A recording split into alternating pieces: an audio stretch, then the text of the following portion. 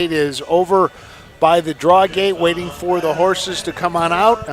And we got some really great stories today. We really do about some of the horses. And one of them is in this first race. And this first race is a 2-year-old filly pace, total purse $14,700. This division, there's 4 divisions, is going to go for $3,675. The number 1 is Really Are You Kidding Me? And there was a horse last year that whenever Bill Peters pronounced his name, it was kind of like, really? Are you kidding me? And this is the new one that Bill's announcing that way. Yeah, this is a Dan Veneer owns, trains, and drives this filly. He's by Racing Hill out of Brillo Camarero, and you're going to hear all about that horse later on this year. It's a great story, and that is a Mach 3 mare. And, of course, first start, Dan is also the breeder. Dan and his wife talked to us about this horse, and it was just a great story with the mare. Sparkling Sea and Nick Clegg have the 2-hole. Betty Clegg is the trainer, and Betty also owns. This is a Down by the Seaside out of Don't Speak, who's by Well Said. This horse was purchased at the Ohio Selected Sale for $13,000. Jewel Said and Ed Conrad have the 3-hole. Ed is also the trainer and the owner of this Well Said filly. She's out of Canbeck, Jewel's son, who's by Liz Marie.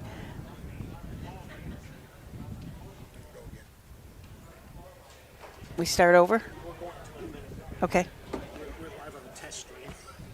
Oh. Did we just start over? Don't worry about the opener when you get there, Matt.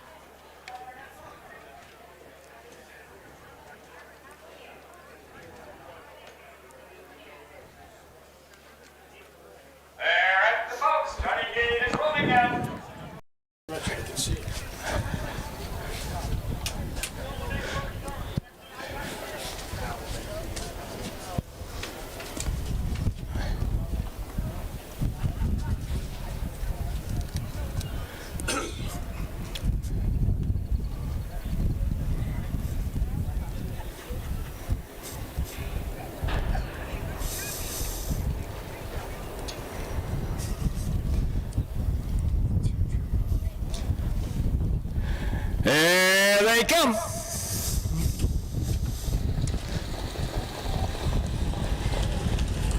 Here, off and pacing at Sparkling Sea, along with Really Are You Kidding Me going out after the lead. Now, Really Are You Kidding Me takes over. A little action there, but everything seems to work out all right. That's Really Are You Kidding Me showing on top. Racing in their second, that's Sparkling Sea. In their third, that's Jewel Said. Moving along fourth at the rail down the backside, that is Allison L. Racing in their fifth, that's Sweetens Cove. Racing sixth is Ella Joe, and the last horse is Legendary Pressure. Past that quarter-mile mark, now Nick Clegg's out and on the move with Sparkling Sea, and dropping back say along the way. Are you kidding me? 32 and 3. First quarter was paced in 32 and 3/5 seconds, and now, really? Are you kidding me? Along with Dan Veneer, picks over once again, dropping in there second. That's Nick Clegg with Sparkling Sea. Hank Levan is racing third with Allison L. As they race down to the half-mile mark, that's Dan Veneer, and really? Are you kidding me? Bringing the horses down to the half. 2 lengths back second, Sparkling Sea. On the outside third, that's Jewel Said. Racing at the rail fourth is Allison L. First half in 102 and 3/5. As they round the turn now to head down the backside to race over that 3/4 mile mark. Ed Conrad's out and on the move now with Jewel Said, but answering the call and pacing right on him along the rails. Really? Are you kidding me? Racing in their third, that is Sparkling Sea. Fourth is Allison L. Moving up on the outside fifth is Ella Joe. Racing at the rail sixth, that's Sweetens Cove, and farther back seventh is Legendary Pressure. past that 3/4 mile mark. With the lead on the outside, as Jules said, at the rail second is really, are you kidding me? 33 and 1. 3/4 and 133 and 1/5. As they race around that upper turn to head for pay dirt, really, are you kidding me? Has regained the lead. On the outside second, as Jules said, and 3 wide. Now comes Sparkling Sea. As they race to the lane, that's Jules said, and really, are you kidding me? It's going to be Jules said, and here they all come. Up for places, really? Are you kidding me? Quite tight for third there between Allison L and Sparkling Sea. 203 and 2. A mile in 203 and 2/5. That mile in 2:03 and 2, that was such a great mile for this first division, the 2-year-old filly pacers. Yeah, I know, I can't. Jules said got up right at the end. Jules said and Ed Conrad right up at the finish. Little really, are you kidding me? Was cut the mile and just lost by, I don't know, maybe a head, maybe a neck. It was a pretty close race, a great race. We went down to the half in 2 and 3 and a mile in 3 and 2. So just a really good last half. Exciting race for our first one. 7 horses in it too. That just filled the field. Everybody was good. Little tight going around that first turn Yes. right off the start, which it's kind of funny because Dalton Walls, I saw him down in the paddock area. He said to Ronnie Gillespie, he said, watch that first turn. Yeah. So, that'll be something we're going to keep an eye on, that first turn. But, a really great story with really, are you kidding me? In fact, Susan, why don't you head down to the winner's circle and represent the OHA in handing out this blanket? This is the OHHA race, and why don't you head down to do that? Okie dokie. Greg. So there you go. In fact, if you want to take this down with you, we'll turn this on, maybe even get yourself okay, so that'll delay things a little bit, a judge's inquiry. So obviously the judge's fair meeting that we had a couple of weeks ago down at Washington Courthouse, they're going to be looking at some things this year, and that is the first thing they're going to look at. But our winner was number 3, Jules Said. Ed Conrad drives and trains. It's a well said out of the Lismara mare Canbeck Jules' son. Ed Conrad is also the owner. Horse was bred by Andy Burkhold. And waiting for the winner to come back around. So they've asked Derek Flowers and Pierce Henry to go to the starting gate. Derek Flowers was the number 4 Legendary Pressure, and Pierce Henry drove the number 5 Sweetens Cove. Let's go back up to Bill. Number 3, Jules Said. Owned, trained, and very capably driven to victory by Ed Conrad. The blanket for this race is courtesy of the Ohio Harness Horsemen's Association. And Susan Schroeder is in the winner's circle representing the Ohio Harness Horsemen's Association.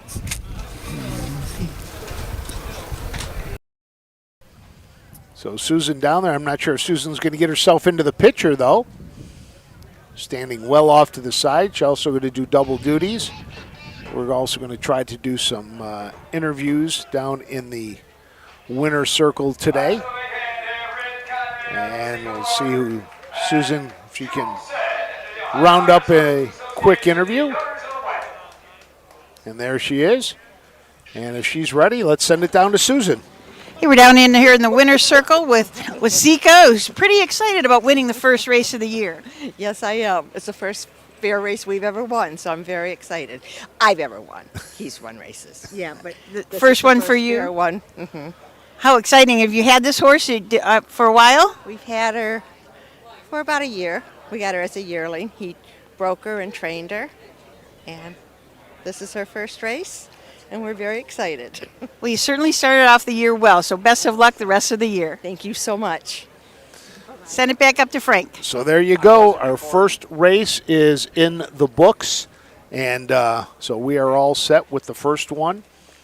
And The judges came down hopefully to see things, but unfortunately we're not to that point in our program yet, being ready to record things and get all the buttons pressed first. We were up on YouTube to start the show. We had a little trouble on Facebook, but now we're ready. We're rocking and rolling. So waiting for the final call. The number 1 was Jules Said. The number 2 was Really Are You Kidding Me? Waiting on third, there was looked like it was going to be a photo for third between Sparkling Sea and Sweetens Cove. And Allison L. were all right there, but the judges are talking to the number 4 driver, Derek Flowers, and the number 5 driver, Pierce Henry. Both of them went to the starting gate, and we'll wait to find out what that was all about. The judges are debating it behind us in our broadcast location. They are upstairs, but we are sitting, right on the finish line. I mean, if I had to pay for this ticket, it would break me because I am right on the finish line, perfectly set up to see it. Does that mean you're calling them all today? No, I'm not calling them all, but why didn't you get in the picture? You were representing the OHHA. You should have gotten in the picture. Wasika was so excited. Yes, she was. My goodness, she said, I can hardly talk. So she was very excited. It's a neat thing we're going to try this year, doing Winter Circle interviews. So every now and then, we're going to keep growing a little bit. But with this crowd, I mean, we got a lot of people in this crowd that we're going to be able to possibly talk to. But waiting on the judges. The time for that race, 32-3, 102-3, 133-1. Final time, 2:03-2. Track record for 2-year-old filly pacers here is 2 minutes and a fifth. All right. Have to keep an eye on that as well. Don't forget, if you're in attendance here at Paulding and happen to be watching us on your phone, stop up to our broadcast location and pick up a passport and get yourself a sticker, and then you'll be able to take that with you to all of the fairs we are at. Come up to it where we are broadcasting from. We'll give you a sticker, and we're going to have some great prizes at the end of the year for people who attend the most fairs. I'm just a little worried that we didn't bring enough because there's a big crowd here today. Well, you know what? Like we said, if we don't have enough, we will send them to them with the sticker already in That's it. right. But what a wonderful problem to have. Exactly. There's so many people in the grandstand that we might run out of passports. So, it's a... You know what was kind of fun when we first got here was everybody wanted to talk. Some people you hadn't seen since last September, October. Everybody wanted to talk about how their winter was and how their colts are doing. Everybody's full of optimism, so it's really fun to be here on the first racing day.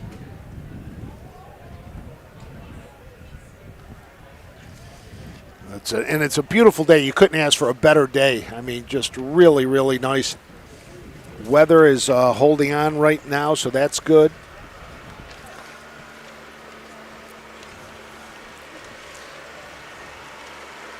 As we are still waiting for the official on this race. The number 3, though, they already posted the board as official. All daily double tickets. There's going to be a consolation daily double.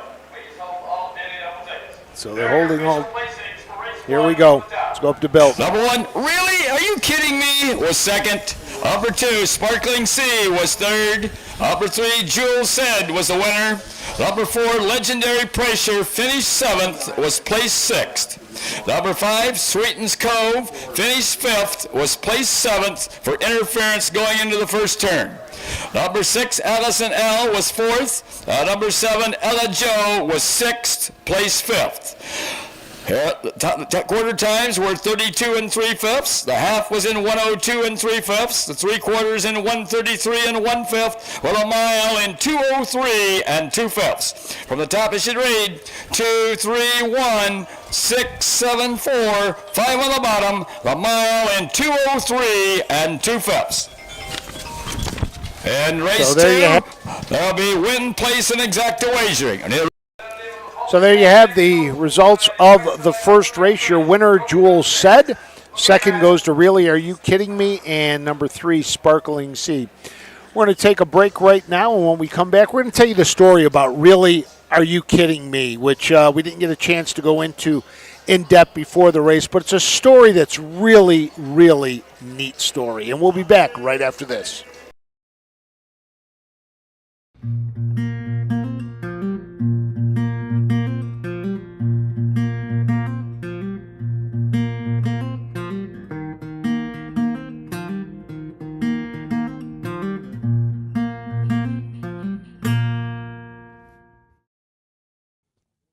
The Paulding County Fair has based itself around the agricultural community since its beginning in 1860. Known then as a true farmers' fair, the two-day event exhibited the best crop and animals in the area. Men displayed their leather and woodworking, while women showed their skills for sewing and baking. Excitement persisted well into the second day when the trotting matches took place. The fair saw tremendous growth over the next decade. The Paulding County Agricultural Society was formed and purchased the permanent location of the fairgrounds. A grandstand and racetrack were quickly built, and within no time, the track recorded its fastest mile at 2 minutes and 29 seconds. Today, the same racetrack has a trotting record of 2 minutes and 1 second, set by De Niro in 2007 and Sweet Adeline in 2016. Fast horses weren't always contained to the oval track. In the early 20th century, the most popular event was easily the Gents Road Race. Contrary to the name, by 1913, ladies had their own heat too. Horses were hitched to four-wheel carts, and whichever animal won 2 of 3 heats was declared the winner. Prizes were $75 for men, $50 for women, and $100 for a half-mile dash. Ponies, quarter horses, and thoroughbreds have all made their own debut on this racetrack, but it's the standardbred that had prevailed. Every year, the Paulding County Fair marks the beginning of a new and exciting fair season for the entire state of Ohio. The roots of harness racing are born at the county fairs. For over 150 years, people have gathered to watch horses battle it out for fame and glory. Catch the thrills this summer at an Ohio Fair Racing Conference County Fair. The OFRC races at 21 fairs in 19 Ohio counties. Trotters and pacers put it all on the line to be called the best in the Buckeye State. The Ohio Racing Conference, where the path to greatness begins. Welcome back to Paulding County and Paulding, Ohio, and the fairgrounds as we are set for race number 2. But more importantly, it is the first day of county fair racing in the Buckeye State. We had mentioned, Really Are You Kidding Me? And Susan, this is a great story. Dan Veneer trains, smaller trainer, but talking to he and his wife, this horse that is racing today really has a great backstory. Yeah, it means a lot to them. They bought this mare, Brillo Camarello. She's a Mach 3 mare. Dan said he always wanted to have a Mach 3 mare. So they bought her and raced her a time or two, and then had turned her out in the field, and a yearling kicked her above the knee and shattered the bone. And we saw the x-ray. It was a total displacement. The bone was broken away from each other. Yeah, just a bad break. They put a splint on it. They used some PVC pipe and a board and splinted her up and got her to the vet, and the vet was not hopeful at all. The vet thought the best thing to do would be to put her down, but Mrs. Veneer was not about to have that. So they worked on this horse. They got her home. They put her in a sling. She was in the sling for 6 months. Mrs. Veneer worked on her every single day, and Dan worked on her, rubbing her legs to make sure that the circulation kept going. So 6 months in the sling, 3 to 4 more months of rehab before they could even think about turning her out. And this is her baby that was in the first race and raced absolutely great, finishing second. So it's a wonderful story of dedication. So let's go to the post parade for race number 2. This Silverton, owned by Rosie Weaver of Beach City, Ohio, and David Jerry of Bucyrus, Ohio, trained and driven by Rosie Weaver. Number 2 is Gotcha, owned, trained and driven by Bob Rowland of Jackson, Michigan. Number 3 is Dr. Speed, owned, trained and driven by Tom Moore Jr. of Napoleon. Number 4 is Case Prize, all by the Broken Brokers LTD and E.G. Trot LLC of Findlay, trained and driven by Ed Greeno Jr. Number 5 is Raining Dollars, owned, trained and driven by John Kineski III of Pemberville. Number 6 is Nelly Up, all by the Miller Racing Stable of Greenville, Ohio, and Horseplay Racing Stable of Grove City, Ohio. Phil Paul Hirschberger, Pennsylvania, and Ed Marion, Dayton, Ohio, trained by Ryan Miller. The driver is Drew Neal. Horses will take one long score and go to the gate. Mute your windows closing in 4 minutes. There's win, place, and exact. So there's your field for this race. The number 1, Silverton. Rosie Weaver drives and trains and co-owns this with David Jury from Bucyrus, Ohio. This is a Marseille out of the mare Turquoise Sweetie, and this was one we featured on Freshman Focus. Gotcha is coming out of the 2-hole. Bob Rowland is the trainer, driver, and owner of this Enterprise gelding. It's out of Lindy's Top Model, who is a Muscles Yankee mare purchased at the Buckeye Classic sale for $5,000. Tom Moore Jr. owns, drives, and trains the number 3 Dr. Speed, an $11,500 purchase at the Buckeye Classic sale. Ed Greeno Jr. will drive and also trains Cash Prize. This is an Enterprise out of Cashier Chips, a Chip Hooray mare owned by the Broken Brokers and E.G. Trot LLC. The number 5 is Raining Dollars. John Kineski III drives, trains, and owns this 2-year-old gelding by Uncle Peters out of the Donato Hanover mare, Raining Flowers. And the 6-hole Nelly Up, Drew Neal will drive for trainer Ryan Miller. This muscle up the goal Colt is owned by Miller Racing Stable and Horseplay Stable. P. Hirschberger and Ed Marion. This out of a mare called Ornella's Dream, who is by Fortuna Winner.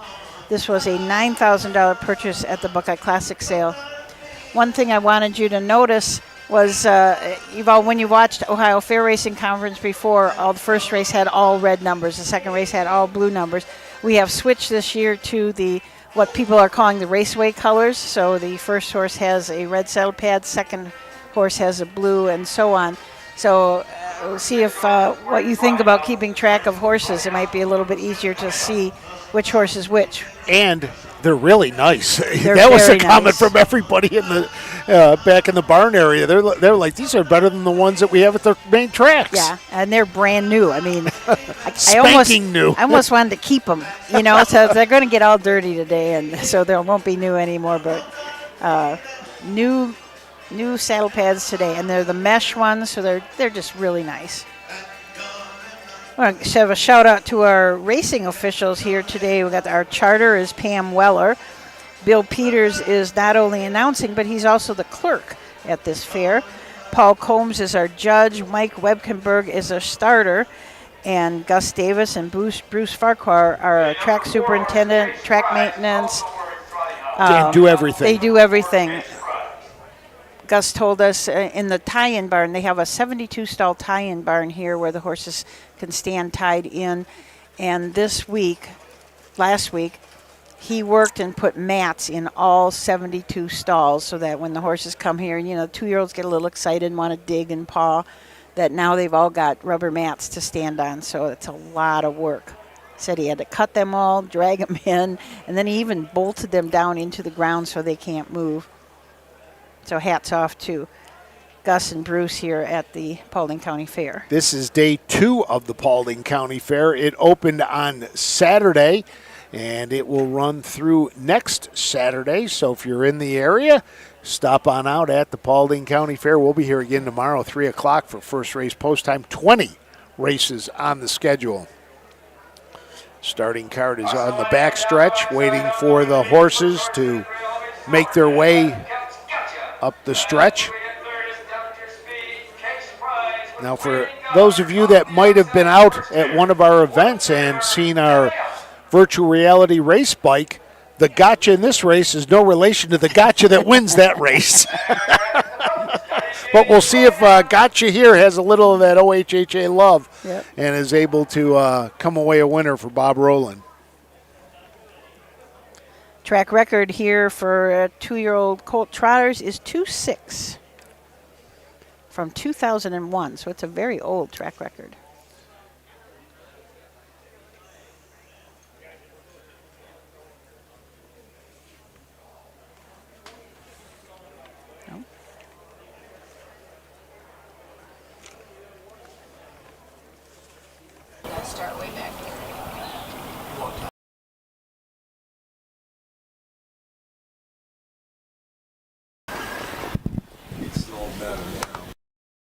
Here they come. The year of fan trotting at Silverton going out after the lead along with Nelly Up. Dropping in their third is Cash Prize. Moving up fourth is Raining Dollars. Moving up fifth is Dr. Speed. And the last horse off stride is Gotcha. As they make the turn now to make race down the backside to race over that quarter-mile mark, Rosie Weaver has Silverton on top by a length and a half. Trotting in there second is Nelly Up, driven by Drew Neal. Trotting third is Case Prize, driven by Ed Greeno Jr. A little farther back fourth comes Raining Dollars, driven by John Kaneski. Racing fifth is Dr. Speed, driven by Tom Moore Jr. And the last horse is Gotcha, driven by Bob Rowland. Past that quarter-mile mark, it's still Silverton by about 2 lengths. First quarter trotted in 33 and 4/5 seconds. Racing around that upper turn to go down past the stand for the first time. That's Silverton by a length and a half now over Nelly Up. Closing in a wee bit third is Case Prize. Trotting fourth, that's Raining Dollars. Dr. Speed is fifth, and further back sixth is Gotcha. Racing down to the half-mile mark. That's Rosie Weaver and Silverton bringing the horses down to the half. Sitting in the golden chair second, that's Drew Neal with Nelly Up. Closing in third is Case Prize with Ed Greeno Jr. First half trotted in 106.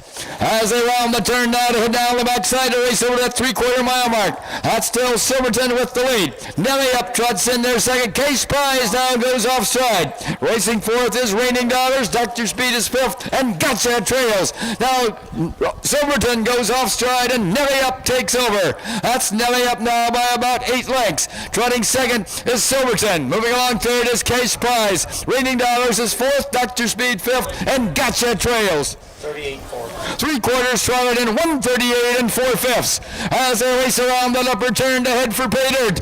That's Nelly Up with the lead. Closing in second now is Silverton. Nelly Up and Silverton further back there is Case Prize. As they race toward home, that's Nelly Up and Silverton. Nelly Up by about 6. Nelly Up and Silverton as they race through the lane. This race is going to be on to Nelly Up. Trotting second is Silverton. And up for third is going to be Case Prize. 209 and 1. A mile and 209 and 1/5.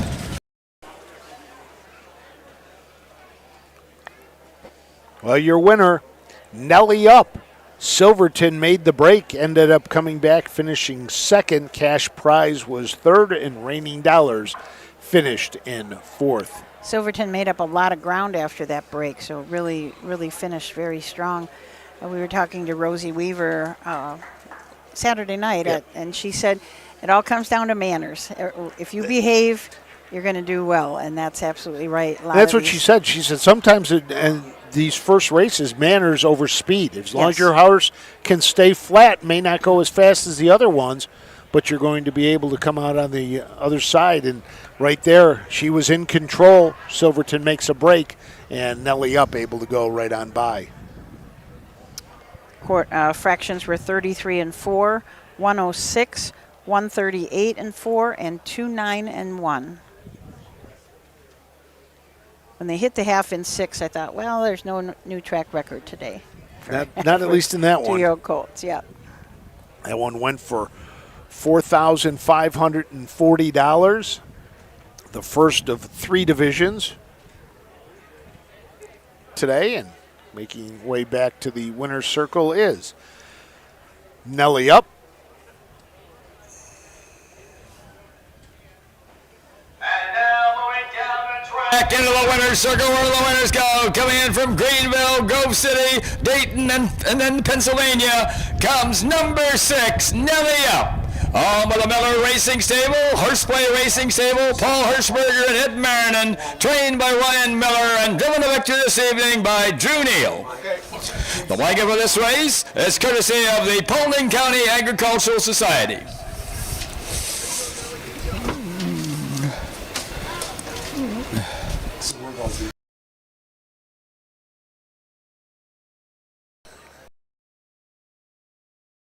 And here for Bill Clark, Chris Hope, Drew Neal, Kevin Smitterbush, and Nelly Up. And to the Paulding Cultural Society, the donors of the blanket. So there you have our winner of our second race, Nelly Up, the 2-year-old Colt by Muscle Up the Goal out of Ormelia Dream by Fortuna Winner. Always nice to get that first win in that first race. You know what they say, Susan? You can't win them all in your career unless you win that first one. That is right. And right now, Nellie Up has a chance to do something special, win every race in her career. Yes, yes. Or his career, I'm sorry. Kevin Schmiedelbusch down there ordering pictures. Jake Freppel is here today taking pictures, so lots of people are going to want that first picture of the year. Representing horseplay. One Silverton was second. Number 2, Gotcha was sixth. Number 3, Dr. Speed was fifth. Number 4, Case Prize was third. Number 5, Raining Dollars was fourth. Number 6, Nelly Up was the winner.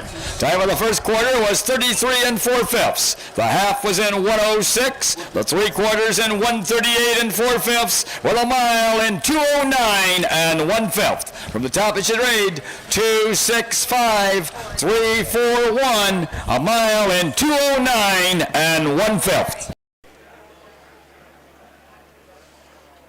So race 2 is in the books.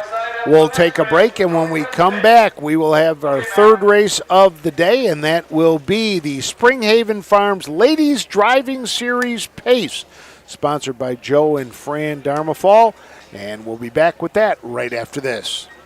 When you need supplies for your horse, one name stands out: Big D's. Since 1974, Big D's Tack and Vet Supply has been the equine experts you can trust.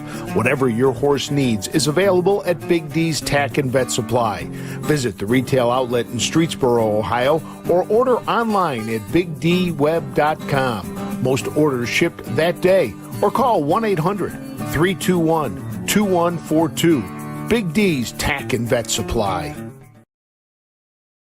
For over 50 years, Midland Acres has provided top-quality Ohio-bred colts and fillies. As a third-generation farm with 500 acres of pasture for breeding to boarding and on-site veterinarian care, we understand the importance of delivering well-cared-for and well-mannered yearlings. Get in the winner's circle with the yearlings by Fear the Dragon, Yankee Cruiser, Pet Rock, Long Tom, and Bit of a Legend. Midland Acres, doing our best to bring you the best.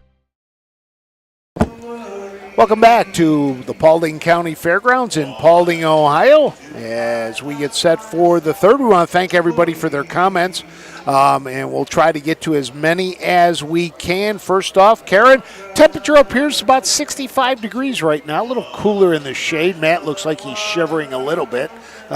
He forgot his sweatshirt, but he may have one I'm somewhere. going for my hoodie before long, maybe after this race. So that's the first one. Olivia Bennett wants to know, Susan, do we have any giveaways today? Susan's eyes just got real big. Maybe not today, Olivia, but we can guarantee you that we'll have some coming up maybe tomorrow. And let's see what else. It's just the first batch of comments that we've gotten through today so far. You know, we'll try to get to as many as we can as the day goes on. Want to know, we will have the Frank Frost Fair Food Report to start it off and kick it. That'll come a little bit later. In fact, we're going to try something a little different this year. I'm going to post to Facebook a picture of what I had. Oh. So people can actually see what it is. It's a very good idea for what you had today. Well, yeah, that it was. I saw it, and it looked pretty darn good. Well, you know, we were told to try something else, which we'll try tomorrow. The line was just too long, so we got to get there a little earlier because they take time in making one at a time. But again, then it was maybe only because the lady was the only one working the stand that we might have had that problem. But so we'll get to that. In race 13, we got another driver change. Ken Holliday will drive number 2, Ultra Platinum. As we also have some in-grandstand entertainment today between races. We have a solo singer who's entertaining the fans here. And we had a big crowd. I started counting them, got up to over 150. Decided I couldn't keep counting that high, but we got a lot of viewers watching us today. We're up over that 150 mark, and we thank everybody for tuning in on this, the first day. We missed all of you. You know, it's great to connect online and that way, but it's great that you're back joining us again for our racing today. So our third race, as we're waiting for the horses to make their way out onto the track, is the Springhaven Farms Lady Driving Series. And some of these names you will recognize as our lady drivers. We have driving the number 1, Christina Wyant. Number 2 is Lauren Harmon. Number 3, Heather Willems. Number 4, Leslie Joyce. Number 5, Emily Hay. And number 6, Jennifer Main. Some familiar names out there getting ready for this. The first of the Springhaven Lady Farms Driving Series pace purse, $800. And as well as the ladies' names are familiar, so are a lot of these horses, because we've got some horses in here who have had a ton of starts. The most, Anachi, coming out of the 4-hole with Leslie Joyce, has had 292 lifetime starts with $405,000 earned. So nice old horse there. He's an 11-year-old gelding. And we've got Catch Me Conrad and Jennifer Main from the 6-hole. This horse has had 208 lifetime starts, earnings of $326,000. It's an 8-year-old gelding. This is what you like to see at the fairs. You like to see these older horses. The ladies have a lot of driving experience, but later on in the year we're going to have the Terry Holton Youth Driving Series, and so those are younger guys, and these older horses can teach a younger driver a lot. Well, and it's funny, too, you talked about, some of these horses have been around. All of them except one have earned over $100,000 in their career. And you take Catch Me Conrad. Last race, Ryan Stahl drove him. Ryan Stahl drove the winner last night in the Open Trot up in Cleveland. The race before that, it was Kurt Sugg. You look at some of these lines of the people who have driven these horses, too. A Brett Miller, a Chris Page, a Kane Kaufman, people like that. And now the ladies get a chance to sit behind these great horses and drive. Yeah, there are some horses with, Anachi's got a record of 151-2. Brush and Crush, 151-1. Catch Me Conrad, 150-4. They can go. They can go, yeah. We should check the overall track record here is back from 2001. The overall pace track record is held by a horse named Jess Cash, 155-4. Which would have a possibility of maybe going down today in a race like this. It's I think 2001 must have been a really fast year, because the 2-year-old Colt Trot record is from 2001, as well as the overall pace record, and that's a long time to hold a record. This the first of 129 race cards racing this year at 66 county and independent fairs. Now, if you know, we've picked up a fair from last year. We will be racing this year at Bell Fountain in Logan County. So looking forward to a new venue this coming year. Should be exciting. We still have a few more racing schedules at the office, so if you want your own pocket calendar for all the races, just give us a call at the office, or text, or not text, but email the office at info@ohha.com, and you can we'll mail one out to you. So we are getting set. Let's send it up to Bill for the post parade. A purse of $600 and a blanket courtesy of Joe and Fran Darmafal, who will also be giving $100 to the winning driver. One is Lady Anastasia, owned by DTS Racing Stable, LLC of Toledo, trained by Karen Takasik. The driver is Christina Wyatt. Number 2 is Poof Daddy, owned by Krista and Riley Harmon of Jackson, Michigan, trained by Krista Harmon. The driver is Lauren Harmon. Number 3 is Miss Maddie P, owned by Myron and Sharon Kester of Sydney, trained by Brian Georges. The driver is Heather Willems. Number 4 is Anoche, owned by Gary Wilmot of Erie, Michigan, trained by Karen Takasik. The driver is Leslie Joyce. Number 5 is Bryson Crush, owned by Elizabeth Quaintance of Bucyrus, Ohio, trained by Robbie Brooks. The driver Emily Hay. And number 6 is Catch Me Conrad, owned and trained by Greg Cook of Brooklyn, Michigan. The driver Jennifer May. Let's still take one score and go to the gate. So there is your field. We'll run it down for you again. The number 1, Lady Anastasia, is an 8-year-old mare by a rock and roll dance. Christina Wyant is in the bike. Karen Tachuk is the trainer. 11 starts this year, a second-place finish. Lifetime 6 wins and 142 starts, earnings of over $62,000. Poof Daddy and Lauren Harmon have the 2-hole. Krista Harmon is the trainer. Krista and Riley Harmon are the owners. This is a Woodstock 9-year-old gelding. 165 lifetime starts, 29 wins, 22 seconds, and 19 thirds. So pretty consistent there in the money. 142,000 in earnings, and a record as an 8-year-old. So last year went the fastest ever of 152-2 at Northfield Park. The number 3 is Miss Maddie P. Heller Williams drives for Brian Georges, this 4-year-old mare by Fair the Dragon out of the Western Hanover mare Moonlight Delight. 9 starts this year, a win. That came back at Miami Valley on April 23rd, also has a second-place finish. Lifetime 16 wins in 66 starts, $117,566 in earnings, took a mark of 155 at Dayton last year. And our richest horse in the race has the 4-hole Anachi, Leslie Joyce up. This is a 11-year-old by another mile. Gary Wilmoth is the owner. 292 lifetime starts, 65 wins, 41 seconds, 41 thirds, 405 plus in earnings, and a mark as a 3-year-old of 51-2. The number 5 is Brush and Crush. Emily Hay drives for Robert Brooks. This is a 7-year-old mare by Art Major, 1 win and 11 starts. Earnings this year just under $6,000. Has 10 lifetime wins and a mark of 151-1. Catch Me Conrad and Jennifer Main from the 6-hole, which will trail. 208 lifetime starts, 56 wins, a mark of 50-4. Let's pick up the action at the head of the stretch.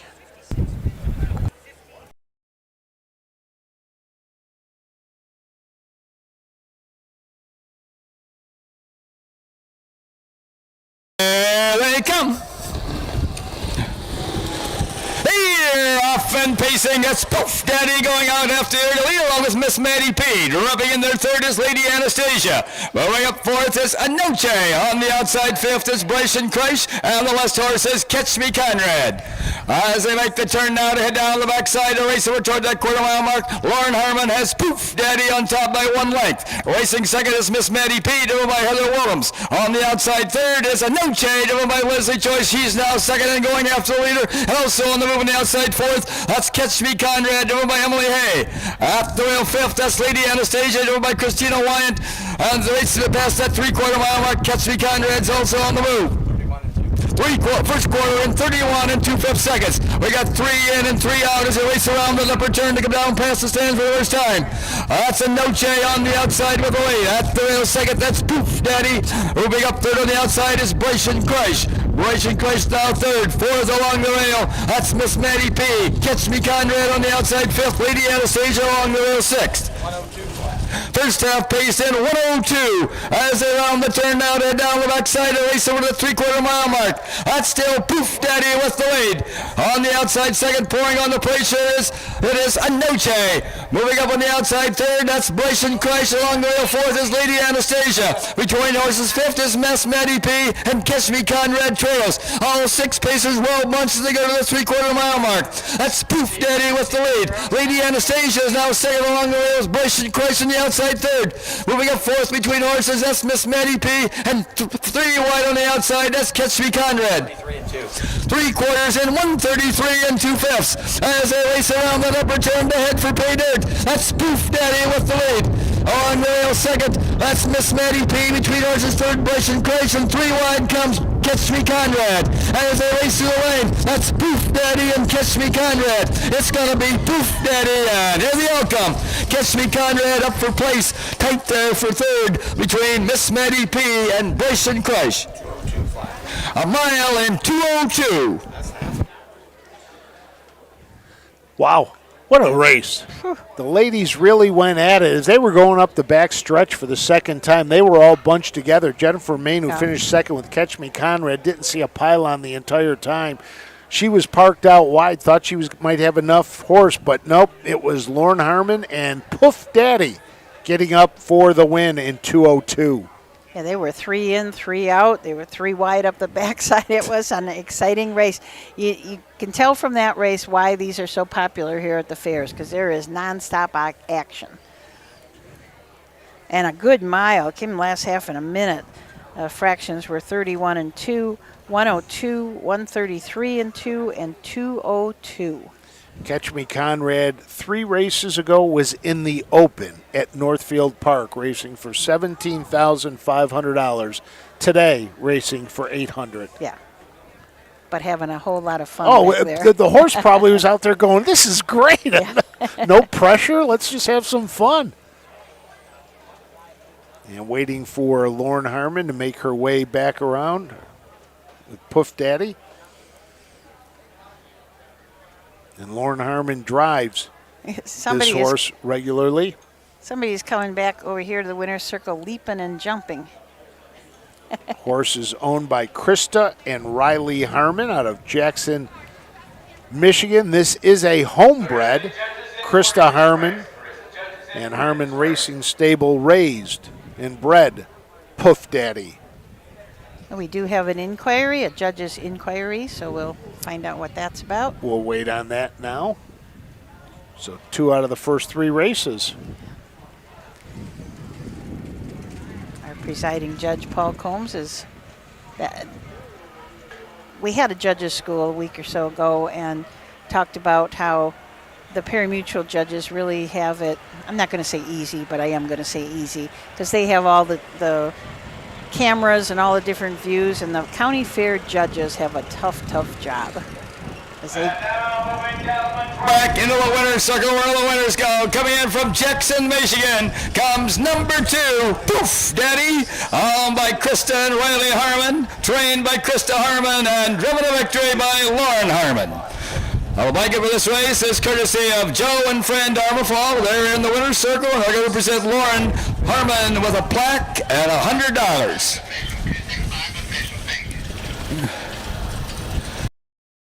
A busy girl. She's going to leave here immediately to go to Northfield Park to drive later tonight. She's got another drive tonight at Northfield Park. That's a big hand there for the Harmon family and Poof Daddy and Joe and Fran Darmafall, the sponsors of this race. We had a lot of LOLs, lots of Levans. There were a lot of LOHs. Lots of lots of Harmons out there. And as you heard Bill Peters say, Lauren Harmon will be heading back to the barn, and she'll immediately leave. She's got to drive tonight up at Northfield Park, so she'll be driving later on at Northfield Park. We got a full golf cart heading back to the screen, as the judges have now come down to our broadcast location to take a quick look at things. And they'll take a look at the... Well, as we said, we do have, the county fair judges just get that one look at it. They can come down here and look at our replay, but it's not the same as at a pari-mutuel track when you have all the different views and slow motion, and they have county fair judging is a tough job. Tough job.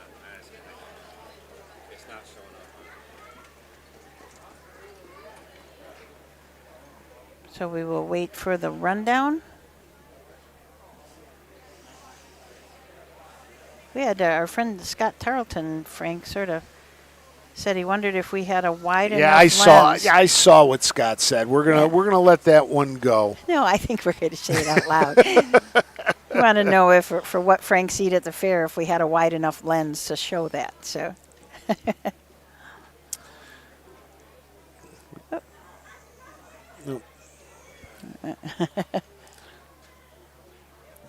Now we're getting our audio through there, so. Yeah. if I replay this for the judges, it's going to replay the audio also. Oh, okay. So it's going to sound really weird here for a while until I can figure out how to turn that off. Well, if you, what are we looking for? Oh, we'll kill our audio here if you don't want to rebroadcast.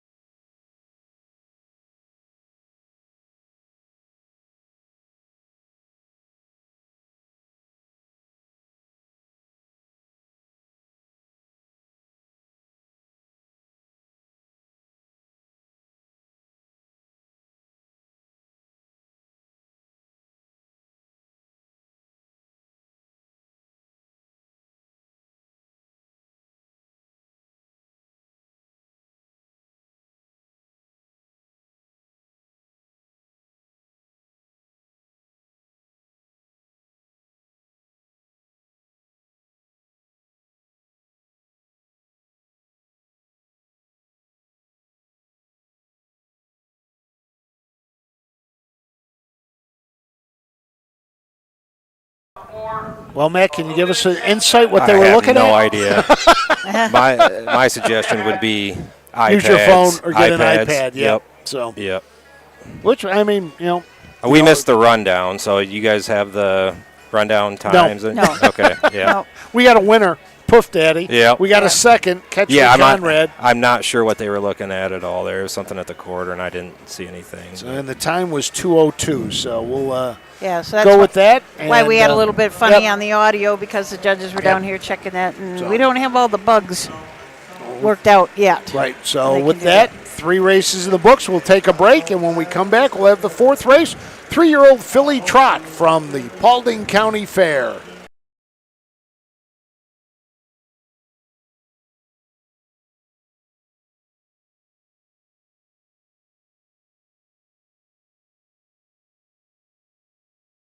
At Ohio State's Galbraith Equine Center, our veterinary champions are here for your champions 24/7, 365 days a year. Our expert team of boarded surgeons, sports medicine and rehabilitation specialists, together with veterinary cardiologists, internal medicine, and ophthalmologists, make our hospital your best resource for all sport horse performance issues. The Ohio State Veterinary Medical Center's Galbraith Equine Hospital. Call us today at 614-292-6661. Own a little and love it a lot. TheStable.ca is an award-winning fractional ownership operation. Buy as little as 1% of a racehorse and experience 100% of the thrill. TheStable.ca makes ownership easy, accessible, and affordable. Communication and customer service are at the heart of everything we do. Get started at TheStable.ca. Welcome back to the Paulding County Fairgrounds. I'm Frank Froz along with Susan Schroeder. Matt Clark's on the camera today, also with a headset. So you got the A-team today. Susan went and got us the final rundown of that last race, and we'll get that shortly. In fact, the winner of that race, Poof Daddy, paid $9.40 to win, $2.10 to place. Not sure they have any show betting at all here today. It looks like just win and place wagering. Got the rest of the rundown? Yep, I found my people. Your people. And I told them they cannot leave because if we don't get the rundown, they're going to have it. So I can go right down to them and get it. So Lady Anastasia was 5th, place 6th. Poof Daddy, your winner. Miss Maddie P, 4th. Anachi was 6th, placed 5th. Brush and Crush, 3rd. And Catch Me Conrad, 2nd. So from the top down, if you have a program, 614-532. And if you don't have a program, yes, go to harnessracingohio.com and you can search for Paulding and you will find your program. We want to thank, of course, the United States Trotting Association that allows us to put up these programs for you. Now, we don't put them up until closer to post time because we want you, if you're coming to the fair here, we certainly want you to buy a program because a lot of times it's a charitable organization that prints the programs, and so we want you to buy your program from the local organization. But we do have it up for you who are not coming to the fair. we also want to thank the USTA. The OHHA was granted one of their grants to help pay for these races that we put on. So we want to thank the USTA and their grant program. We apply for a grant every year, and we've been lucky enough to receive funds to assist us in bringing you these races the last 2 years. So we are getting close to having the horses on the track for the 4th. This will be a 3-year-old filly Trot. These are 3-year-olds. 6 will go to the gate. We score 5 wide. We will have 1 trailer. And these horses have all seen action this year except for the number 6, Beautiful Sunrise. Has not raced yet this year but does have 9 starts last year as a 2-year-old. So we can give you the rundown while we wait for the official post parade. The number 1 is Leading Star. Mark St. Louis is up for trainer Steve Novak, a What the Hill filly out of the Cincinnati Kid Mare Cincy Star, Gerald Migel owns. 8 starts this year, no wins, does have a second and a third. Lifetime 2 wins in 19 starts. Took a mark last year of 203-3 at Tiffin. Rosie Weaver owns, trains, and drives the number 2 Eckert Hill Carry. This is an Uncle Peter filly out of Carry the Torch, who is a muscle mass.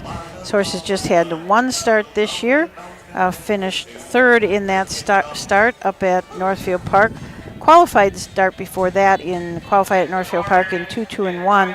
Last year made almost $20,000 and had a mark as a 2-year-old of 2-5-4 at Croton. The number 3 is Tom's Big Dream. Derek Flowers owns and trains for Moses Flowers of Jackson, Mississippi. 3 starts this year, has not hit the board as a 7th, a DNF, and a 6th place finish this year. Did not race as a 2-year-old, so this 3-year-old filly still kind of just getting her sea legs. Illuminating Sunset has the 4-hole. Mark St. Louis Jr. is the driver. Scott Linville, the trainer, and Jonas Schmucker is the owner. This is a Stormin Norman filly out of Sunrise Nibbles, who is by Iron Duke. 3 starts this year, and as of note, this horse is off Lasix this time. Had been racing on Lasix all along, but is off Lasix for this start. 22 starts as a 2-year-old, made $18,923 and had a mark of 2-9-2 at Richwood. The number 5 is Katie Logo. This is a 3-year-old filly by Uncle Peter. Luke Hanners will drive for Tyler Bates. Joel Shivik of Woodville, Ohio, and Susan Bates of Gibsonburg, Ohio are the owners. 3 starts this year, has not hit the board. Made only 3 starts as a 2-year-old, has had some issues with braking. Did race last year in the Buckeye Stallion Series. And Beautiful Sunrise rounds out the field. We'll start from the 2nd tier on the 6-hole. Pierce Henry drives and trains and partially owns this horse along with Alan Miller. This is a Long Tom filly out of Fog Warning, who is by Andover Hall. This horse has not started this year. This is the first time behind the gate. Last start was at Upper Sandusky last September. Had 9 starts last year, made $12,949, a mark of 207. So 4 are out on the track, waiting for 2 more to make their way out to start the post parade for this, the 4th race. We have 16 on the card today. We'll be back tomorrow with 20 races. And then we're out again this weekend down to Circleville, Pickaway County for a race card on Saturday and then a Father's Day race card on Sunday. We're also having something fun on Wednesday of this week. We have 30 kids coming from the Farm Bureau. They do an agricultural camp at OSU every year. And one day they'll go to a corn farm, one day they'll go to, maybe a dairy farm. And on Wednesday, they're coming down and learning all about harness racing. So we got 30 high school age kids coming. We're going to be at Winter Circle Training Center, just south of Scioto Downs for the morning. They're going to pair up with trainers. In the afternoon, we're going to go to Midland Acres so they can see what a breeding farm is like. And then that night, we'll watch the races at Scioto Downs. So a great outreach program, Explore Ag, it's called. So let's go up to Bill Peters for the post parade. Blanket courtesy of the Paulding County Agricultural Society. Number 1 is Leading Star, all by Jerry Meigel of Westland, Michigan, trained by Steve Novak, the driver Mark St. Louis Jr. Number 2 is Eckert Hill Carry, owned, trained and owned by Rosie Weaver of Beach City. Number 3 is Tom's Big Dream, all by Moses Flowers Jr., Jackson, Mississippi, trained and owned by Derek Flowers. Number 4 is Illuminating Sunset, all by Jonas Schmucker of Greenville, Indiana, trained by Scott Linville, the driver David Lake. Number 5 is Katie Lago, all by Joel Shebak of Woodville, Ohio, and Suzanne Bates of Gibsonburg, Ohio, trained by Ty Bates, the driver of Luke Hanners. Number 6 is Beautiful Sunrise, all by Pierce Henry of Lipsick, Alan Miller of Fredericksburg, trained by Pierce Henry. Horses will take one long score and go to the gate. Mute show windows closing in 4 minutes. There's Okay, we do see that Mark St. Louis is not driving both horses.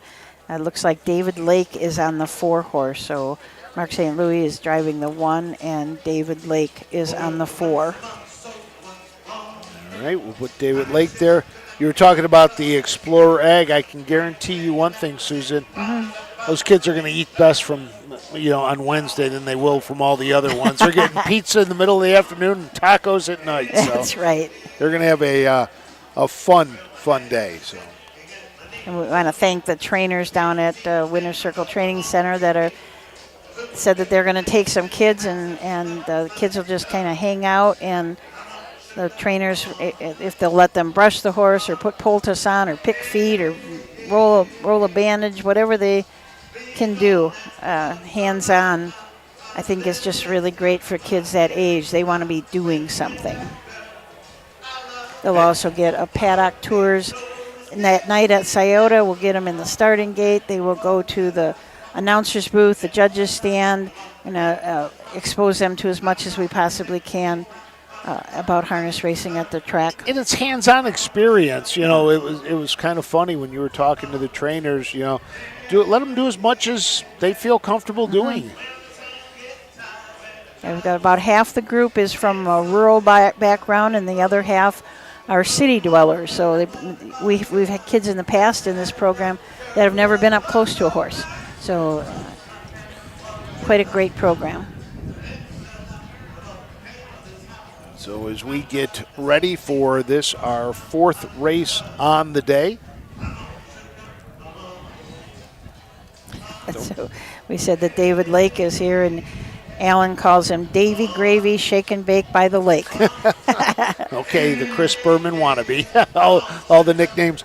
Don't forget, if you're here today at the fair, we encourage you to stop by our broadcast location and pick up one of our summer racing passports, and you'll be able to get a sticker, and we'll be having some great prizes throughout the year. At the end of the year, you'll be able to send it back in. We'll count up all the stickers, see who has the most, and you'll be able to get yourself a nice prize. Starting gate moving up along the back stretch, getting ready. As we have 6 to go to the gate in this game. The number 1, Leading Star.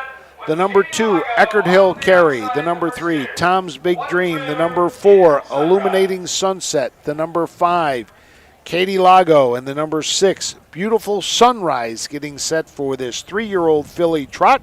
Our first of 3 divisions today. They start to gather up behind the Mike Webgenberg starting gate. And we'll send it up to Bill Peters.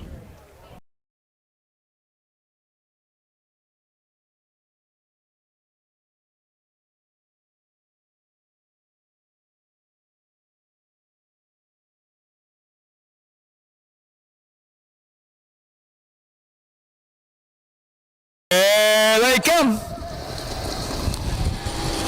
Here, off and trotting us, Leading Star going out after there to lead along with Tom's Big Dream. Up on the outside 3rd is Illuminating Sunset. Trotting in there 4th along the rail. That is Beautiful Sunrise. Off stride now goes Tom's Big Dream. As they make the turn now to head down the backside to race over that quarter-mile mark, Mark St. Louis has Leading Star on top by a length and a half. Trotting in there 2nd, that's Illuminating Sunset, driven by David Lake. Moving up 3rd is Beautiful Sunrise, driven by Pierce Henry. Racing in there 4th, that's Tom's Big Dream, driven by Derek Flowers. On the move 5th is Katie Lago, driven by Luke Hanners. And the last horse, that is Eckerd Hill Carry, driven by Rosie Weaver.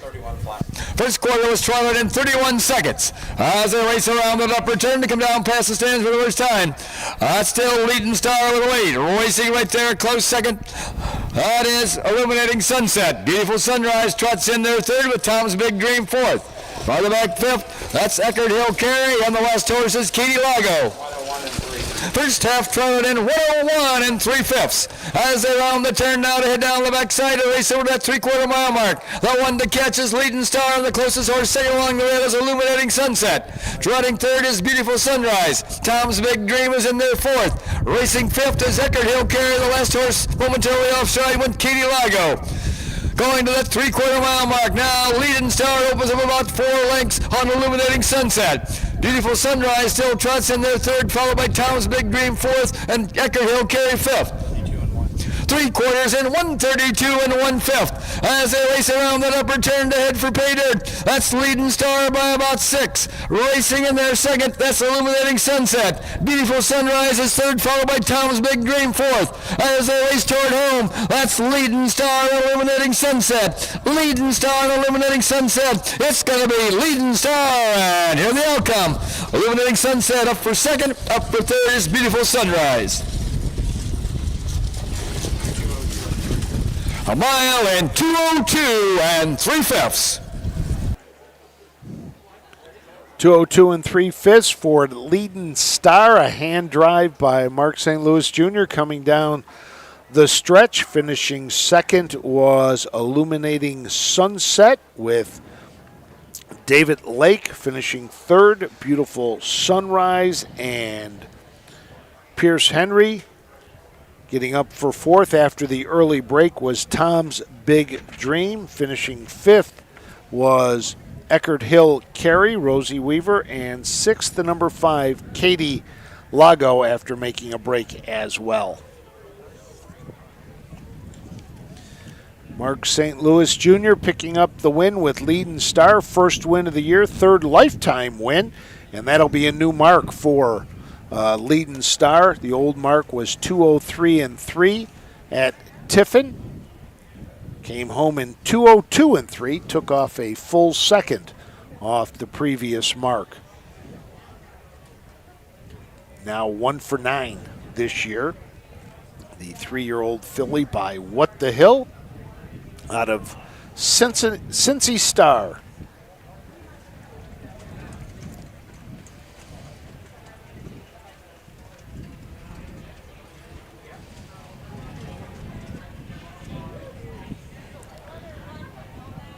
Horses today will get the benefit of a wind coming down the stretch, but it's going to be right into a strong breeze as they head up the backstretch.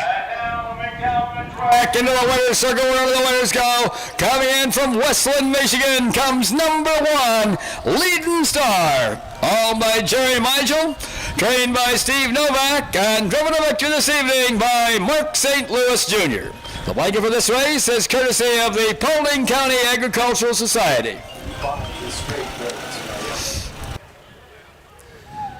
How is that for a well-behaved dog? Told to sit, sits there.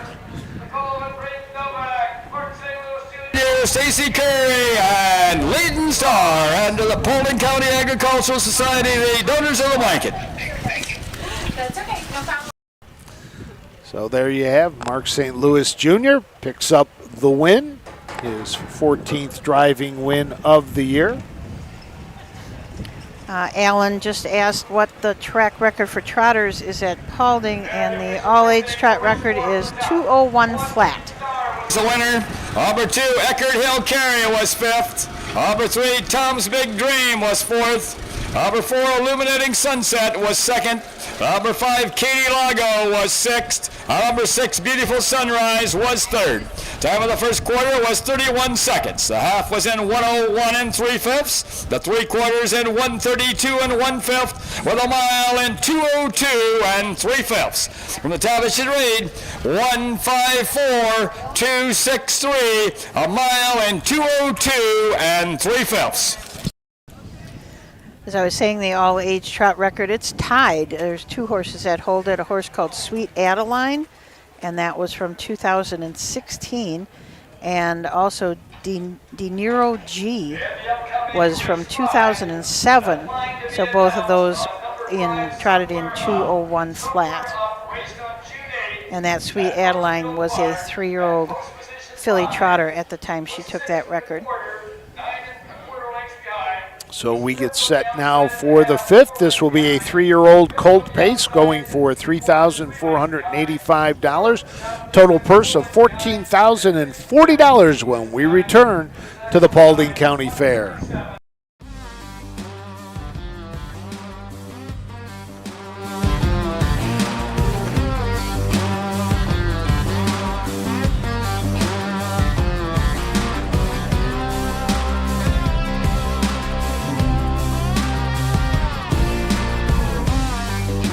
Do you want your horse to shine in the winner's circle?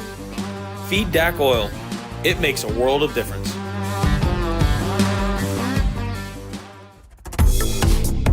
The future is bright in Ohio.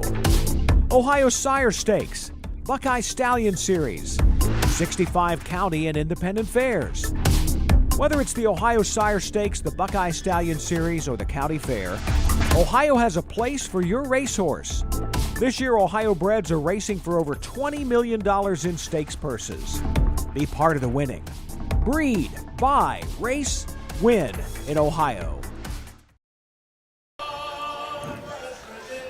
Welcome back to the Paulding County Fair in Paulding, Ohio, in northwest Ohio, close to the Indiana border, close to Michigan.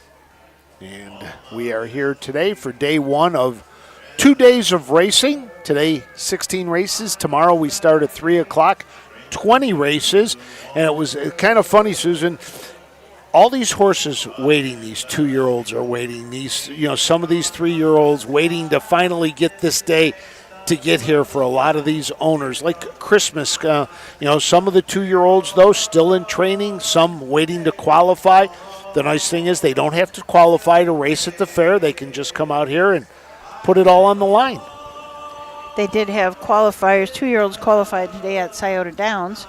I'm not sure how many. I think there were 7 races of those. So there are a lot of 2-year-olds out here between what we have today and tomorrow and then what they had at Scioto. And, of course, they've been they're qualifying at Northfield, too. So a lot of excitement coming into this fair season, the racing season period. And the 2-year-olds don't have to qualify. They can come straight to the fair and race, but if they want to race at the big tracks, then it's either qualifying or race at the fairs, correct? Mm-hmm. Yes, correct. As long as they have a charted line within the guidelines of that particular track, then they can race there. So you could tell the atmosphere when we drove in was just everybody, like you said, was excited. People were getting their horses ready pretty early. It was early. We came with the new saddle pad numbers. We were, 2.5 hours early, almost maybe 3 hours early, and there were people already harnessing up. They were ready to go, get them out on the track and ready to go. Yeah. And as we get set here for this, the 5th race today. And we got one here with a line to be announced. If you have a program, the number 5, Somewhere Up, raced in the Buckeye Stallion Series on Saturday night at Northfield Park, finished in 5th. Yep, he was back at 8 lengths from the winner, individually timed in 1:57 and 3. The mile went in 1:56. Like you said, that was the Buckeye Stallion Series. Second time that Somewhere Up has been in the Buckeye Stallion Series. We had 6 divisions of the 3-0 Colt Pacer Buckeye Stallion Series on Saturday night up at Northfield. So it was a lot of stake racing, a big night at Northfield with Ohio Sire Stakes, Buckeye Stallion Series, of course the Battle of Lake Erie. I mean, it was a great night of racing up there on Saturday. And we had our charity night. Yeah, we did. And By the Dawn's Early Light was the charity that took home $10,000 donation from the Ohio Harness Horsemen's Association. And it was a very fitting night. That horse, the horse that won it, Clearly Dreamy, was teamed with By the Dawn's Early Light, owned by Rod Allen Jr., who I believe is driving in a race later today, I think. His mother, he has a number of siblings through the foster ranks, and so that horse was teamed up with By the Dawn's Early Light, who charity assists foster children in the Cleveland area, and so it was just a perfect pairing, and they ended up winning the $10,000. 3,800 children on the By the Dawn's Early Lights roster that they help with birthday presents, Christmas presents, different things like that, hygiene products, and then, when the children are aging out of the foster program, they're there to assist them as well. A total of $30,000 was given out by the Ohio Harness Horsemen's Association and Ohio Horsemen on Saturday night up at Northfield Park. And as Susan said, we do it again Friday night down in Scioto Downs in Columbus. So we are looking forward to another great night there. It's nice when the horsemen are giving back to their local communities. Really, really great of all the horsemen to do that. Yep. Well, Matt made the trip back to his car. He's now got his hoodie. He's nice and warm. Surprised he doesn't have a toque on as well to keep his ears warm, but he does have the I've got one headsets. packed. I don't like to be uncomfortable.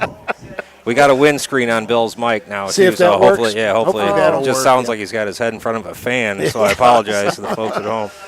Well, we're still working on that as well as we get set for our 5th race today.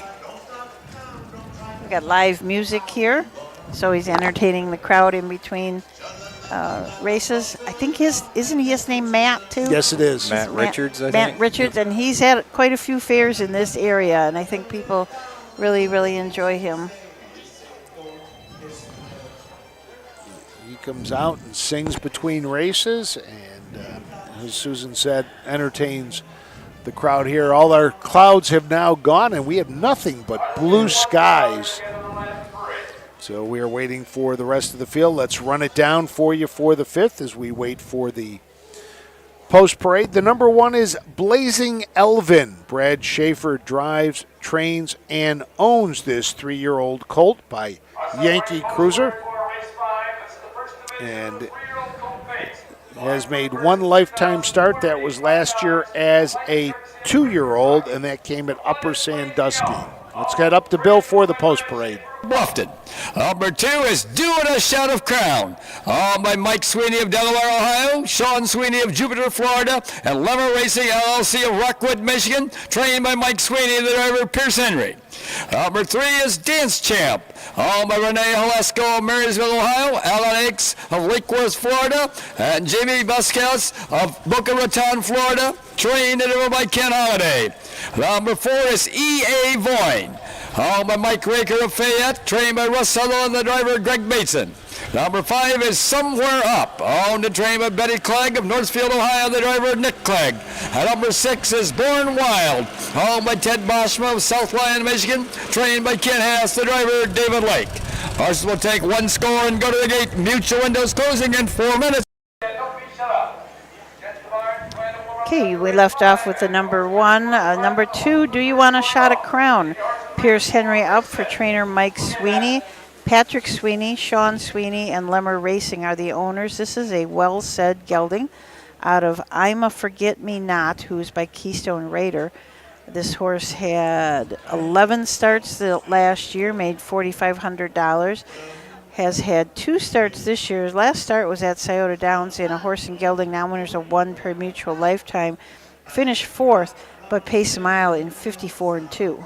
The number 3 is Dance Champ. Ken Holiday drives and trains this 3-year-old colt by Dancin' Yankee out of the Better Delights mare Final Touch, owned by Halesko out of Marysville, Elks out of Lakewood, Florida, and Busquets out of Boca Raton. First start of the year. Last time was Salina back in August, was scratched lame, so has been off since then. Did make 4 starts in 2023. E.A. Voyne and Greg Bateson have the 4-hole. Trainer is Russ Sutherland, and Mike Raker is the owner. This is a bit of a legend, N out of Pistol Peckin' Baby, who's by Big Bad John. This horse had 10 starts last year, 1 win. That was at Oak Harbor in 6-3. Last start was at Wasion, so it's been a while. Get this horse back on the track. The number 5 is Somewhere Up. Nick Clegg drives for his wife Betty Clegg. The 3-year-old gelding by Lather Up is owned by Betty. Has made 12 starts this year and has hit the board 3 times with 3 third-place finishes. Earnings of $8,888. Last time out, 5th at Northfield in the Buckeye Stallion Series. That horse had quite a record as a 2-year-old of 155, so it's we'll see what he's already has 12 starts this year. Born Wild and David Lake will trail the field. Kent Hess is the trainer. Ted Boschema from Michigan is the owner. This is a well-said colt out of Artistic Heart, who is by Artistic.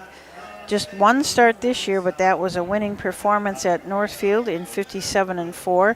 Had 13 starts last year and 5 wins, so 6 wins for this young horse in its young career.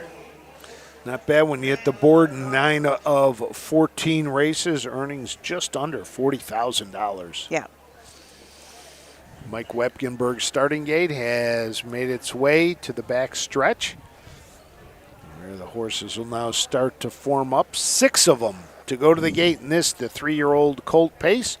This division going for $3,485, racing today in the Ohio Fair Racing Conference circuit. You'll notice that these purses are a little lower than you will see, probably just in a couple of weeks. It will kind of even out, but there's just so many horses that want to make their first start here at Paulding. So that's why the races are divided up. This is the first division, first of 4 divisions of the 3-year-old Colt Pace. I think it's, we have 6 divisions of something. You know, it's so funny, Susan, as you and I are sitting here at our broadcast location, we both have our Huffs guides out. We are out of Huffs guides at the office. It is sold out. Now is the time to order your 2025 Huffs guide. Yes. Call the office at 614-221-3650 and place your order now for next year.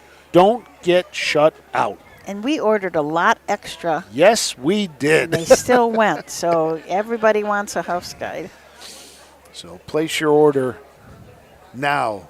Horses have turned and headed back the other way down the track. Yes. Must be some lines at the betting windows. A lot of people here in attendance. There are.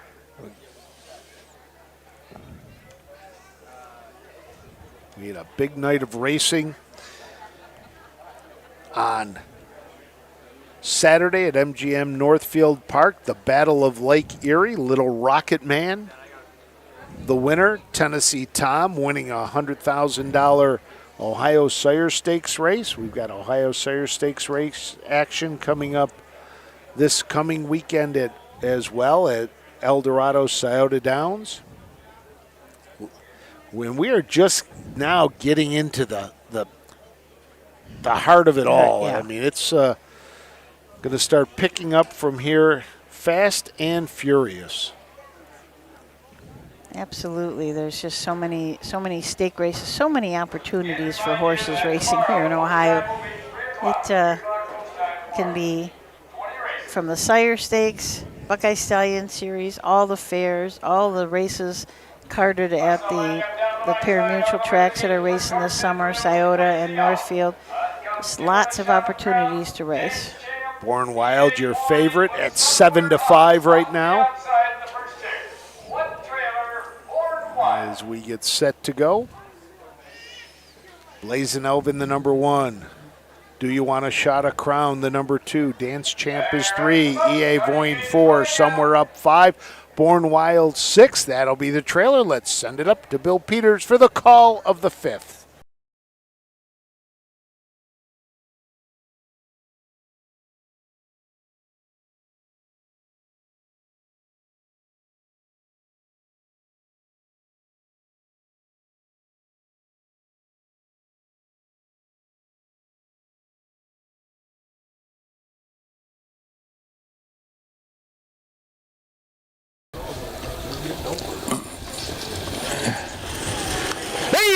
Off and pacing, it's Doing a Shot of Crown going out after the lead, followed by Dance Champ. Up on the outside third comes Somewhere Up. Moving up fourth is EA Voyne. Along the rail fifth, that's Born Wild. And the last horse is Blazing Elvin. As they straighten out down the backside of the race over to the quarter mile mark, Pierce Henry has Doing a Shot of Crown on top by a length and a half. Pacing in there second, that's Somewhere Up, driven by Nick Clegg. Racing third, Dance Champ, driven by Ken Holiday. Moving in there fourth, that's Born Wild, driven by David Lake. Fifth is EA Voyne, driven by Greg Bateson. The last horse, Blazing Elvin, driven by Brad Schaefer. First quarter pace in 30 and 2/5 seconds. As they race around that upper turn to come down past the stands for the first time. That's still doing a shot of Crown by a length and a half. Some more up, continues the pace in their second. Third is Dance Champ. Fourth is Born Wild. Racing fifth, E.A. Vaughn, and the last horse, Blazing Alvin. Coming to the half-mile mark, that's Pierce Henry, and doing a shot of Crown on top by 3 lengths. Pacing second is Somewhere Up. On the move on the outside, third is Dance Champ. First half paced in 101 and 2/5. As they round the turn now to head down the backside, they race over that 3/4 mile mark. The one to catch is Doing a Shot of Crown. The closest horse second is Somewhere Up. Flying up on the outside third comes Born Wild. He's now second and going after the leader. Racing in there fourth, that's Dance Champ. Racing fifth, E.A. Vaughn, and trailing is Blazing Alvin. Racing to the 3/4 mile mark, Doing a Shot of Crown, answers the call and pieces right on. Dropping in there second is Born Wild, moving up third is Dance Champ, back to fourth is Somewhere Up. 31-1. 3/4 and 131 and 1/5. And it's still Doing a Shot of Crown with the lead. Racing second is Born Wild. Dance Champ third. E.A. Vaughn is now fourth. As Somewhere Up gets a little rough gated. As they race toward home, that's Doing a Shot of Crown and Born Wild. It's going to be Doing a Shot of Crown. Wired away. And the outcome. Born Wild up for place. Up for third is Dance Champ. 2 minutes and 4/5. A mile in 2 minutes and 4/5. They were flying 2 minutes and 4/5. And your winner was, Do You Want a Shot of Crown? Doing a Shot of Crown. Doing a Shot of Crown. Not Do You Want, Doing a Shot of Crown. Matt needs one to warm himself up a little bit over there. The number 2 Calm the was nerves, maybe. Born Wild.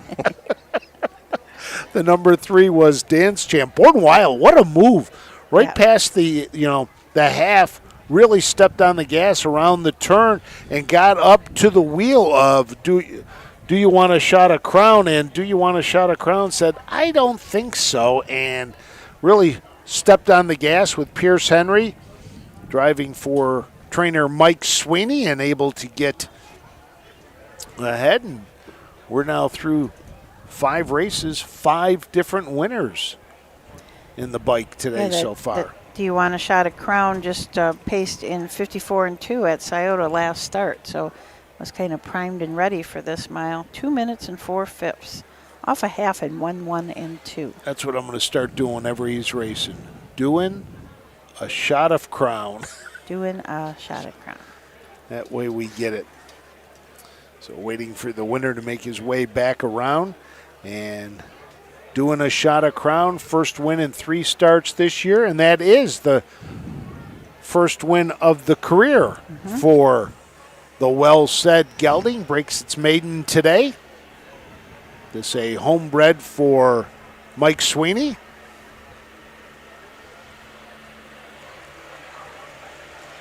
And Pierce Henry and Doing a Shot of Crown, enjoying the slow trip back to the winner's circle. In Rockwood, Michigan, comes number 2, Doing a Shot of Crown, owned by Mike and Sean Sweeney and Lever Racing, trained by Mike Sweeney, and driven to victory this evening by Pierce Henry. The blanket for this race is courtesy of Brigner Trucking, and Mac Brigner is in the winner's circle for the trophy presentation.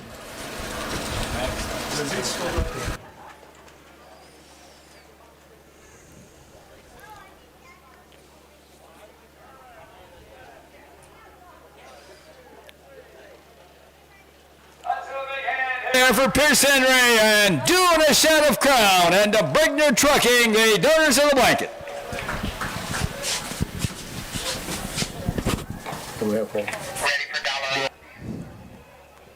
Your winner, Doing a Shot of Crown. Second, Born Wild. Third, Dance Champ. We'll get the official rundown here from Bill Peters in just a second.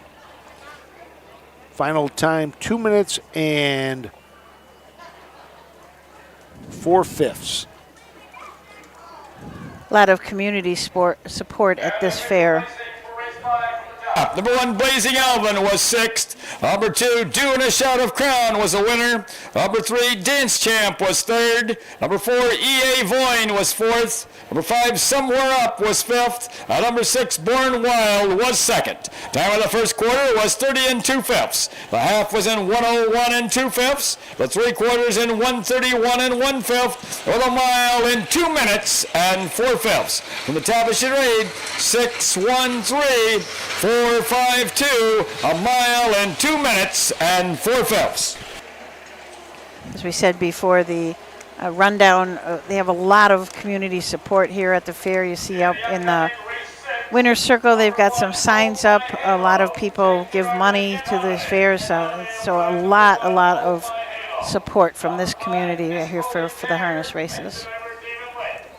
You can see banners all the way along the fence in front of the grandstands. Like we said, this is the second day of the fair here at Paulding. Some of the things that will be happening today as well. Mike Bishop, the hypnotist, will be performing again at 8 o'clock. He also has a show that's underway right now. Coming up tomorrow is Senior Citizen Day. So they'll have the seniors will be here tomorrow. We'll probably have a big crowd for that. They have the Veterans Day Bean Supper as well, in case you're interested. Wednesday, the Weston Neon Band will be the feature going on here. We'll also have on Thursday, the Coy Drag Racing will take place here in the grandstand. Friday night, it's the NTPA Tractor Pull. Big night here on Friday night in Paulding, and then on Saturday at 7 p.m., they'll wrap it all up with the rodeo and followed by fireworks following the rodeo here at the Paulding County Fair. We'll take a break and tell you about the 6th when 7 two-year-old fillies go behind the gate when we return to the Paulding County Fairgrounds. The future is bright in Ohio. Ohio Sire Stakes, Buckeye Stallion Series, 65 county and independent fairs. Whether it's the Ohio Sire Stakes, the Buckeye Stallion Series, or the County Fair, Ohio has a place for your racehorse. This year, Ohio breds are racing for over $20 million in stakes purses. Be part of the winning. Breed, buy, race, win in Ohio. When you need supplies for your horse, one name stands out: Big D's. Since 1974, Big D's Tack and Vet Supply has been the equine experts you can trust. Whatever your horse needs is available at Big D's Tack and Vet Supply. Visit the retail outlet in Streetsboro, Ohio, or order online at bigdweb.com. Most orders shipped that day, or call 1-800-321-2142. Big D's Tack and Vet Supply.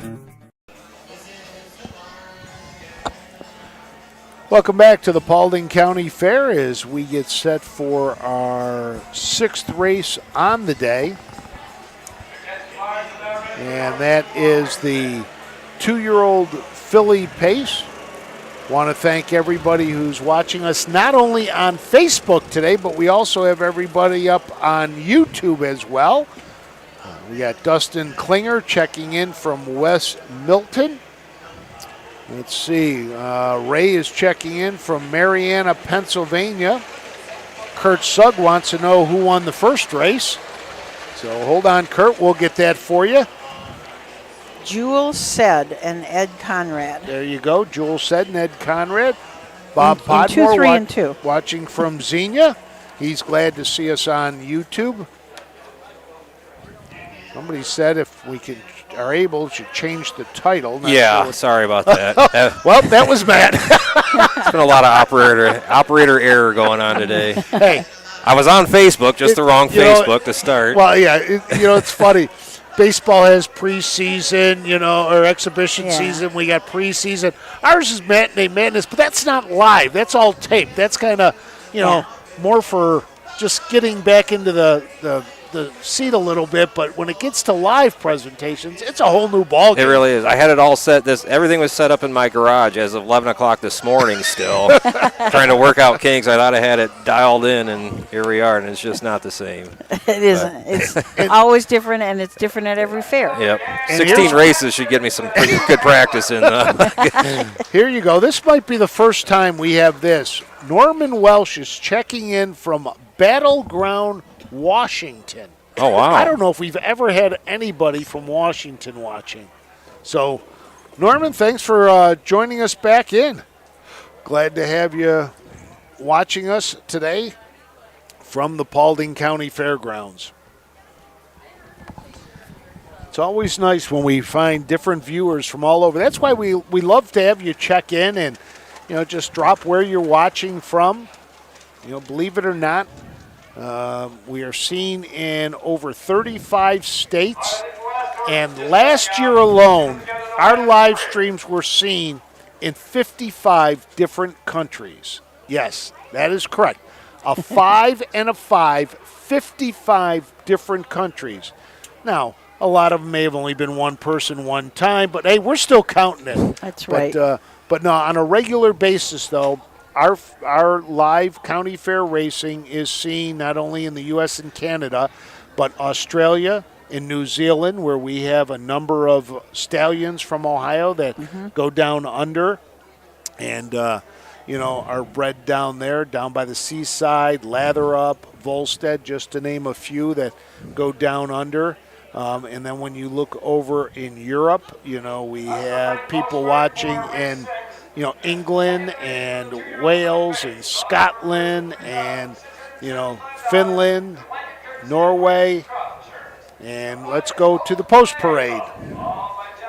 Of South Bloomfield, Ohio, and Nicesonger Stable, LLC of Lebanon, Ohio, trained by Jeff Nicesonger, the driver Ken Holliday. Number 2 is Rockin' Remy, owned, trained, and driven by Derek Flowers of Jackson, Mississippi. Number 3 is My White Rose, owned by Greg Bateson of Toledo and Hader Stables, LLC of Temperance, Michigan, trained and driven by Greg Bateson.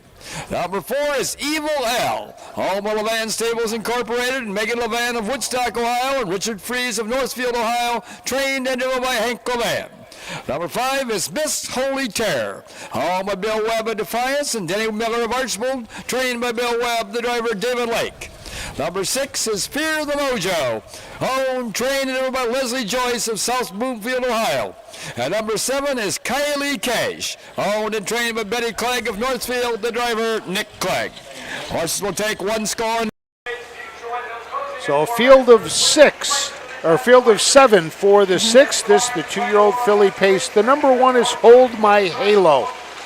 Jeff Nicesonger trains. Ken Holliday will be in the bike. This is a Fear the Dragon out of the Better Delights mare Barbuda Babe, owned by Johnny Stant and Nicesonger's Stables, a $20,000 purchase at the Ohio Select Sale. Rockin' Remy and Derek Flowers will leave in post position 2. Derek is also the owner and the trainer of the filly by the Ponderosa out of Rockin' Smile, who's by Rock and Roll Hanover. A very reasonably priced purchase at the Blooded Horse sale for $3,500. The number 3 is My White Rose. Greg Bateson drive, trains, and co-owns with Hader's Stables. This is a Western Terror filly out of Strawberries on Top, who is by Cam Luck. A $5,000 purchase at the Buckeye Classic sale. Evil L starts from the 4 position for Hank Levan. Hank trains. Levan Stables, Megan Levan, and Richard Fries are the owners of this is a Fear the Dragon out of Caramel Kissed, who's by Better's Delight. This horse won at the Urbana Matinee in 207. The number 5 is Miss Holy Terror. This is a homebred for trainer Bill Webb. It is a 2-year-old filly. He also co-owns with Denny Miller. David Lake will be in the bike. Leslie Joyce owns, trains, and drives the 6-horse Fear the Mojo, a Fear the Dragon out of Major Mojo, who is by Art Major.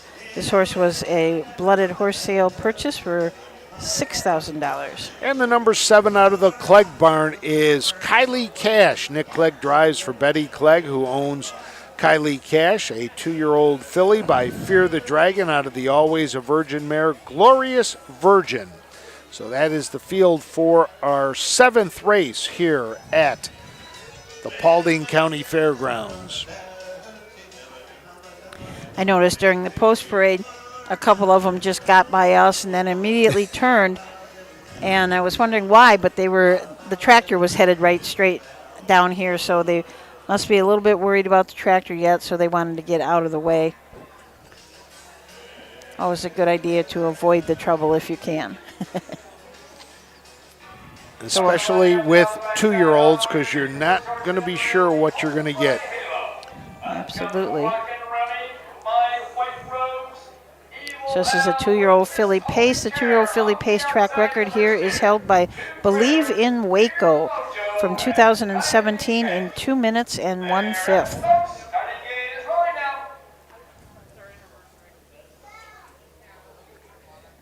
Five on the gate, 2 to trail. From the rail out, Hold My Halo, Rockin' Remy, My White Rose, Evil L, Miss Holy Terror, and trailing Fear the Mojo and Kylie Cash. Let's turn it over to Bill Peters for the call of this, the 6th race.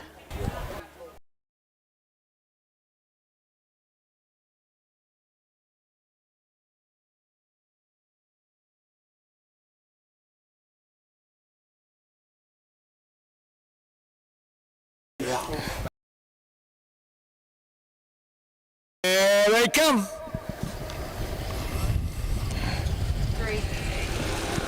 Here, off and pacing the first horse away at the rail is Hold My Halo. On the outside second is Evil L. At the rail third is Rockin' Remy. Moving up fourth is Fear the Mojo. In their fifth is Kylie Cash. Sixth it is Miss Holy Terror. And the last horse is My White Rose. As they straighten out down the backside to race over to that quarter-mile mark, Hank Levan has Evil L on top by a length and a half. Pacing second is Hold My Halo, driven by Ken Holiday. Third is Rockin' Remy, driven by Derek Flowers. Fourth is Fear the Mojo, driven by Leslie Joyce. Fifth, Kylie Cash, driven by Nick Clegg. Racing up sixth, that's My White Rose, driven by Greg Bateson. The last horse, Miss Holy Terror, driven by David Lake. 32 and 1. First quarter pace in 32 and 1/5 seconds. As they race around that upper turn to come down past the stands for the first time. That's Evil L by a length and a half. Still racing in there second. That is Hold My Halo. Up on the outside third as they come down to a half is Rockin' Remy.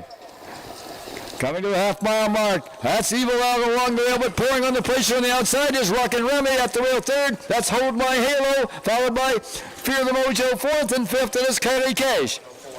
First half paced in 1:04. As they round the turn now to head down the backside to race over that 3/4 mile mark. That's Evil L along the rail lead. On the outside second is Rockin' Remy. At the rail third, Hold My Halo. Fourth is Fear the Mojo. Moving up fifth on the outside is Kylie Cash. Then comes My White Rose and Miss Holy Terror. Going to the 3/4 mile mark. Front five pretty well bunched. That's Evil L along the rail lead with Rockin' Remy hung out on the outside second. 34 and 3. Three quarters and 134 and 3/5 as they race around that upper turn to head for pay dirt. That's Evil L along the rail. Rockin' Remy on the outside. They're only heads apart as they turn for home. Racing third, that's Hold My Halo, and fourth is Kylie Cash. As they race through the lane, that's Rockin' Remy now taking over. Rockin' Remy and Evil L. It's got to be Rockin' Remy and Evil L right together. Photo for win between Rockin' Remy and Evil L, and then tight for third between Hold My Halo and Kylie Cash. 204 and 2. A mile in 2:04 and 2/5.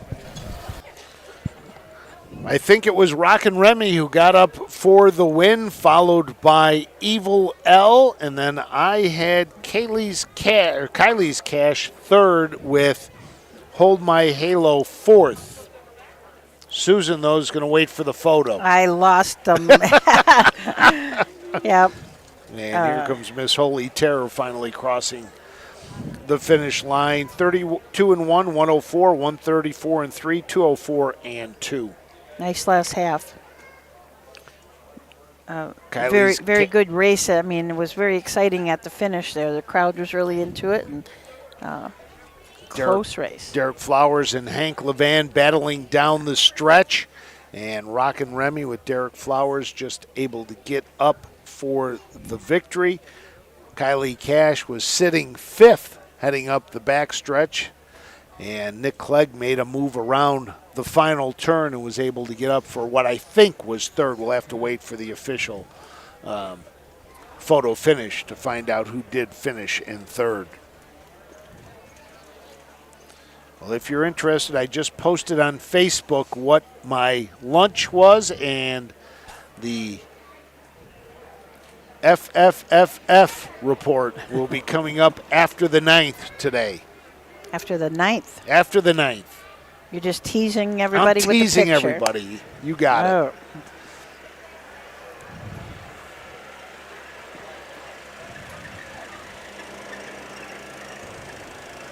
As the number 2, Rockin' Remy, just a $3,500 purchase at the Blooded Horse sale. Derek Flowers trains, owns, and drives this filly by the Ponderosa.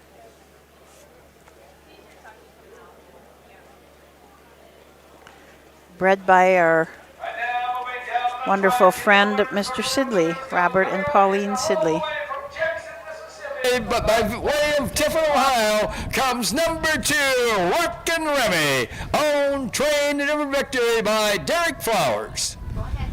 The banker for this race is courtesy of Williamson Crop Insurance. All right, Ian, here we go. Dollar odds, race 6. We have $1.70, $2.70, $6.90, $3.90.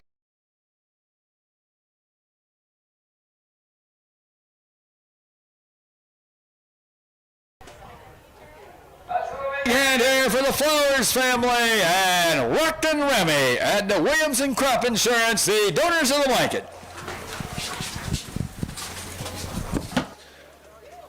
Mentioned this a $3,500 purchase at the Blooded Horse sale. There will be 2 Blooded Horse sales in Ohio this year. The mixed sale, the summer sale, will be August 27th at the Champion Center in Springfield, and the fall speed sale November 20th. Here's the rundown. Rockin' Remy was the winner. Number 3, My White Rose was 6th. Number 4, Evil L was 2nd. Number 5, Miss Holy Terror was 7th. Number 6, Fear the Mojo was 5th. And number 7, Kylie Cash was 3rd. Time of the first quarter was 32 1/5. The half was in 104. The 3/4 in 134 3/5. With a mile in 204 2/5. From the top it should read 416. 275, 3 on the bottom, the mile in 204 2/5. So the 6th race is in the books. Coming up will be the 7th. This is a 2-year-old Colt Trot, purse of $4,640, 7 to go behind the gate when we return to the Paulding County Fairgrounds right after this. For over 50 years, Midland Acres has provided top-quality Ohio-bred colts and fillies. As a third-generation farm with 500 acres of pasture for breeding to boarding and on-site veterinarian care, we understand the importance of delivering well-cared-for and well-mannered yearlings. Get in the winner's circle with the yearlings by Fear the Dragon, Yankee Cruiser, Pet Rock, Long Tom, and Bit of a Legend. Midland Acres, doing our best to bring you the best. At Ohio State's Galbraith Equine Center, our veterinary champions are here for your champions 24/7, 365 days a year. Our expert team of boarded surgeons, sports medicine and rehabilitation specialists, together with veterinary cardiologists, internal medicine, and ophthalmologists, make our hospital your best resource for all sport horse performance issues. The Ohio State Veterinary Medical Center's Galbraith Equine Hospital. Call us today at 614-292-6661.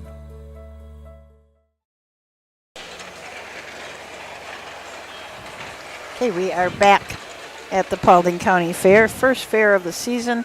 We talk about 65 more fairs to go, but I believe it's going to be 128 more racing programs. So a lot of the fairs, there's a number of fairs that have gone to racing both programs in one day. There's some fairs that just have one program, race it all the way down. And then the bulk of the fairs split it up between 2 different days. So plenty of racing action for you all summer long. We said the 7th race coming up is the 2-year-old Colt Trot. This is the second of 3 divisions. 3-year-old Colt Trot record on this racetrack is held by Oversoft, driven and trained by Ron Randall from 2001 in 2.6. So let's look at the horses in this field. Uncle Johnny's Secret, Pierce Henry will drive for trainer Mike Sweeney. Patrick Sweeney and Lemar Races are the owners and bred this horse. It's an Uncle Peter colt out of Muscle's Secret, who is by Muscle's Yankee. Ryan the Lion has the 2-hole. Rosie Weaver trains, drives, and owns. This is another Uncle Peter out of the mare Stage Show by Broadway Hall. This horse was purchased at the at the Blooded Horse sale for $10,000. Colt Seavers and Bob Rowland have the 3-hole. Bob is the driver, trainer, and owner of this Enterprise colt out of a mare called Mounds, who's by Yankee Glide. This was a Blooded Horse sale purchase for $18,000. Glamorous Pete and Joe Yoder have the 4-hole. Rosie Weaver is the trainer and also co-owns this horse along with Roger Houston from Cannonsburg, PA. Who? I did see that Roger was watching. Now I know he why. He sent me a text telling me about how bad Bill's audio was. He's starting to enjoy this at home, yeah. So this Glamorous Pete is an Uncle Peter out of Globally Glamorous by Andover Hall. Purchased at the Buckeye Classic sale for $19,000. Mart's Pumpkin and Ronnie Gillespie will start from the 5 outside position. Ronnie Gillespie is also the trainer. Dalton Walls, Ronnie Gillespie, and Brant Swallow are the owners. And Uncle Peter out of Pinteresting, who is by Yankee Glide. Starting from the 2nd tier is Pink Panther and Nick Clegg. Betty Clegg is the trainer and the owner. This is a Marseille out of Call Me Pinkalicious, who is by Donato over Hanover. This is a Blooded Horse sale purchase for $12,000. And Go Joey L and Hank Levan have the 7-hole. Hank is the trainer. Levan Stables, Dharmafall Racing Enterprises, Megan Levan, and Dream Racing all own this What the Hill colt. He's out of Outrageous Fortune, who's by Andover Hall. This horse was purchased at the Buckeye Classic for $17,000. So numbers 6 and 7 will start from the 2nd tier. So that's Pink Panther and Go Joey L starting from the 2nd tier. Susan, it's great when you walk through the crowd and people thank us for what we're doing for the fair and the fact that they're here. We've got a great crowd. People that watch us on our broadcast are at the fair. So these people, if they can get here, they get to the fair. But sometimes they want to watch, like give you an example. There's people in southeastern Ohio who could not get up here to Paulding are watching it. And when we're back down in Rock Springs later this year, there's probably people in northwest Ohio. And that's why we do it. We encourage you to come out to the fairs and enjoy it here. But if you can't make it out, then watch us and enjoy the fair racing. I mean, that's the whole reason Frank goes and eats all this stuff. I do it for the fans. To encourage you to come to the fair. Just so you can hear what we've got. My doctor's not happy with it, but you know who is? My tailor, because he's got to keep taking my clothes out. As we get set now for the 7th race on the card, and you just couldn't ask for a more perfect day. I mean, when we were driving up this morning, I was like, oh, geez, it looks a little cloudy, and then we had some rain as we were coming up, but, not a cloud to be seen. Well, one over towards turn 3. Other than that, it's just a beautiful, beautiful day today. Absolutely, and they're taking such good care of this track. They're out there watering and dragging after every race. They're doing a really good job on this track. We have 7 to go behind the gate here in this trot for 2-year-old colts. Purse of $4,640. Ronnie Gillespie will be driving the number 5. Had a chance to talk to Ronnie. He was out training early today. He was kind of looked a little tired. I said, Ronnie, take a nap because I just might. It's tough when these guys are racing at night, training in the morning, then driving someplace and racing at night. And now we start the fair, so you're going to have double duty for a lot of them. Well, especially if you take a look at, like the Cleggs. I mean, they are stabled at Northfield, but raced last night, card there, and then you're up early to get your horses trained, get here. So let's go up to Bill Peters for the post parade for the 7th. By Mike Sweeney of Delaware, Ohio, and Lemmer Racing of Rockwood, Michigan, trained by Mike Sweeney, the driver, Pierce Henry. Number 2 is Ryan the Lion, owned, trained, and driven by Rosie Weaver of Beach City. Number 3 is Colt Sievers, owned, trained, and driven by Bob Rowland of Jackson, Michigan. Number 4 is Glamorous Pete, owned by Rosie Weaver of Beach City, Ohio, and Roger Houston of Cannonsburg, Pennsylvania, trained by Rosie Weaver and the driver, Joseph Yoder. Number 5 is Mart's Pumpkin, owned by Dalton Walls and Brent Swallow of Greenville, Ohio, and Ronnie Gillespie of Macon, Mississippi, trained and driven by Ronnie Gillespie. Number 6 is Pink Panther, owned and trained by Betty Clegg of Northfield, Ohio, the driver Nick Clegg. And number 7 is Go Joey L, owned by Levan Stables at Megan Levan of Woodstock, Ohio. Dean Racing, also of Woodstock, Ohio, and Donald Racing Enterprises, Sylvania, Ohio, trained and driven by Hank Levan. Horses will take.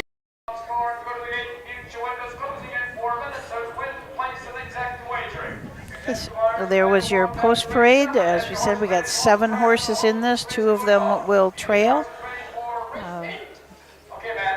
We're looking at the ages of some of these people that are driving in this race. We know that Joseph Yoder, who is an employee of Rosie Weaver, works for Rosie driving. He is 21 years old, and right next to him is 76-year-old Bob Rowland. So at the experience right next to him.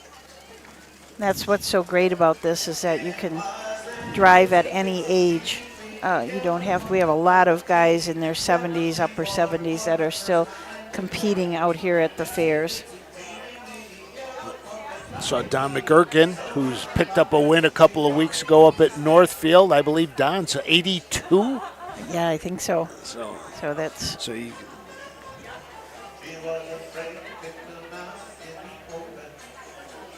So as we get set for this, the 7th, Uncle Johnny's Secret. Pierce Henry will be in the bike for Mike Sweeney. Ryan the Lion. Rosie Weaver drives and trains. Bob Rowland will drive Colt Sievers. He also trains. Glamorous Pete. Joe Yoder will drive for Rosie Weaver. Ronnie Gillespie drives and chains number 5, Mart's Pumpkin. Number 6, Pink Panther. Nick Clegg drives, Betty Clegg trains, and Go Joey L out of the Hank Levan barn is the number 7. I see that number 5, Mart's Pumpkin. How's your Super Pumpkins doing? Are we seeing any progress at all yet? Are we seeing any green? I mean, not even pumpkins yet, but are we seeing anything yet? I think Oh, no, don't say that. Yeah. Not already. Yeah, I didn't. Lisa, we need more pumpkins. Lisa Schwartz, who's the head person at the Ohio Colt Racing Association, she and her grandchildren grow these big giant pumpkins and take them to the Circleville Pumpkin Show. So she gave me one, and I promptly killed it. didn't take me too long. I'm telling my grandsons that there's a chance it'll come back, but I'm kind of thinking there's not. You're thinking it's done, huh? I'm thinking it's done, yeah. But, I mean, Lisa grows 500-pound pumpkins. It's just incredible. That's amazing.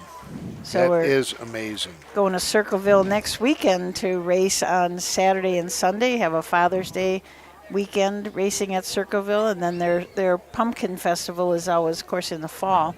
And it's a huge thing in Circleville. Just thousands and thousands of people attend. And I think we're going to be there next week, this coming weekend, aren't we? We are going to be at Circleville. No pumpkins, but we'll be there. Which I told my wife, I said, yeah, I've got a fair in Round Town. She goes, Round Town? Where's Round Town? I said, Circleville. She goes, oh, jeez. So we are set to go with the 7th. Let's send it up to Bill Peters.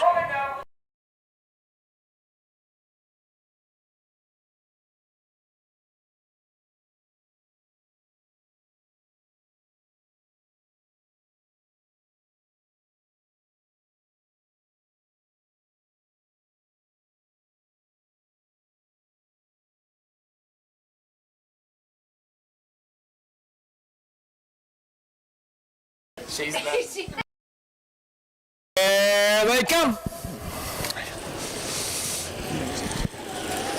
They're off and trotting. That's Glamorous Pete going out after the lead. On the rail second, that's Uncle Johnny's Secret. Moving up along the rail third, that's Pink Panther. Moving in there fourth as they race around that turn. That is Mark's Pumpkin. Moving up on the outside fifth. Now is Ryan the Lion. In there sixth is Go Joey L. And the last horse is Colt Severs. Going toward that quarter-mile mark. That's Joseph Yoder with Glamorous Pete showing on top, but Nick Clegg has Pink Panther on fire on the outside. Pink Panther takes over. Dropping back second is Glamorous Pete. Racing in there third along the rail. That is Uncle Johnny's Secret, driven by Pierce Henry. 34 and 2. First quarter was trotted in 34 and 2/5 seconds. As they race around that upper turn to come down past the stands for the first time, that is Pink Panther with a lead by a length and a half. Still racing in there second, that's Glamorous Pete. In there third, that's Uncle Johnny's Secret. Go Joey L. Now moves up fourth. At the rail fifth is Ryan the Lion. Sixth it is Bart's Pumpkin, and farther back seventh is Colt Severs. First half trotted in 106. As they round the turn now to head down the backside and race over that 3/4 mile mark. With the lead along the rail, that is Pink Panther. 2 lengths back second is Glamorous Pete. In there third is Uncle Johnny's Secret. Fourth is Go Joey L. Moving up fifth now is Mark's Pumpkin. Racing sixth, Ryan the Lion, and trailing is Colt Severs. Going to that 3/4 mile mark, that's Pink Panther still in the lead. Regaining second along the rail is Uncle Johnny's Secret. On the outside, third, Glamorous Pete. Right there, fourth, Go Joey L. 37 and 2. 3/4 and 137 and 2/5 as they race around that upper turn to head for pay dirt. And still Pink Panther with the lead. Moving up on the outside second now comes Uncle Johnny's Secret. That's Pink Panther at the rail. Uncle Johnny's Secret on the outside, racing third, Go Joey L. As they race through the lane, that's Pink Panther and Uncle Johnny's Secret. Pink Panther and Uncle Johnny's Secret. It's Pink Panther. Uncle Johnny's Secret for second, Go Joey L for third. 208 flat. 1 mile and 2:08. So your winner, Pink Panther, by a nose. Nick Clegg gets up to defeat Uncle Johnny's Secret, Pierce Henry. They were battling all the way down the stretch. And coming in third was Go Joey L. Bob Rollin and Colt Severs just crosses the finish line, finishing seventh. And we'll have to see. I think it was Glamorous Pete fourth and Ryan the Lion finished fifth. And Nick Clegg and the Pink Panther and a big crowd heading over. This race in the memory of Marie Davis. So a lot of members of the Davis family making their way over to the winner's circle. Wow, they are still coming. There's not going to be room for the horse out there this time. How great is that to have? I think we also had a misfunction of the blanket holding stakes. They have collapsed, and now they're picking up the blankets. Waiting for Pink Panther to make his way back. A 2-year-old gelding by Marseille out of the Donato Hanover mare Call Me Pinkalicious. Betty Clegg owns, picks up the win in the first start of the year. This the first crop for Marseille, which stands at Sugar Valley Farm in Delaware.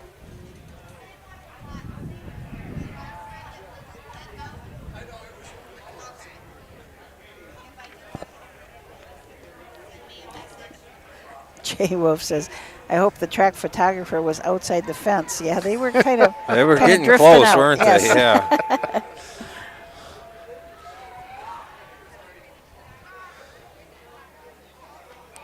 Yeah, they were in the 3 and 4 path, maybe even the 5. Yeah. So here comes your winner, Pink Panther. Let's send it back up to Bill.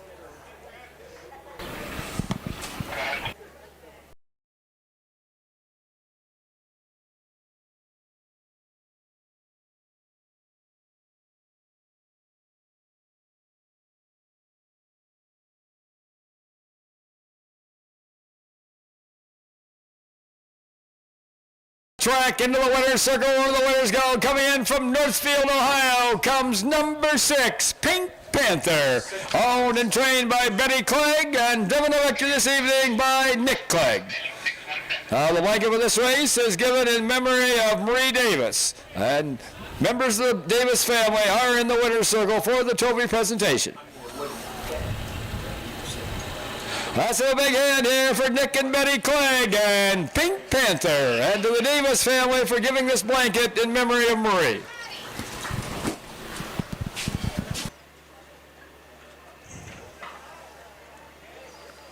So there you have it. Your winner, Pink Panther. The gelding by Marseille, and Betty Clegg will hop into the golf cart and head back to get another one of her horses ready for today. How many did the Cleggs have in total? I think you had that number. I do. Number 3, Colt Seavers was 7th. Number 4, Glamorous Pete was 4th. Number 5, March Pumpkin was 6th. Number 6, Pink Panther was the winner. Number 7, Go Joey L was 3rd. Time of the first quarter was 34 2/5. The half was in 106. The 3/4 in 137 2/5 with a mile in 2:08. From the top it should read 257 461. 3 on the bottom. A mile in 2:08. Yeah, you were asking about Clegg's. I have 11 in today. Rosie Weaver has 10. Robert Brooks has 7. Hank Levan and Jeff Neisser all have 6. So a lot of horses.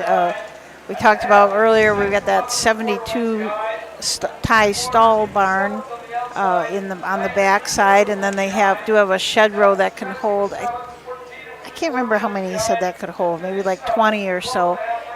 But the bigger stables, they tend to just tie to their trailers and race right out of their trailers so everything's right together. Because unless you get here really early, it's hard to get 10 stalls together. Rosie Weaver was telling us Saturday night that, she was going to pull her trucks in. She's got some fencing that she puts up around there. They'll race out of the trailers. So they're, she kind of sets up her own little village there. The Cleggs have all of their horses in on the other side. The new saddle pads, we have enough here for 10 races. So, Betty Clegg was grabbing all her saddle pads for the first 10. Then you got to return them and grab the ones for the 10th race, for the 11th through 16th races today.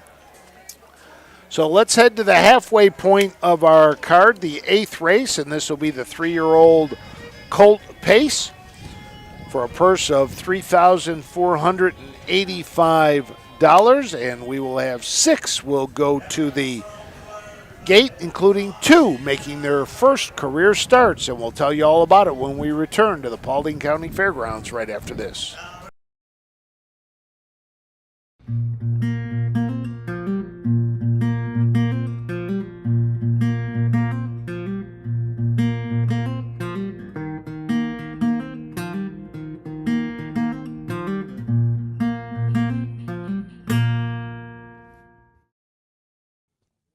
The Paulding County Fair has based itself around the agricultural community since its beginning in 1860.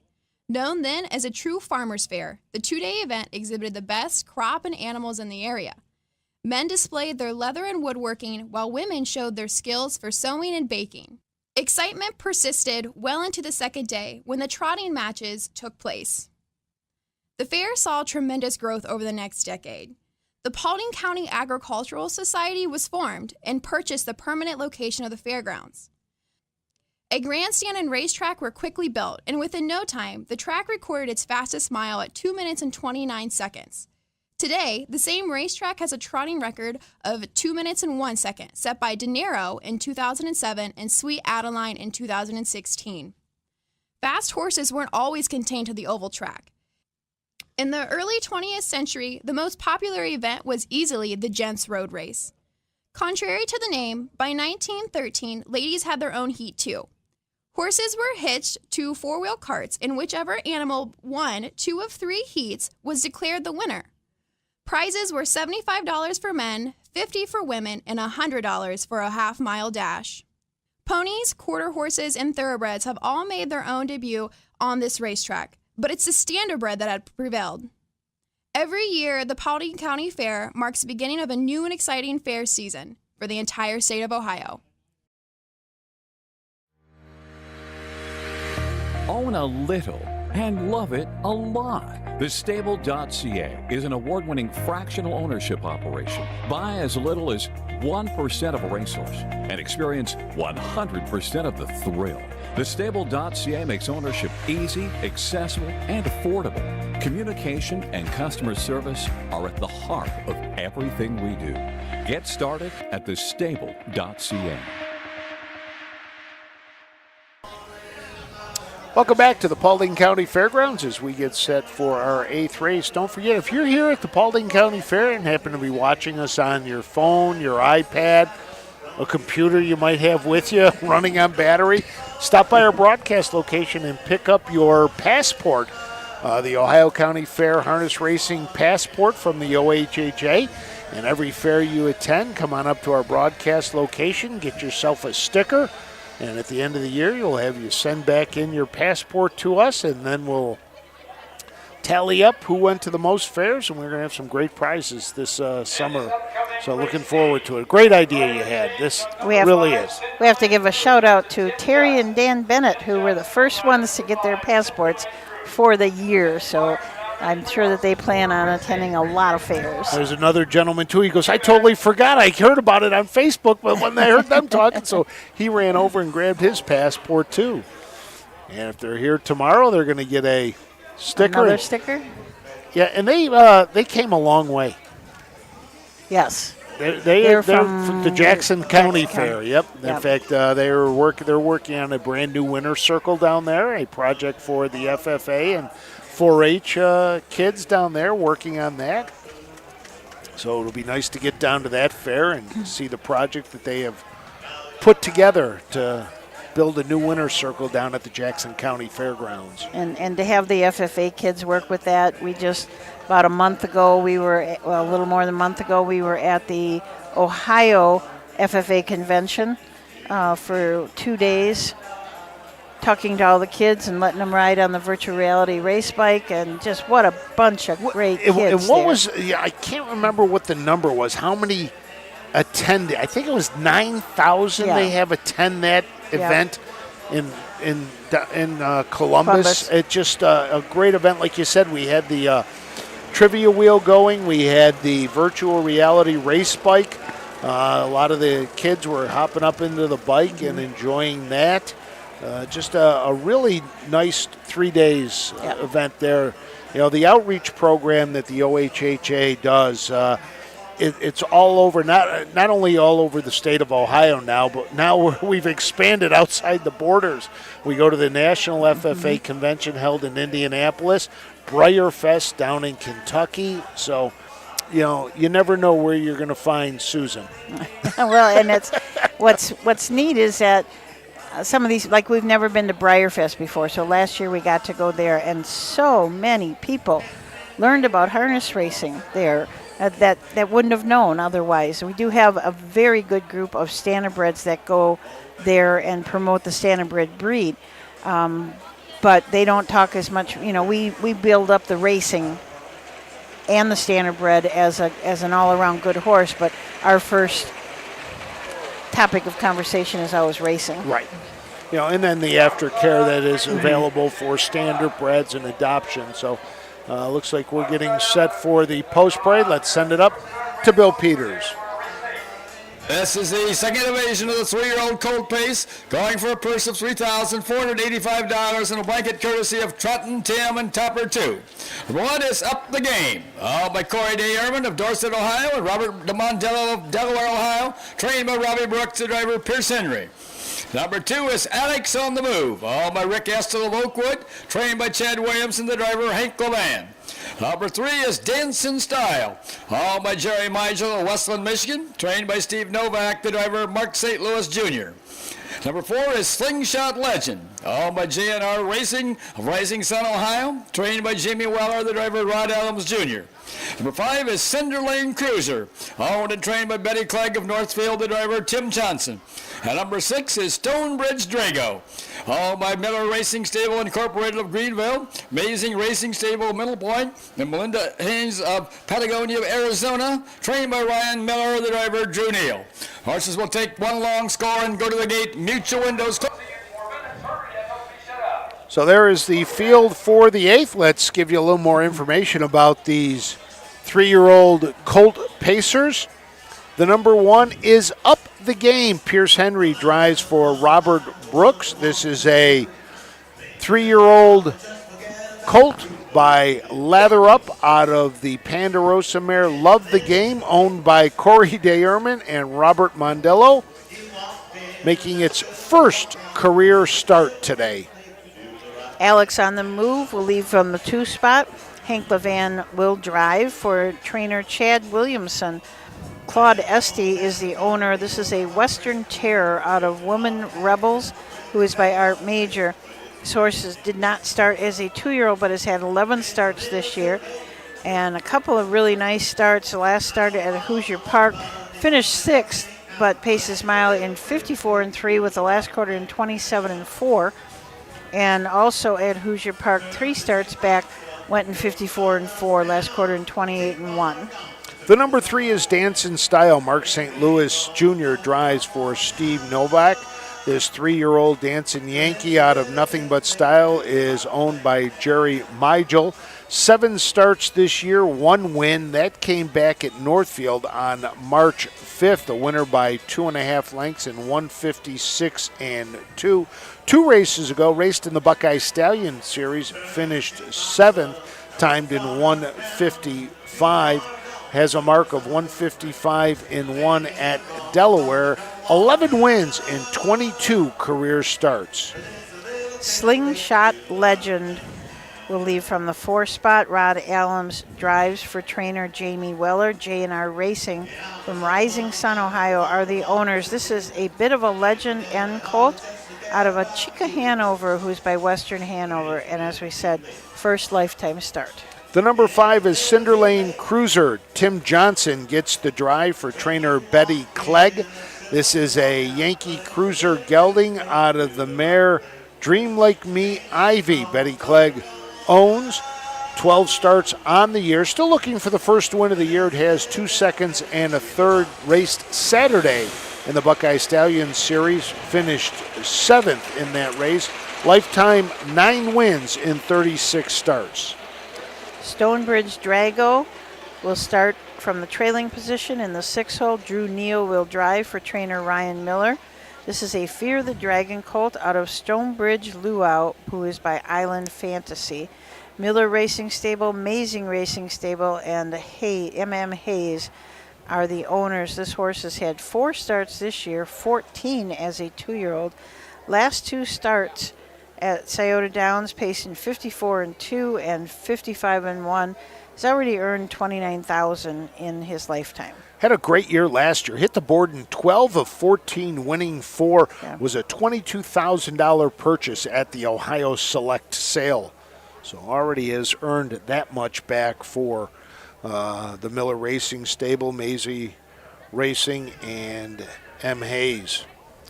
Has a mark of 58-4, taken at Greenville at the home track. That's where Ryan trains, is at Greenville, the Dark County Fairgrounds. So we are getting ready to go with the 8th. It's Up the Game number 1. Alex on the Move 2. Dance in Style 3. Slingshot Legend 4. Cinder Lane Cruiser is 5. And Stonebridge Drago number 6.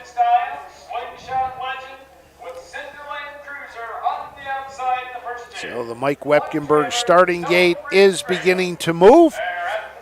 Starting to form up behind the gate. See Mike in the back of his starting gate with his traditional red, white, and blue baseball cap. As they come around the turn, and we'll send it up to Bill Peters for the call of the 8th.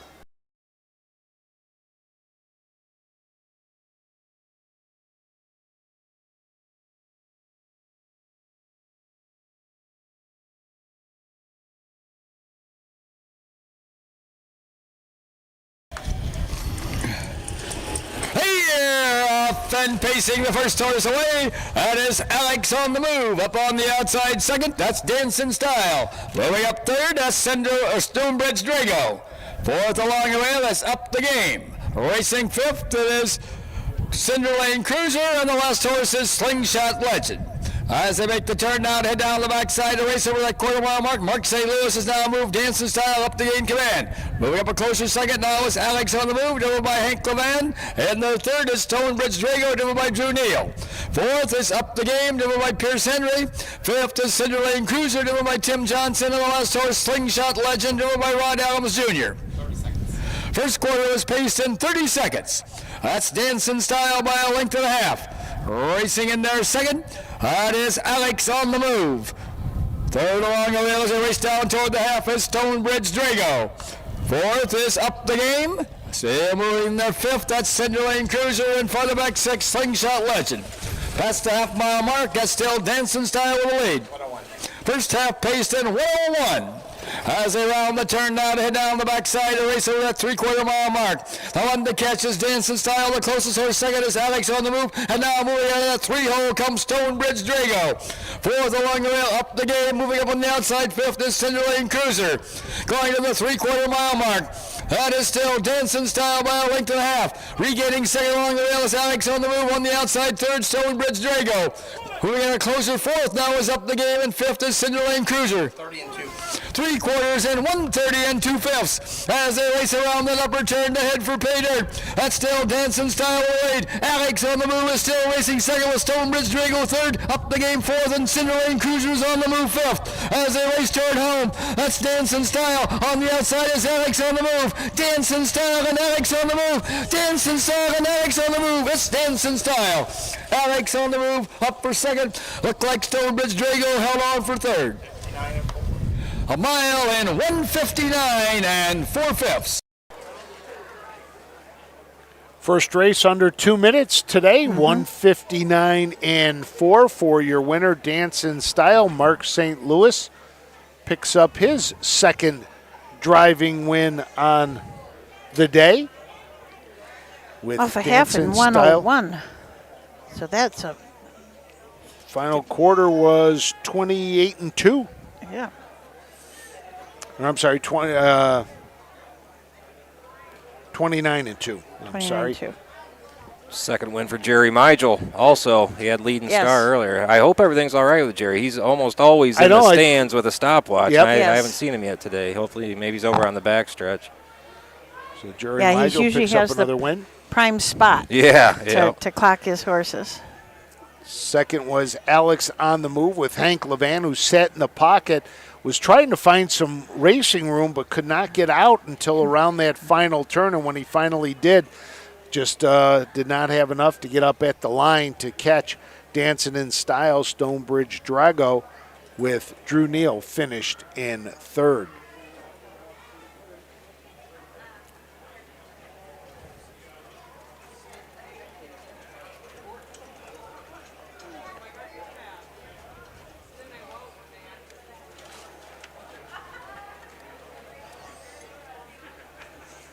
So a lot of horses are pretty timid about the big tractors and the drags and the water truck.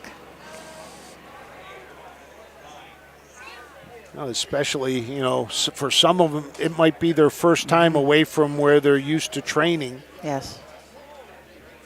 They're on a farm, maybe not used to seeing tractors, not used to seeing people along the rail. Kind of ironic, this is a 3-year-old Colt pace, but the sponsor was Trot and Tim and Topper 2. And Topper 2. I thought they might give Trot and Tim a trot instead of a pace.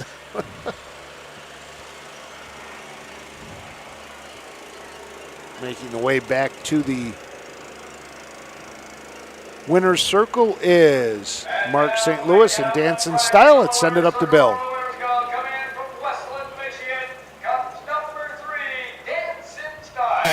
On by by Jerry Migel, trained by Steve Novak, and driven to victory this evening by Mark St. Louis Jr. Now, this horse was the champion last year as a 2-year-old in the Ohio Fair Racing Conference. And Topper Holtzberry is in the winner's circle presenting the Trot and Tim and Topper 2 blanket to Mark St. Louis Jr., Nicole Novak, Brayton Novak, and Stacy Curry. Let's have a big hand here for all concerned with Dancing Style and Trot and Tim and Topper 2, the donors of the blanket. So there you have it, And the that- 8th race. That combination of Mark St. Louis and Steve Novak, that gives our first double tonight. They both won earlier. So as Mark St. Louis takes Dancing Style back, second win of the year in 8 starts, 12th career win in 23 starts. So 159 and 4 for the win. Points. Number 2, Alex on the Move was second. Number 3, Dancing Style was the winner. Number 4, Slingshot Legend was 6th. Number 5, Cinder Lane Cruiser was 5th. And number 6, Stonebridge Drago was 3rd. Time of the first quarter was 30 seconds. The half was in 1:01. The 3 quarters in 1:30 and 2/5, with a mile in 1:59 and 4/5. From the television read, 4:21.653, a mile in 1:59 and 4/5. So our 8th race is in the books, and we will take a break, and when we come back, we will have the 9th race, the 3-year-old filly Trot, going for a purse of $4,425 when we return to the Paulding County Fair. The roots of harness racing are born at the county fairs. For over 150 years, people have gathered to watch horses battle it out for fame and glory. Catch the thrills this summer at an Ohio Fair Racing Conference County Fair. The OFRC races at 21 fairs in 19 Ohio counties. Trotters and pacers put it all on the line to be called the best in the Buckeye State. The Ohio Racing Conference, where the path to greatness begins. The future is bright in Ohio. Ohio Sire Stakes, Buckeye Stallion Series, 65 county and independent fairs. Whether it's the Ohio Sire Stakes, the Buckeye Stallion Series, or the County Fair, Ohio has a place for your racehorse. This year, Ohio breds are racing for over $20 million in stakes purses. Be part of the winning. Breed, buy, race, win in Ohio. You know, you got to like a fair when you're sitting here and all of a sudden they deliver you ice cream. It is very good ice cream. I know. I was kind of hoping. I didn't want to ask for it, but she usually does. This is year 3. We've got the free $2 a dip outside. I saw it as I walked by. I went, ooh, that looked good. Oh. We were talking about Trotting Tim. He said, I wish I could have been there with Topper to give away our blanket, but an Arizona vacation was already planned. Congratulations to the winning connection. So now, wait a minute. Isn't the Paulding Fair always the same time every year? So you should know when the fair is. Those vacations can be scheduled a week earlier or later. Maybe Tim had a reason. Well, hopefully, Tim, will see you back here next year where you can give out the blanket. But we, appreciate you checking in from Arizona. Yes, absolutely. Yep. So we get set for the 3-year-old filly Trot, the number 1, Silazoo. Ed Greeno Jr. drives and trains and also is the leasee of this horse for E.G. Trot. 1 start this year. Had a break in that start at Scioto Downs back on June 4th. Still looking for that first career victory. A $30,000 purchase at the Ohio Select Sale. Flexi Lady and Joe Yoder will lead from the 2-hole. Rosie Weaver is the trainer. The owners are Mark Martin, Patricia Jury, and Courtney Stockmaster. Courtney was a long-time speed superintendent at Attica, so it's nice to see her down on a horse. This is a Flex the Muscle filly out of Squire's Princess, who is by His Highness. Just had a horse and driver qualifier at Northfield Park. That was his and the horse finished third and trotted in 2, 4, and 3. The number 3 is Desert Haze. Greg Bateson drives and trains. This horse is owned by Hayter's Stables and Greg Bateson. It's a filly by Uncle Peter out of Vegas Sunset. 7 starts this year. Has a qualifying mark of 2:03 and 3 at Northfield back on May 23rd. Last year, 12 times hit the board in 14 starts, winning 7 of those. Instant Fortune L and Hank Levan from the 4-hole. Hank is also the trainer. Owners are Levan Stable, Megan Levan, and Deem Racing from Woodstock, Ohio. This is a What the Hill filly out of Outrageous Fortune, who's by Andover Hall. Purchased at the Lexington Selected Sale for $12,000. This horse had 5 starts this year. 2 starts back was in the Konetsky late closure and trotted it in 58 and 2. It's kind of funny, we go through here and we see the John Konetsky trot, and John Konetsky was driving today. So. Yes, he was. So the number 5 is Money Snatcher. Leslie Joyce drives for David Warnstaff. This is a triumphant caviar out of Money Grabber by Credit Winner. David Warnstaff is the owner along with Leslie Joyce. 3 starts this year, earnings of $272, has 5 career wins in 20 starts. And One Fancy Lady and Rosie Weaver will start from the 2nd tier. Rosie is the trainer and co-owns this horse along with Heartland Acres and Cabby D LLC. This is a Long Tom filly out of Queen of Levesque, who is a Master Levesque. This horse last start was at Scioto Downs, trotted in 59 and 1. This horse is on Lasix today. Had raced on Lasix the last 2 starts, but it was omitted from the program, so is on Lasix today. Tell you, this ice cream is very good, but I don't know, but I smelled some pizza go by a little while ago, and that really smelled good. And this is what the fair's about, the fair food and everything. And you know, you see people sitting here just to the left of me. We've got somebody eating some French fries. It looks like somebody else has like a taco salad down there. Matt hasn't said a word since getting his ice cream. I loaded up on Fist fries. I love Fist fries. And there's very few fairs that have them anymore. So I've been looking forward to that for about 6 months. I couldn't hardly move when we first got up here. Oh, so we will have the Frank Fries Fair Food Report following this race. I have to tell you about I'm not going to say what I had, but I'll tell you a little story about the place that I went. Somebody told us that after we talked about eating at the Gibson's Barnyard Barbecue, somebody wrote into us and said that Tommy Gibson and his wife of Convoy, Ohio are the owners of that business, the Gibson's Barnyard Barbecue.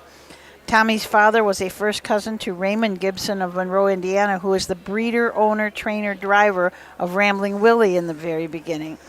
Monroeville is only a few miles from Paulding and Van Wert, and the Van Wert County Fair is the only other fair at which Gibsons have their barbecue trailer. So it's kind of funny that one of our favorite food places here is owned by someone who had harness racing in the background. I believe that's them directly behind not directly behind the grandstand, right next to the grandstand. I guess behind the Mutual. Right, the first one that you would see if you walk out of the Yep. grandstand, the first trailer there. Home of the slop bucket. Yep, I tried it last year at Van Wert. It was very good. I tried it this year right here, and it was really good. And I gave it 4 horseshoes last year, I believe You it did, was. yes. I'd have to go back and look, but I think that's what they got. So let's go up for the post parade. Going for a purse of $4,425 and a blanket courtesy of Buffman Tile Company. Number 1 is Silazoo, leased by E.G. Trot of LLC of Findlay, trained and owned by Ed Greeno Jr. Number 2 is Flexi Lady, all by Mark Martin of Willard, Patricia Jury of Bucyrus, and Courtney Stockmaster of Bellevue, trained by Rosie Weaver, the driver Joseph Yoder. Number 3 is Desert Haze, all by Hayter's Stables LLC of Temperance, Michigan, and Greg Bateson of Toledo, trained and driven by Greg Bateson. Number 4 is Instant Fortunelle, All the Levan Stables Incorporated, Megan Levan and Deem Racing, all of Woodstock, Ohio, trained and owned by Hank Levan. Number 5 is Money Snatcher, owned by David Warnstaff of Ashley, Ohio, Leslie Joyce of South Bloomfield, Ohio, trained by David Warnstaff, the driver Leslie Joyce. At number 6 is One Fancy Lady, owned by Rosie Weaver of Beach City, Ohio, Heartland Acres of Wahonding, Ohio, and Cabby D LLC of Hudson, Ohio, trained and owned by Rosie Weaver. Horses will take one long score and go to the gate. Mutual windows closing in 4 minutes. Hurry and don't be shut out. Bright sunshine here at Paulding. A few clouds in the sky, blue skies, and the shadows now as the sun sets starting to cover the front stretch. And Susan, how difficult is that for some horses to go from a lighted area into a shaded area? Well, I think for some it is. If you look down the stretch, you'll see pole after pole after pole after pole. So I think if they can get by all those pole shadows coming into, but you're right, it comes from very bright light right into very dark, and that is problematic for some of them. Some of them just don't even care. They don't notice it. You know, and it's funny that you don't know what a horse might see that might throw them off. You know, we had a Facebook post that Roger made when he and I were out at Sabra Farms for Freshman Focus when we were meeting with Scott Cox, and the second all-time winningest horse in harness racing history, a 14-year-old Southwind Amazon, was out jogging that day. I happened to be shooting the camera there, and he saw me, and it spooked him. And he kind of just turned his head, looked, and took off. Yeah. And, you know, at 14, you would think, you know, would be used to so many different things, but it was something different in his home track that he was not used to seeing. You were invading his home, his space. I was in his space. You're not supposed to be there. I think it's actually easier sometimes when you come to a fair because everything is new. When there's one new thing at your home track, that can be really scary. But here, heck, there's so much to be scared of, you might as well just go. Well, and it was funny that a horse with that many wins, that much experience at so many different places, 14 years old, still saw something that he wasn't used to and threw him a little bit off his game. Yep. Probably was just feeling good and needed an excuse to be a little bit wild.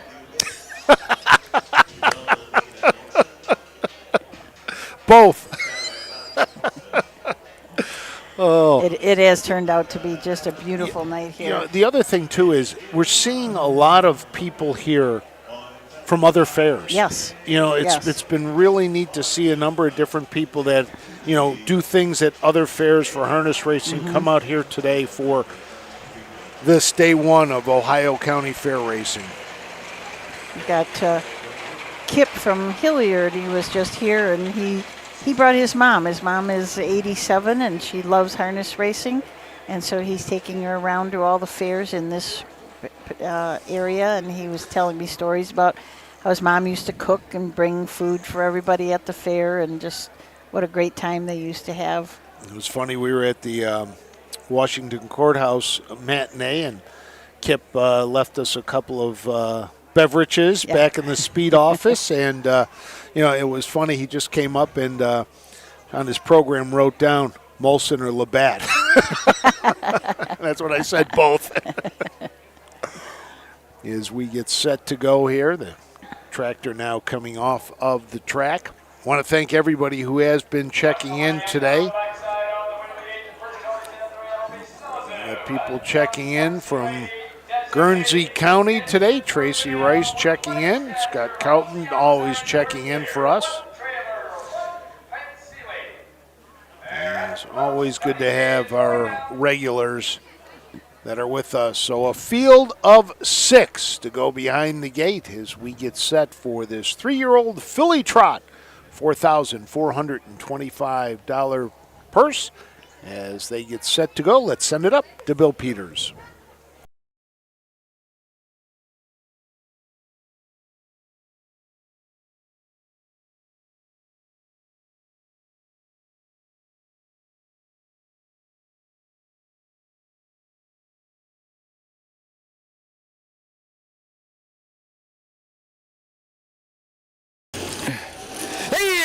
Off and trotting the first horse away on the outside is Instant Fortunel. Dropping in their second is Desert Haze. Moving up on the outside third, that is Money Snatcher. At the rail fourth is Silazoo. Moving up fifth is Flexi Lady, and the last horse is One Fancy Lady. As they make the turn now to head down the backside, a race over that quarter-mile mark, Hank Levan has Instant Fortunel on top by 4 lengths. Trotting second is Desert Haze, driven by Greg Bateson. Moving along third, that's Money Snatcher, driven by Leslie Joyce. Fourth is Silazoo, driven by Ed Greeno Jr. On the outside fifth is Flexi Lady, driven by Joseph Yoder. And the last horse is One Fancy Lady, driven by Rosie Weaver. First quarter was trotted in 31 seconds. As they race around that upper turn to come down past the stands for the first time, that's still Instant Fortunel on top by 2.5 lengths. Desert Haze trots in there second, followed by Money Snatcher third. At the rail fourth is Silazoo. Flexi Lady is fifth on the outside, and trailing is One Fancy Lady. Coming to the half-mile mark, that's Hank Levan and Instant Fortunel bringing the horses to the half. Sitting in the golden chair second, that is Desert Haze, followed by Money Snatcher third. First half trotted in 102 and 2/5. As they round the turn now to head down the backside to race over that 3/4 mile mark. The one to catch is Instant Fortunel. The closest horse second along the rail is Desert Haze. Money Snatcher is in their third, but Silazoo now goes off stride. Moving up fourth is One Fancy Lady, and moving up fifth is Flexi Lady. Going to the 3/4 mile mark. Greg Bateson is out and on the move with Desert Haze, and she sticks her nose out in front. Dropping back second along the rail is Instant Fortunel with Money Snatcher right there third. 3 and 2. 3/4 and 133 and 2/5. As they race around that upper turn to head for pay dirt. Now Desert Haze takes over by 2.5 lengths. Instant Fortunel racing second. Money Snatcher is third. One Fancy Lady is fourth. As they race toward home, that's Desert Haze and Instant Fortunel. Desert Haze and Instant Fortunel, One Fancy Lady closing on the outside. But past the stands, it's going to be Desert Haze, and here they all come. Instant Fortunel holds on for second with One Fancy Lady third. 203 and 4. A mile and 203 and 4/5.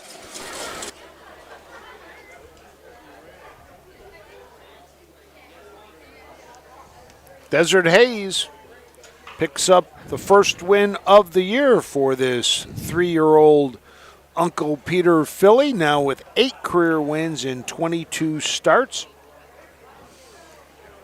Comes home in 2:03 and 4. Second was Instant Fortune L out of the Levan barn. Filly by What the Hill. And now has hit the board in 2 of 6. And Rosie Weaver's One Fancy Lady finishes third. First time that One Fancy Lady has hit the board this year. I think you may have another career as a charter because you are writing down those numbers so fast when they go across the line. Just toot, and his chart is done. You never know when you're going to need to find something new to do. I believe Desert Haze was our 2-year-old filly trotting champ on this circuit last year. I believe wasn't you she? are right. Okay, good. Yes, you are. I didn't know. I thought I wasn't making that No. up. I know she was real tough towards the end of last year, and Greg was really trying to rack up the points before the fair final, and she went on to win the fair final last year, too, at Northfield Park. Not a bad payroll, $50,000 as a 2-year-old. Not a bad payroll. No, I had a really, really nice year last year.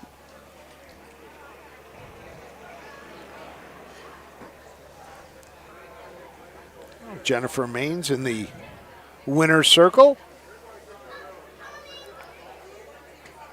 Waiting on Desert Haze to make the way back to the winner's circle, and here he comes.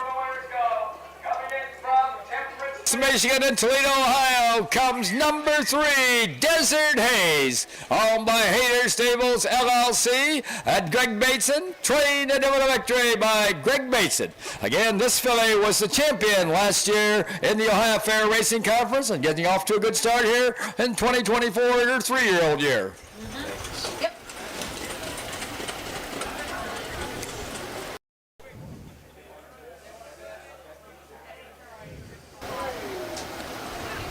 That's a big hand here for Desert Haze and all concerned, and the Buffman Tile Company, the donors of the blanket.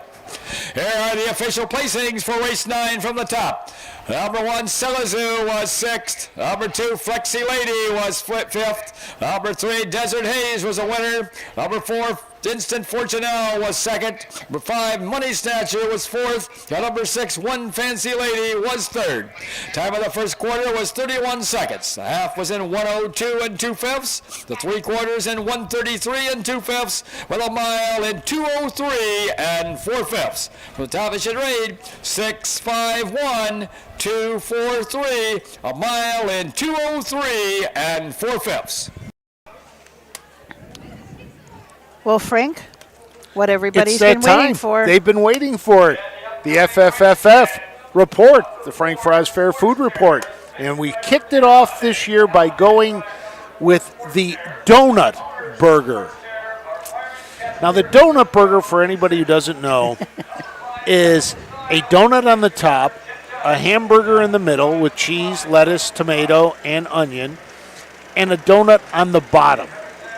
So it was 2 glazed donuts serving as the bun for the burger. Now, it was kind of nice to have the sweetness of the donut there.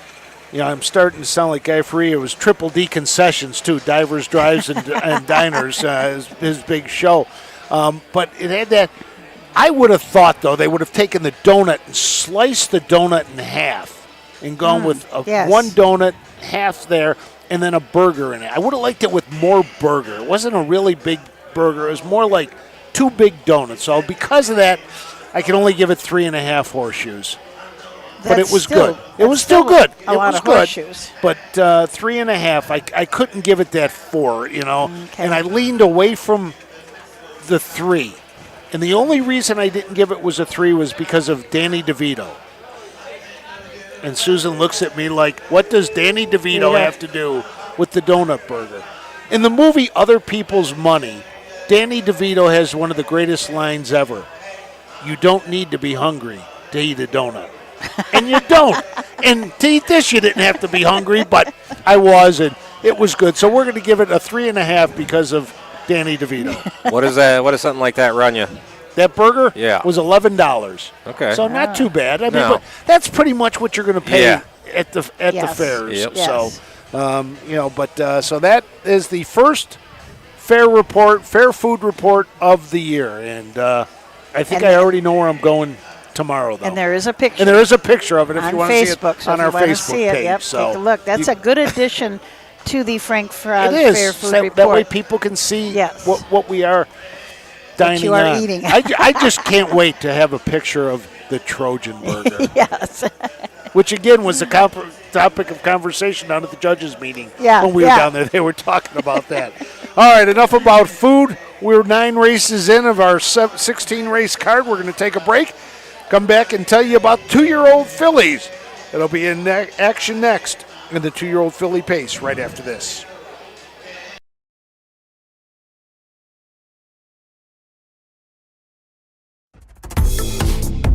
The future is bright in Ohio. Ohio Sire Stakes, Buckeye Stallion Series, 65 county and independent fairs. Whether it's the Ohio Sire Stakes, the Buckeye Stallion Series, or the county fair, Ohio has a place for your racehorse. This year, Ohio breds are racing for over $20 million in stakes purses. Be part of the winning. Breed, buy, race, win in Ohio. Cool Winds Farm wants to thank all the bidders and buyers that supported the Ohio Selected Jug Sale. Cool Winds Farm in Lima, Ohio is a full-service standardbred breeding facility that specializes in stallion management. Cool Winds Farm stands the popular Dancin' Yankee, whose first crop of 2-year-olds are now racing. Cool Winds also welcomed Western Fame to their stallion barn, who won nearly $2 million competing against the best pacers of his generation.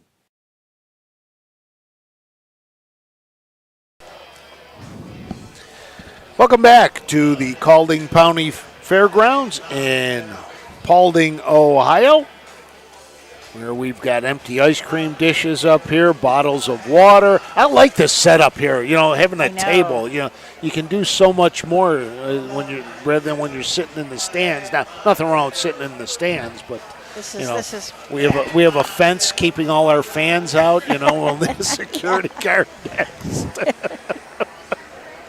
Oh, what do you got there, Susan? Well, last year we had, I think it was the 1975 Huff's Guide, if I remember right. And this year we have the 1967 official Huff's Guide and Route book. Where did you get that from? I don't remember. Somebody gave Rusty it to me. Voorhees brought it, right? Yes, to you're right. Yep. And in 1967, the Paulding County Fair raced 3 nights in August. So they always haven't been the first fair. August 28th, 29th, and August 30th, they had Northern Ohio Colt Circuit races. They had non-winners of $15,000 pace, non-winners of $500 trot. So 3 nights of racing, trophies for all races, starting gates, photo finish, Perry Mutuals. Pretty cool stuff. So we'll have this all summer again and tell you what went on in 1967. That book is older than one of the members of our crew here today. Yeah. It ain't one of us. Oh my gosh, that's just. Oh. Well, it's going to be interesting. It's got It really is neat looking. West Virginia, Lewisburg, West Virginia, Greenville, Ohio has 2 pages, just like they do now. Just like they do now, yeah. So they raced. Wow, they raced Friday night, Saturday, Tuesday, Wednesday, Thursday. They raced a lot of days. The OCRA logo hasn't changed much. No, it hasn't. So it'll be places that we don't race now. Owensville, Smithfield. I don't remember racing there. Oh, then the Springfield, Ohio. We sell horses there now. We sell horses there, don't race there, yep. So pretty neat book. So we'll pull it out when a fair comes and let you know. Plain City, Ohio. The tradition of Plain City, racing. I think that must be an independent fair, because that's in Union County, right? Plain City is right near Dublin, Ohio. Yeah. The Independent Agriculture Society. So that was an independent fair that raced at Plain City. Interesting. Interesting stuff, absolutely. The Southern Michigan Fair racing circuit in here, a whole lot of ads for. It's kind of nice to look back at these pieces of history that we get every now and then, that we have some of it at the office. So let's take a look at the post parade for the 10th. Man of Woodstock, Ohio, and Jacob Wildermuth of Lewistown, Ohio, trained and driven by Hank Levan. Number 2 is Ma Honey, owned by Sean McGee of Swanton, Ohio, and Suzanne Bates of Gibsonburg, Ohio, trained by Ty Bates, the driver Luke Hanners. Number 3 is Fear the Jets, owned by Jerry Michael of Westland, Michigan, trained by Steve Novak, the driver Mark St. Louis Jr. Number 4 is Sports Terror, owned by Myron Kester and Phil Groves of Sydney, Ohio, trained by Jeff Nysonger, the driver Ken Holiday.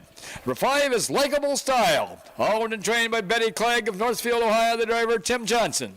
Number 6 is Song of a Dragon, owned and trained by Betty Clegg of Northfield, Ohio, the driver Nick Clegg. And number 7 is Whiskey Hill, owned and trained by Robbie Brooks of Van Loo, Ohio, the driver Pierce Henry. Horses will take one long score and go to the gate. Mute your windows closing in 4 minutes. Hurry and don't be shut out. There's wind, place, and Tell you a little bit more about these 2-year-old filly pacers, going for a purse of $3,675. The number 1 is Chicky L. Hank Levan drives and trains. Chicky L is owned by the Levan stables, Megan Levan and Jacob Wildmuth. And this was a $2,500 purchase at the Buckeye Classic sale. A Western vintage out of the mare, Ms. Betty's Hope. Ma Honey and Luke Hanners have the 2-hole. Tyler Bates is the trainer. Sean McGee and Suzanne Bates are the owners. This is a well-said filly out of Mary Celeste, who is by Your Nemesis. Purchased at the Buckeye Classic sale for $12,000. This filly won at the Salina Matinee in 2-9 and 2. The number 3 is Fear the Jets. Mark St. Louis Jr. and Steve Novak will team up again. They've won 2 so far today. This is a Fear the Dragon out of the mare Jets Dream. Gerald Migel owns and bred this 2-year-old. Sports Terror and Doc Holliday have the 4-hole for trainer Jeff Neisanger, owners Myron Kester and Philip Grove. This is a Western Terror filly out of Sports Muffler, who is a sportsmaster. The number 5 is Likeable Style. Tim Johnson drives for Betty Clegg. This Dancing Yankee is out of the Shark Gesture mare Lean on Yourself. Betty Jo Clegg owns as well. The second half of the Clegg entry in this race is Song of a Dragon. Nick Clegg will drive for Betty. Betty is the owner. This is a Fear the Dragon filly out of J.K. Song Sung Blue by Art Major. Purchased at the Ohio Selected Sale for $8,000. And the number 7 is Whiskey Hill. Pierce Henry will drive for Robert Brooks, the former mayor of Van Loo, Ohio, who also owns this horse. And he bred it as well. So this is a homebred by Racing Hill out of the Woodstock mare Connie's Desire. Whiskey Hill won at Salina Matinee in 2:13-2. Matinee Madness, you can go back and watch those. Those are all on our harnessracingohio.com if you want to catch them again. So Harness Racing Ohio will be having some changes pretty soon. We're gonna it's being in the process of being changed a little bit, so but you'll still be able to find our races there. Go back and all the archives are there for past races from years we've been doing this, right? Years. So you can see races from a couple of years ago. And the Harness Racing Ohio is kind of meant to be a fan site where there's things for the fans. The information about the fantasy stables will be there, and all of the fair racing and all of the other racing. Then if you're looking for more of horseman type stuff, you can go to ohha.com and look there and see if you can find what you need. And if you have any trouble negotiating any of those, just call our office at any time and we'll be able to help you out. That was Mike Wepkenberg's starting gate, waits on the back stretch. Horses are making their way back that way. The favorite for this race is the number 3, Fear the Jets. The number 2, Ma Honey. Now the favorite at 6-5. Luke Hanner drives for Tyler Bates. You know why she's the favorite? Why is she the favorite? Because everybody watched Matinee Madness and knew she won at Salina in 2-9. There you go. David Myrick just said that Desert Haze is a sister to Hydraulic Hazel. Yep. One of Matt's very favorites. Absolute. Which that's the type of insight we expect out of you, Mr. Clark. Yeah. I don't know the status of her. I think she was sold, from what I understand. Oh. And they are, I mean, I imagine going to breed her. That was the plan I heard last year. Okay, Let's so send it up to Bill Peters.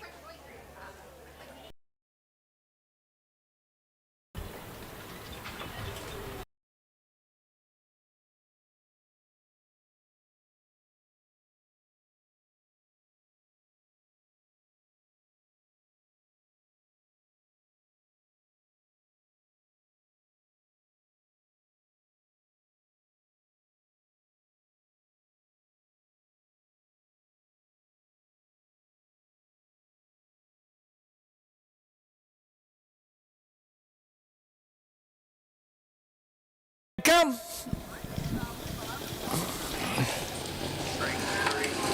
We're off and pacing. The first horse away is Mo Honey. At the rail second, that's Chicky Hill. Moving up third along the rail, that's Song of a Dragon. On the outside fourth is Whiskey Hill. Moving pacing along fifth, that's Sports Terror. Racing sixth is Fear the Jets. And the last horse is Likeable Style. As they make the turn now to head down the backside to race over that quarter-mile mark, Luke Handers has Ma Honey on top. Pouring on the pressure on the outside second, though, it is Whiskey Hill, driven by Pierce Henry. At the rail third, Chicky Hill, driven by Hank Levan. Fourth is Song of a Dragon, driven by Nick Clegg. And racing in their fifth, Sports Terror, driven by Ken Holiday. First quarter paced in 30 and 4/5 seconds. Off stride with Chicky L. As they race around that upper turn to come down past the stands for the first time.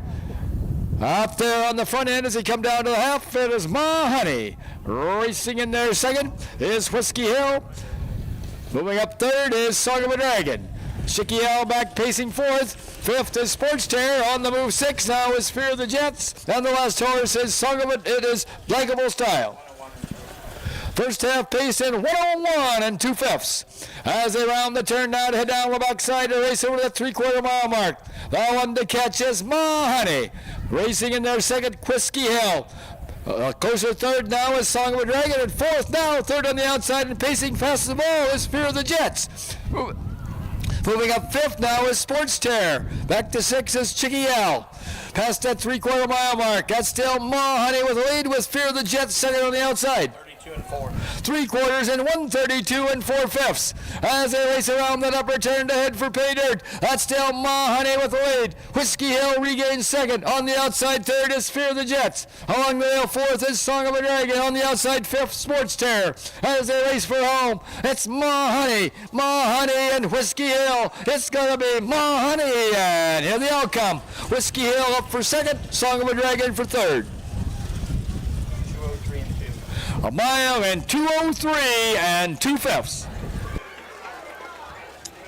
2:03 2/5 for your winner, Ma Honey, the favorite at 6-5. Second was Whiskey Hill, and third, Song of a Dragon.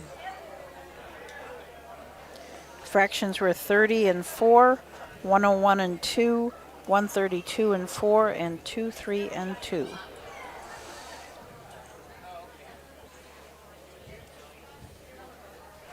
So Ma Honey, Luke Hanners comes up, gets the drive. Tyler Bates, the trainer.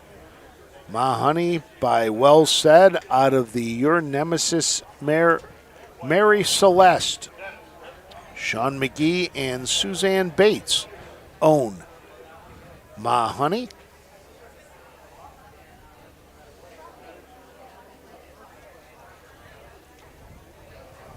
We've got another memorial blanket out here in memory of Ray and Ted Stahlbaum. So it looks like we've got family members heading out.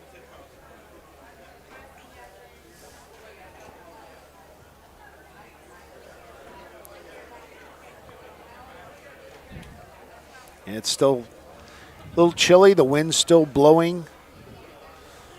Luckily, it's blowing from our left to our right down the front stretch. But still some people out here in shorts and T-shirts. Yep. Surprised Matt hasn't gone to the gloves yet. It's not far off. No, I was just checking going to say my hands are kind of cold from holding onto the camera like this. You're sitting with your hands in your pockets. Don't laugh at me. I'm checking the weather tomorrow, that's for sure. Supposed to be just like today, maybe a few degrees warmer, so should be really nice. I think we're going to pack a hoodie or a pullover or something tomorrow. Let's go up to Bill Peters. One of the winners go coming in from Swanton and Gibsonburg comes number 2, Ma Honey, all by Sean McGee and Suzanne Bates, trained by Ty Bates, and driven back to this evening by Luke Hanners. Now the blanket for this race is given in memory of Ray and Ted Stahlbaum. Both of them drove horses, and I think I mentioned it here last year. The first race that I ever announced was here at the Paulding County Fair in 1960, and Ray Stahlbaum was the winning driver with Don Chief, who was owned by Walter Gillen, who owned the oil company here in Paulding. Let's have a big hand here for Ma Honey and all concerned, and those giving this blanket in memory of Ray and Ted Stahlbaum.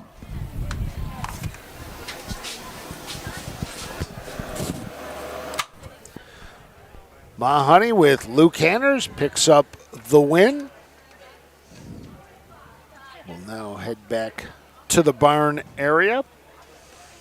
30 4/5, 101 2, 132 4, 203 2. Picking up the win in the first career start for Mahoney. Here's the rundown. Winner, number 3, Fear the Jets, was 5th. Number 4, Sports Terror, was 4th. Number 5, Likeable Style, was 7th. Number 6, Song of a Dragon, was 3rd. And number 7, Whiskey Hill, was 2nd. Time of the first quarter was 30 and 4/5. The half was in 101 and 2/5. The 3 quarters was in 132 and 4/5. With a mile in 203 and 2/5. From the top it should read 6:15.473. 2 on the bottom. The mile in 203 and 2/5. We continue to roll on with 2-year-olds in our 11th race today. This will be the 2-year-old Colt Trotters. The 3 divisions of 2-year-old Colt Trotters today. Each division going for $4,540. And we'll be back to tell you about the 6th in our 11th race right after this.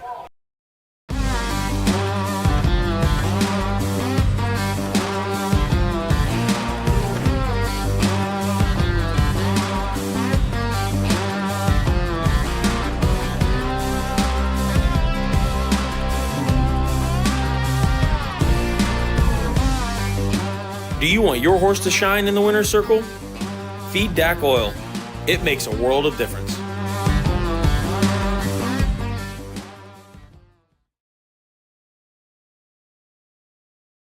For over 50 years, Midland Acres has provided top-quality Ohio-bred colts and fillies. As a third-generation farm with 500 acres of pasture for breeding to boarding and on-site veterinarian care, we understand the importance of delivering well-cared-for and well-mannered yearlings. Get in the winner's circle with the yearlings by Fear the Dragon, Yankee Cruiser, Pet Rock, Long Tom, and Bit of a Legend. Midland Acres, doing our best to bring you the best. Welcome back to the Paulding County Fair in Paulding, Ohio, the first of 129 Ohio Fair racing cards to be raced this summer in the Buckeye State, our first of 66 county and independent fairs that we will be at. It's going to be a long summer. But it's going to be a fun summer. Making memories. Making memories, yes. Yep. We're happy to be able to bring this to you, and we're happy if you come to the fair, of course. If you do come to a fair, make sure you stop and see us so that we can put a face to the name. We have a lot of people sticker in your passport. Yes. Yes. And a bee in your bonnet, too. You never know what you're going to get with us. You know, when we get the camera, I'm going to put the passport in front of the camera, because once people see these, they're going to want one really badly. So the passport is a little booklet that you can carry with you from fair to fair. And when you come up and see us in the broadcast area, we will put a sticker on there to show that you were there. We have special stickers that no one else has. So we'll put your sticker on, and then at the end of the year, you mail it back to us or give it to us at the last fair you're going to be at. And I'm going to add up your stickers and give out lots of cool prizes. We're going to have some great prizes. We are going to have some great prizes this year for this. This is something that Susan came up with, and just a great idea. It really is. I think it's better than you even imagined. I think it's really, really neat. I just hope people like it. But actually, I stole the idea because they were doing it in New York. You didn't steal it. You were doing market research. Yes. Yes. So it's neat. We want to encourage you to come to the fairs, and if you can't come to the fairs, then of course watch our show. And we hope you do. So we're getting set for the 11th. So I think we're getting. Are they out on the track yet? No, not on the track. Not all of them yet. This is the third of 3 divisions of the 2-year-old Colt Trot. I was worried that they were doing the post parade, and our cameraman stepped away. I was going to have to jump in over there.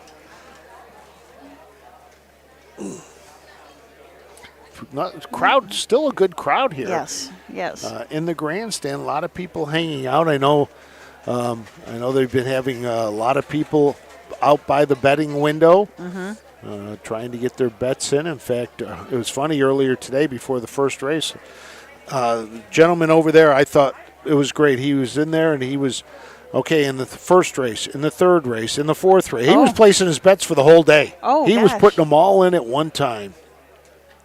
Well, that's kind of nice because then you can just sit and Sit enjoy. there and enjoy. Yep. Yeah. I mean, if you had time to get here early, get a program, and I know they have tomorrow's program already here. They're selling that, so a lot of people pick that up tonight, take it home, and do a little research and be ready to make their wagers for tomorrow. And as we mentioned earlier, they have a lot of community support here.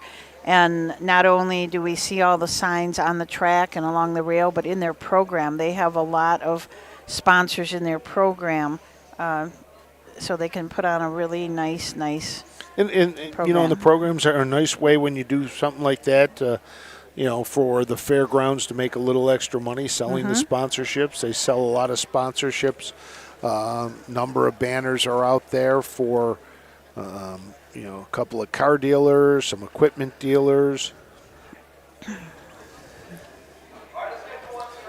As we are getting ready.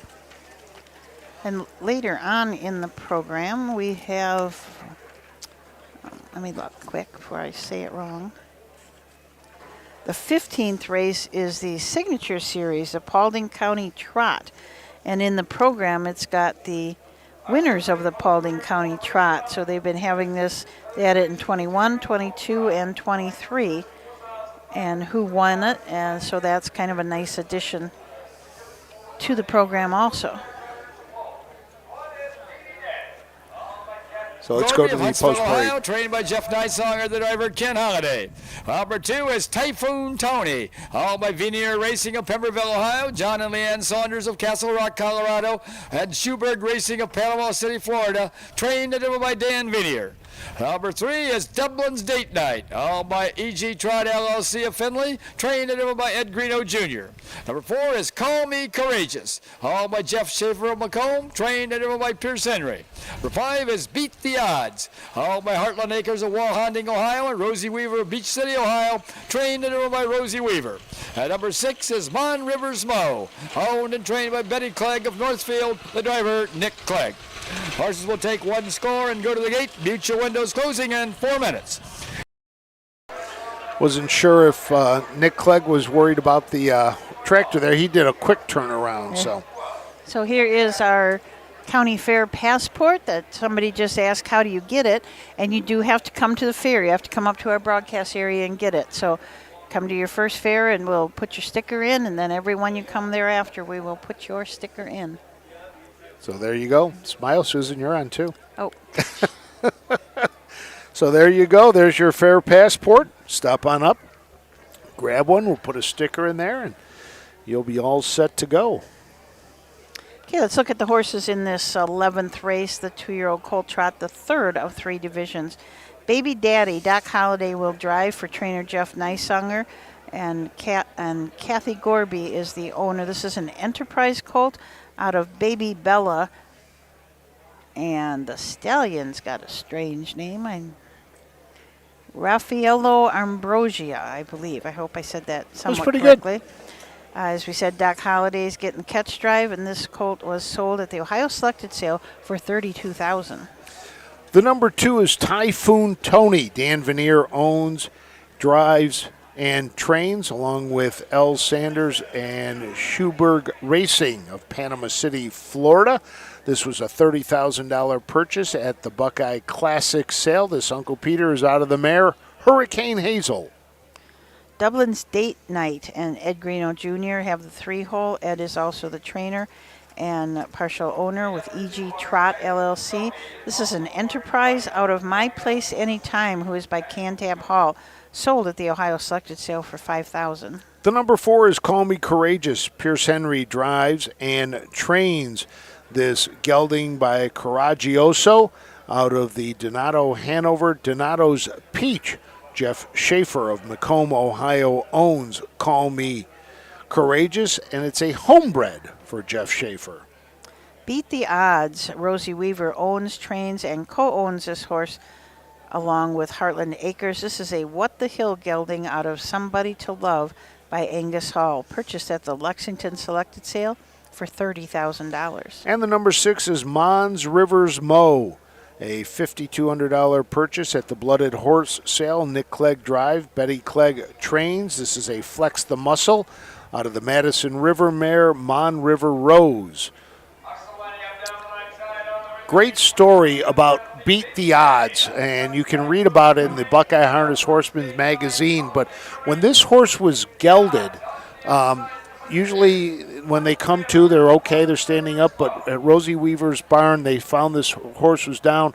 Luckily, the vet was still on property, was able to come there, and they had to do basically emergency surgery in the stall to save this gelding's life. And the fact that it is now on the track is a big, big story.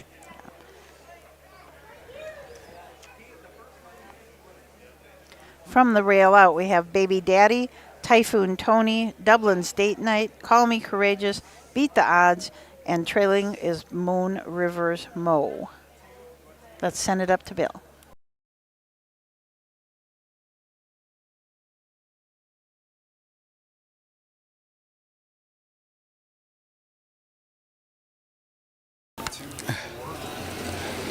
Here, off and trotting. That's Beat the Odds on the outside, going out after the lead. Racing in their second is Dublin's Date Night. Moving up third is Mon Rivers Mo. In their fourth, that's Baby Daddy. Baby Daddy now goes off stride. Racing fifth is Call Me Courageous, and the last horse is Typhoon Tony. As they head down the backside, they race over toward that quarter-mile mark. Rosie Weaver has Beat the Odds on top by 5 lengths. Trotting second is Dublin's Date Night, driven by Ed Greeno Jr. Racing in their third is Mon Rivers Mo, driven by Nick Clegg. Fourth is Call Me Courageous, driven by Pierce Henry. Fifth, it is Typhoon Tony, driven by Dan Vinier. And the last horse is Baby Daddy, driven by Ken Holliday. First quarter was trotted in 32 1/5 seconds. As they race around that upper turn to come down past the stands for the first time, that still Beat the Odds with the lead. Closing in a wee bit second now is Dublin's Date Night. Racing third, coming to the half, is Mon Rivers Mo. In their fourth is Call Me Courageous. Then comes Typhoon Tony and Baby Daddy. First half trotted in 103 3/5. As they round the turn now to head down the backside to race over to that 3/4 mile mark. The one to catch is Beat the Odds. The closest horse second is Dublin's Date Night. Racing third is Mon Rivers Mo. Moving up fourth is Call Me Courageous. Typhoon Tony is fifth. Then trailing is Baby Daddy. Going to that 3/4 mile mark. That is still Beat the Odds with the lead, but now only a length and a half back. Second is Dublin's Date Night. Moving up third now, Call Me Courageous. Dropping back fourth is Mon Rivers Mo. 3/4 in 134 1/5. As they race around that upper turn to head for pay dirt. That's Beat the Odds with the lead, but moving up on the outside, second to pour on the pressure is Dublin's Date Night. Third off stride now goes Call Me Courageous. As they race toward home, that is at the rail is Beat the Odds. On the outside, Dublin's Date Night. Beat the Odds and Dublin's Date Night. Beat the Odds at the rail. Dublin's Date Night on the outside. It's going to be Beat the Odds. Dublin's Date Night up for second, up for third, Call Me Courageous. 2:08. A mile and 2:08.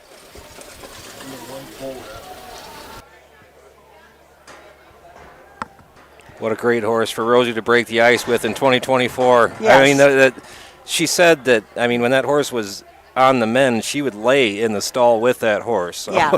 I mean, she loves this little gelding. Yes, they've got quite the connection from what this horse went through. Frank is headed down to the winner's circle, so hopefully we can get a little reaction out of Rosie for this horse. So Beat the Odds and Rosie Weaver winning race 11 in 2/8 fractions, 32 1, 103 3, 134 1, and 2:08. And here comes some of the Weaver clan coming down to be in the winner's circle with this horse. And we'll see her more this summer now. You know, she's got 24 horses in over the 2 days. She told us Saturday night, out of 24 horses, if she can't win one, she might not come to the fairs anymore. So she'll be back. Yeah. Yep. She was talking to us Saturday night, and she loves the fairs. She just loves to come. Oh, and this is the U.S. Coast Guard Veterans of Paulding race. So we've got some Coast Guard veterans out there.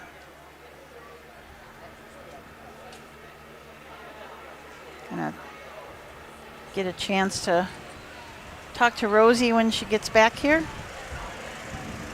And I'm sorry, but I don't have any of the other rundown because I was so busy rooting for Rosie. Dublin's date night was second. Ed Greeno, Yes, you're right. Right, Right. That was a pretty was good battle around that last Yes. turn and It into the truly stretch. was. Yeah, Dublin's date night just sat in the pocket. Go, coming in from Wall Hunting in Beach City, Ohio, comes number 5, Beat the Odds, owned by Heartland Acres and Rosie Weaver, and trained in the victory by Rosie Weaver. The blanket for this race is courtesy of U.S. Coast Guard veterans of Paulding, and many of the veterans are in the winner's circle for the trophy presentation.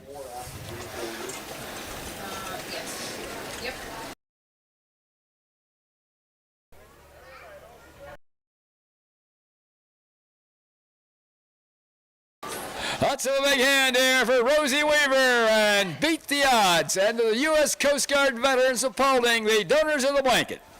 Here are the official placings for race 11 from the top. Number 1, Baby Daddy, did not finish. Number 2, Typhoon Tony was 5th. Number 3, Dublin's Date Night was 2nd. Number 4, Call Me Courageous was 3rd.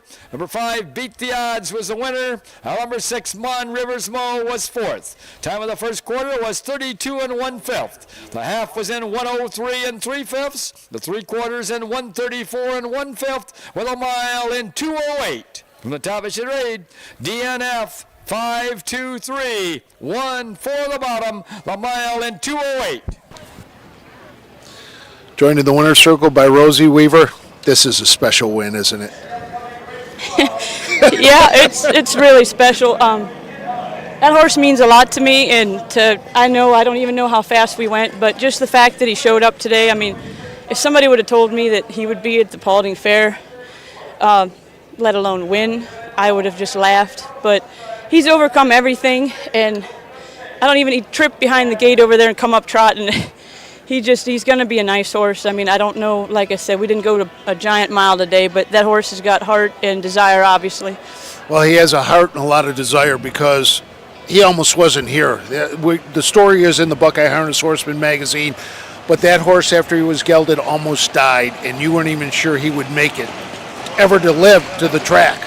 Yeah, he shouldn't be here today. Like I said earlier, the determination, the will that he showed to just fight through his infections and just everything that he had to go through for 3 months is just amazing in itself. And to be here today, like, he handled everything like a professional. I mean, he just like turned left off the gate, and he's good on the gate. He wants to be a racehorse, and I saw that from the day that we gelded him and that happened, and he was, went through what he did. It's just, like I said, I don't know how much money he'll make this year, but I can guarantee you he will try for all he's worth. Congratulations, you already beat the odds. I did. Thank you. Thanks, Rosie. Back to you guys. All right, Rosie about got me choked up there. I know, me too. You could tell how much this means to her, how hard she worked with that horse to save him. I mean, Yeah. he was basically, maybe wasn't going to make it out of that surgery. So quickly from the top on down, Baby Daddy did not finish. Typhoon Tony was 5th. Dublin's Date Night 2nd. Call Me Courageous 3rd. Beat the Odds was your winner. And Mon Rivers Mo was 4th. We're going to be back with race number 12, which is the 3-year-old Colt pace, the 3rd of 4 divisions, right after this. When you need supplies for your horse, one name stands out: Big D's. Since 1974, Big D's Tack and Vet Supply has been the equine experts you can trust. Whatever your horse needs is available at Big D's Tack and Vet Supply. Visit the retail outlet in Streetsboro, Ohio, or order online at bigdweb.com. Most orders shipped that day, or call 1-800-321-2142. Big D's Tack and Vet Supply.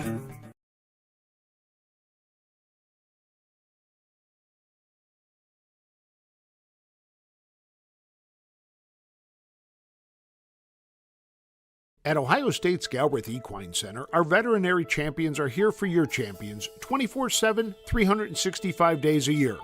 Our expert team of boarded surgeons, sports medicine and rehabilitation specialists, together with veterinary cardiologists, internal medicine, and ophthalmologists, make our hospital your best resource for all sport horse performance issues. The Ohio State Veterinary Medical Center's Galbraith Equine Hospital. Call us today at 614-292-6661.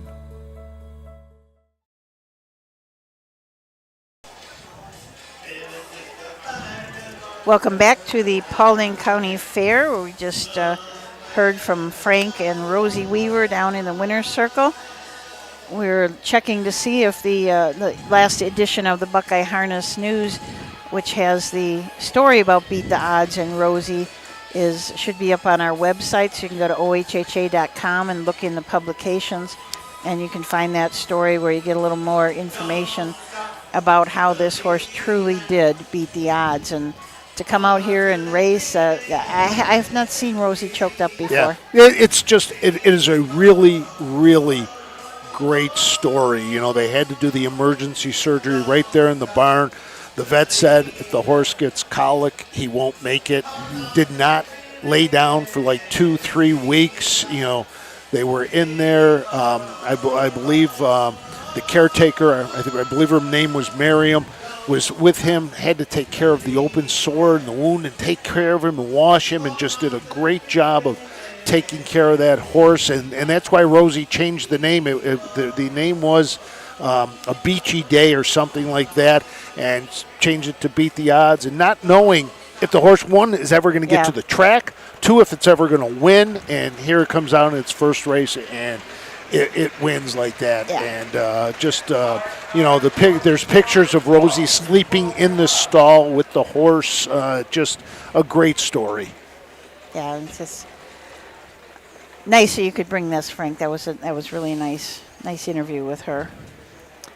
So the 12th race coming up is the third of 4 3-year-old Colt paces. This one is sponsored by the Paulding County Egg Society. So the first horse, Obi-Wan Kobe. Doc Holliday will drive for trainer Jeff Neisonger. Kathy Gorby is the owner. This is a Fear the Dragon out of Always Sunday, who's by Lise Marie. This horse sold as a yearling at the Ohio Selected Sale for $22,000. Had 10 starts this year, made $6,000, and has had 7 starts this year, but has got 3 back-to-back marks are individually timed in 54-3, 54-2, and 54-3. So it seems like really coming around and racing good at Scioto Downs. The number 2 is I Sure Be Quick. Curtis Barber drives for Mike Sweeney. This is a gelding by Do Me That Again out of the Fly Buckeye mare Bellflower. Mike Sweeney, along with Ronald King and Marion Beachy, own I Sure Be Quick. 1 start this year. That was a 2nd place finish back at Scioto Downs. Last time out, though, was scratched sick in its career. 4 starts, still looking for that very first win. Smoking Funny Things, and Don Harmon will leave from the 3-hole. Krista Harmon is the trainer. Krista and Don Harmon are the owners. This is a well-said colt out of Daisy Dukes, who is Admiral's Galley. Now I know where it got the gray from, because Admiral's Galley throws a lot of gray horses. This horse just had 3 starts last year as a 2-year-old, and was timed at Van Wert in 2:9. The number 4 is Dragon Me to the Sip. Derek Flowers drives and trains for owner Henry Trimble. This Fear the Dragon is out of Fear Life. Did not race as a 2-year-old, has made 3 starts this year as a 3-year-old, has not hit the board yet. Last time out at Northfield, finished 6th, timed in 2:01. Buckeye Proud and Pierce Henry have the 5-hole. Robert Brooks is the trainer.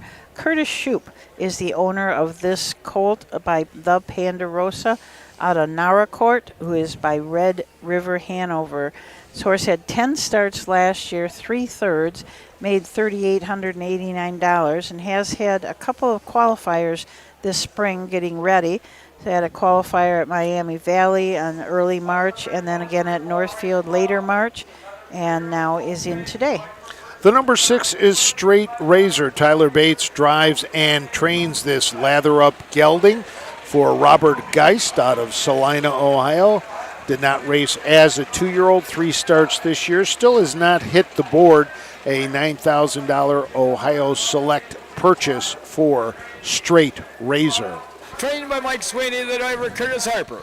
Number 3 is Smokin' Funny Things, owned by Krista and Don Harmon of Jackson, Michigan. Trained by Krista Harmon, the driver Don Harmon. Number 4 is Dragging Me to the Sip, owned by Henry Trimble of Byram, Mississippi. Trained and driven by Derek Flowers. Number 5 is Buckeye Proud, owned by Curtis Schaup of Attica, Ohio. Trained by Robbie Brooks, the driver Pierce Henry. And number 6 is Straight Razor, owned by Bob Geist of Salina. Trained and driven by Ty Bates. Horses will take one long score.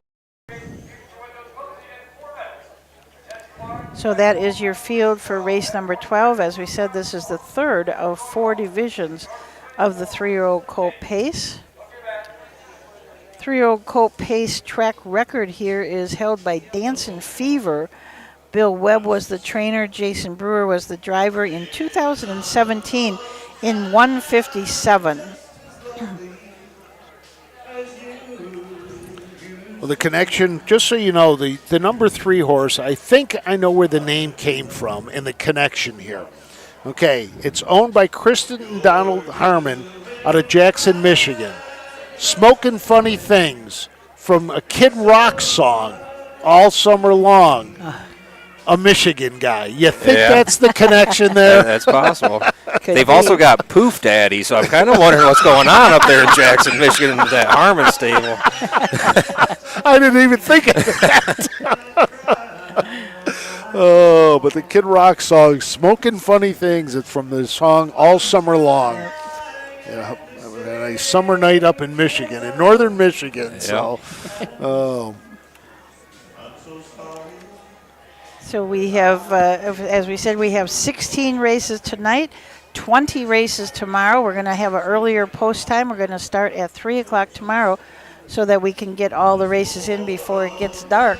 We've got a lot of shadows on the track right now where they're coming across in the last turn. The shadows are coming from the buildings across the track. And, of course, the grandstand is right in front of the grandstand. It's completely in the shadows.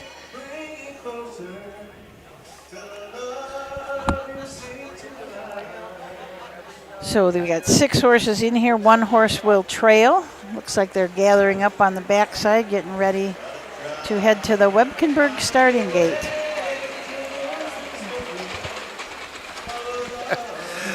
Gentleman just came up to get his passport. He said, my sister just called me, and I'm at all the fairs, and she said I had to go up there and get something from you. And I said the passport. He goes, yeah, that's it. So people that are watching are calling people here at the fairs and saying, getting your passport. Go get your passport. That's good. Yep, so there you go. That is good. Now our favorite for this race, it looks like it's the number 1 now, Obi-Wan Kobe at 6-5. I Sure Be Quick is at 3-2, and then Smoking Funny Things sitting there at 9-5. Well, Obi-Wan Kobe, I mean, coming off of those back-to-back-to-back 54 miles at Scioto Downs, even though it finished 6th, 3rd, and 6th, but still was individually timed that fast. So that I Sure Be Quick, his last mile was in 55, last quarter in 27-3. I know what that's like. Good miles and not even hitting the board. It happens, doesn't it? Yes, it does. Oh. So it looks like they're headed to the gate. Do you think we could get 129 days like this? Oh, gosh. I think you guys might be in a little trouble next weekend down there at Circleville. It's supposed to be pretty hot down there. Yeah, it's supposed to be hot. That's what I said. We're talking today to Jeremy Morris. I don't care about the heat. I just don't want rain, you know. Or Chris, I was talking to Chris Santacantarina, who will be on the camera that day. So they've got a really nice grandstand down there, big grandstand, and all shade for the whole card usually. So should be good for that one. From the rail out, Obi-Wan Kobe. I Sure Be Quick. Smoking Funny Things. Dragging Me to the Sip. Buckeye Proud. And Straight Razor. Let's send it up to Bill Peters.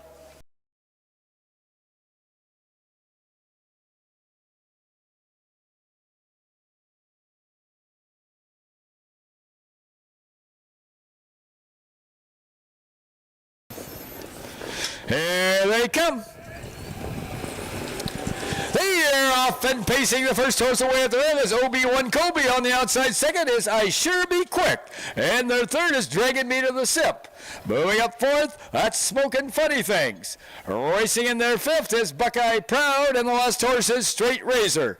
As they straighten out down the backside to race over that quarter-mile mark, Ken Holiday has Obi-Wan Kobe on top by a length and a half. Pacing second is Dragging Me to the Sip, driven by Derek Flowers. And their third is I Sure Be Quick, driven by Curtis Harper.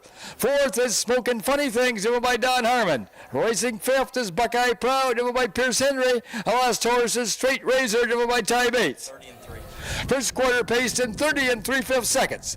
As they race around that upper turn to come down past the stands for the first time, that's still Obi-Wan Kobe by a length and a half. Dragging Me to the Sips is pacing second. Edging up on the outside third now comes I Sure Be Quick. At the rail fourth, Smoking Funny Things. Fifth is Buckeye Proud, and the last horse, Straight Razor. Past the half-mile mark. That is still Obi-Wan Kobe with the lead. Racing second is Dragging Me to the Sip. First half paced in 101 and 4/5. As they round the turn now to head down the backside to race over that 3/4 mile mark. They've got to catch Obi-Wan Kobe. The closest horse second is Dragging Me to the Sip. At the rail third now is Smoking Funny Things. On the outside fourth, I Sure Be Quick. Fifth, it is Buckeye Proud, and the last horse, Straight Razor. Going to the 3/4 mile mark, that's Obi-Wan Kobe by 4 lengths. Dragging Me to the Sip, still racing second. At the rail third, Smoking Funny Things. 31 and 4. 3/4 and 131 and 4/5. As they race around that upper turn to head for pay dirt, that's Obi-Wan Kobe by 6 lengths. Dragging Me to the Sip, trying to hold on second. Third is Smoking Funny Things. Slipping through fourth now is Buckeye Proud. As they race for home though, it's gonna be Obi-Wan Kobe, and here the outcome. Dragging Me to the Sip up for second. Up for third is Smoking Funny Things. 201 and 1. A mile and 2:01 and 1/5. Obi-Wan Kobe made that one look very, very easy, picking up his first win of the year. Those 154 last three made a difference. He really went out and just dominated in this race.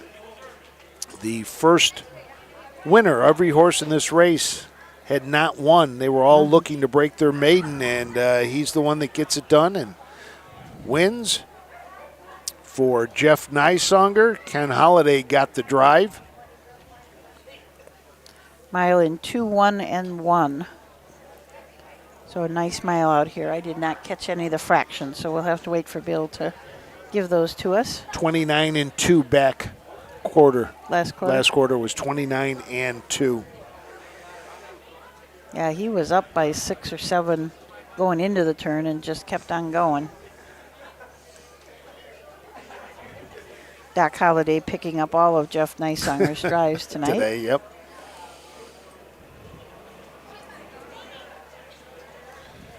Obi-Wan Kobe, a Fear the Dragon out of the Liz Mara mare Always Sunday.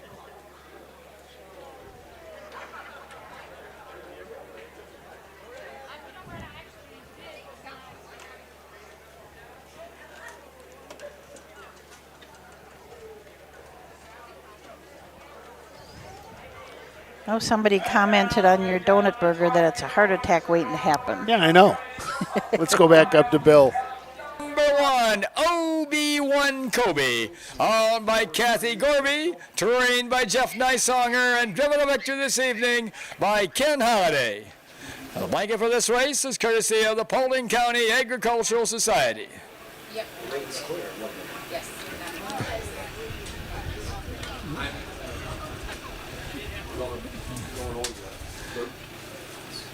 Let's have a big hand here for Kathy Gorby, Jeff Nysonger, Ken Holiday, and OB1 Kobe. And to the Paulding County Agricultural Society, the donors of the blanket. Here are the official placings for race 12 from the top. Number 1, OB1 Kobe was the winner. Number 2, I Sure Be Quick was 5th. Number 3, Smokin' Funny Things was 3rd. Number 4, Dragging Me to the Sip was 2nd. Number 5, Buckeye Proud was 4th. And number 6, Straight Razor was 6th.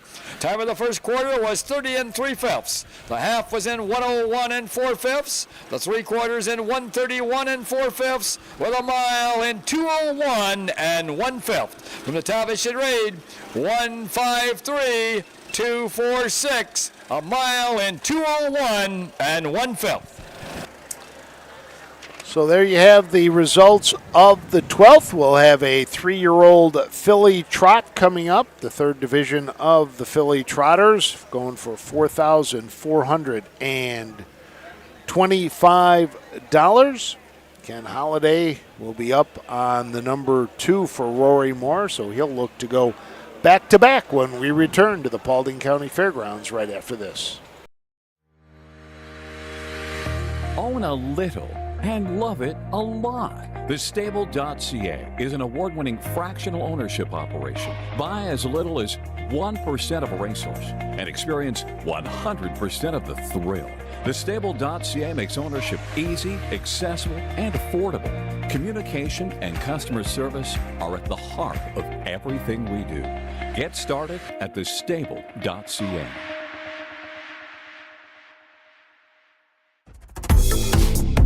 The future is bright in Ohio. Ohio Sire Stakes, Buckeye Stallion Series, 65 county and independent fairs. Whether it's the Ohio Sire Stakes, the Buckeye Stallion Series, or the County Fair, Ohio has a place for your racehorse. This year, Ohio breds are racing for over $20 million in stakes purses.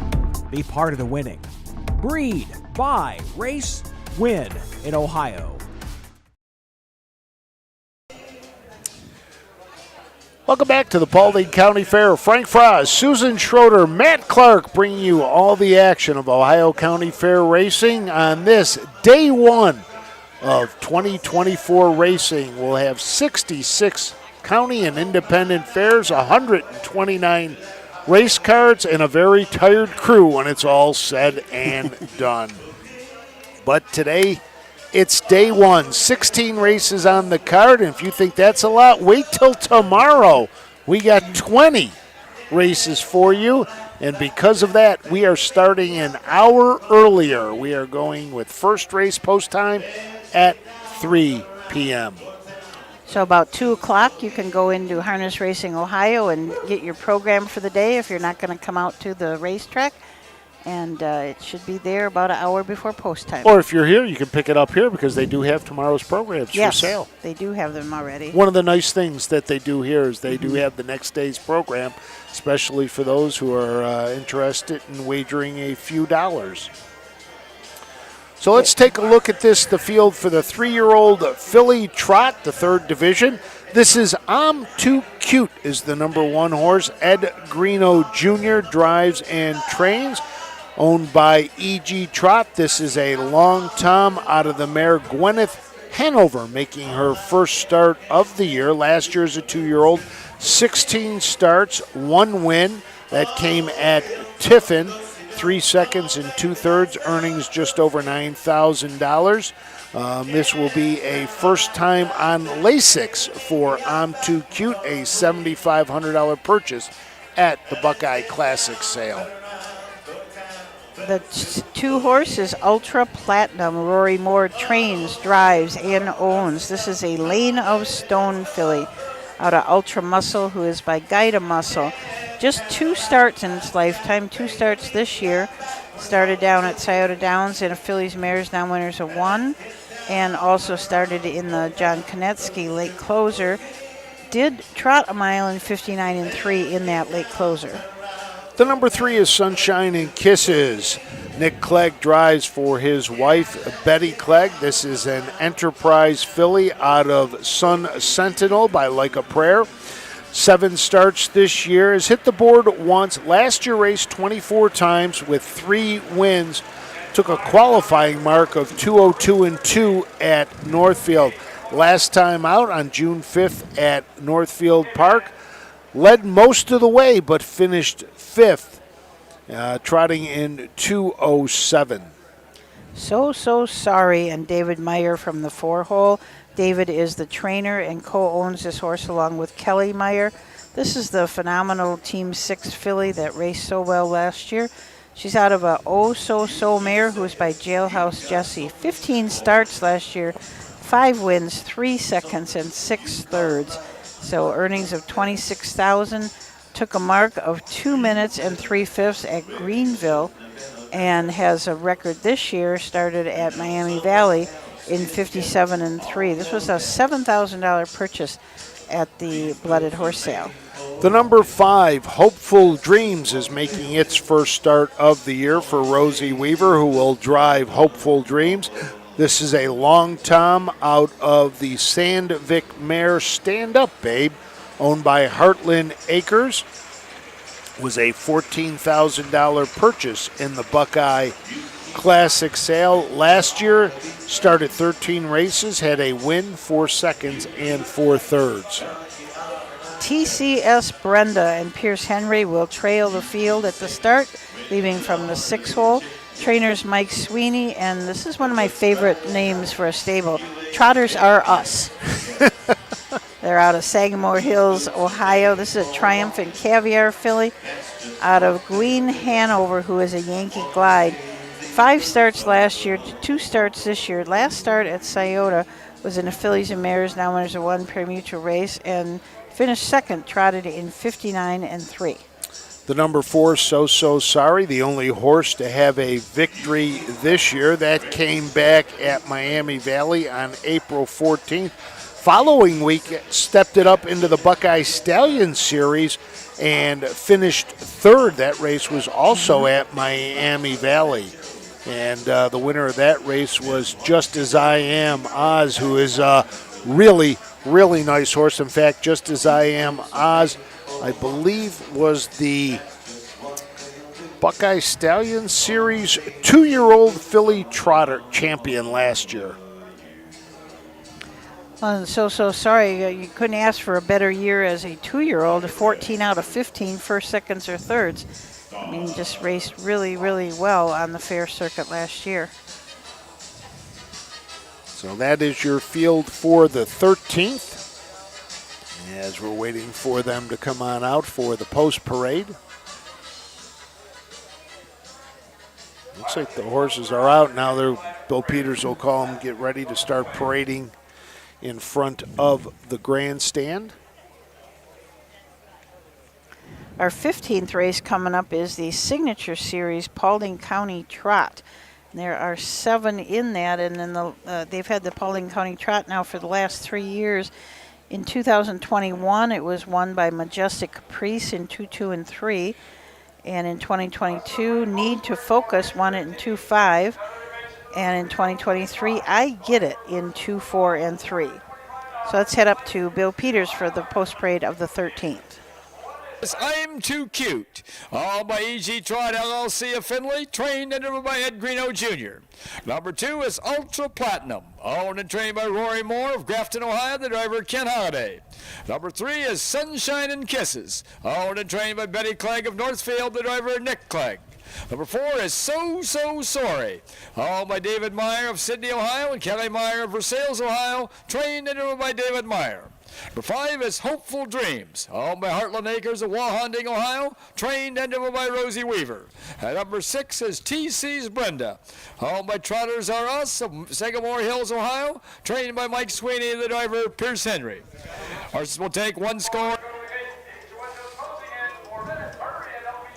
All right, so the post parade has happened. Winding down the card today, we have 13 to go. I'm Too Cute, the number 1, Ultra Platinum, the number 2, Sunshine and Kisses, number 3, So Sorry, number 4, Hopeful Dreams, 5, TCS Brenda, 6. It's a good thing it is a clear and sunny day today because, you know, we're now into that Almost 8 o'clock, and we still have 4 races to go. There won't be any warm-ups after this one, probably. I would think the warm-up horses are done, so they could probably go a little quicker, but that's what they were talking about. That last year they finished at about 8:45, and there are no lights here at Paulding, at least for the races. They do have lights on the inside for the Demolition Derby and the rodeo, and that was something I don't think I saw Demolition Derby on the schedule here at the Paulding County Fair. Oh, no, they kick it off with a day 1 Demolition Derby. Day 1, okay. That's the way to do it. We were talking about the 15th race being the Signature Series, and the 15th race Paulding received some grant money from the Ohio Harness Horsemen's Association. Your fairs can apply for feature race grants. So if you have a race and you want to name it after someone, or you have a special race at your fairs, by October 31st this year, you can apply for a feature race grant and get a little extra money to make that purse a little bit bigger. The purse for this Paulding County Trot tonight is $2,350, and as I said, part of that comes from the feature race grant. So if you're with a fair and you're interested in getting something like that for next summer, because the money is all allotted for this summer, but go to the OHHA website, ohha.com, and you can find that information about these feature race grants. Looks like they are headed to the gate. It's like the number 4 is a 1-9 favorite. So sorry. Well, if you're betting and he doesn't come in, I'm so sorry. Coming off a break too, right? But didn't it take her, Yes. Coming off a break. Luke Hanner's in the bike for that drive. David Myers, the trainer, has driven in the past, was driving down at Miami Valley. Meyer, not Myers, we Meyer. We get mixed up because there's a David Myers and a David Meyer. So here we go for the 13th from the rail out. I'm Too Cute, Ultra Platinum, Sunshine and Kisses, So Sorry, Hopeful Dreams, and trailing is TCS Brenda. Let's send it up to Bill. Here, 1 trailer, TC's Brenda.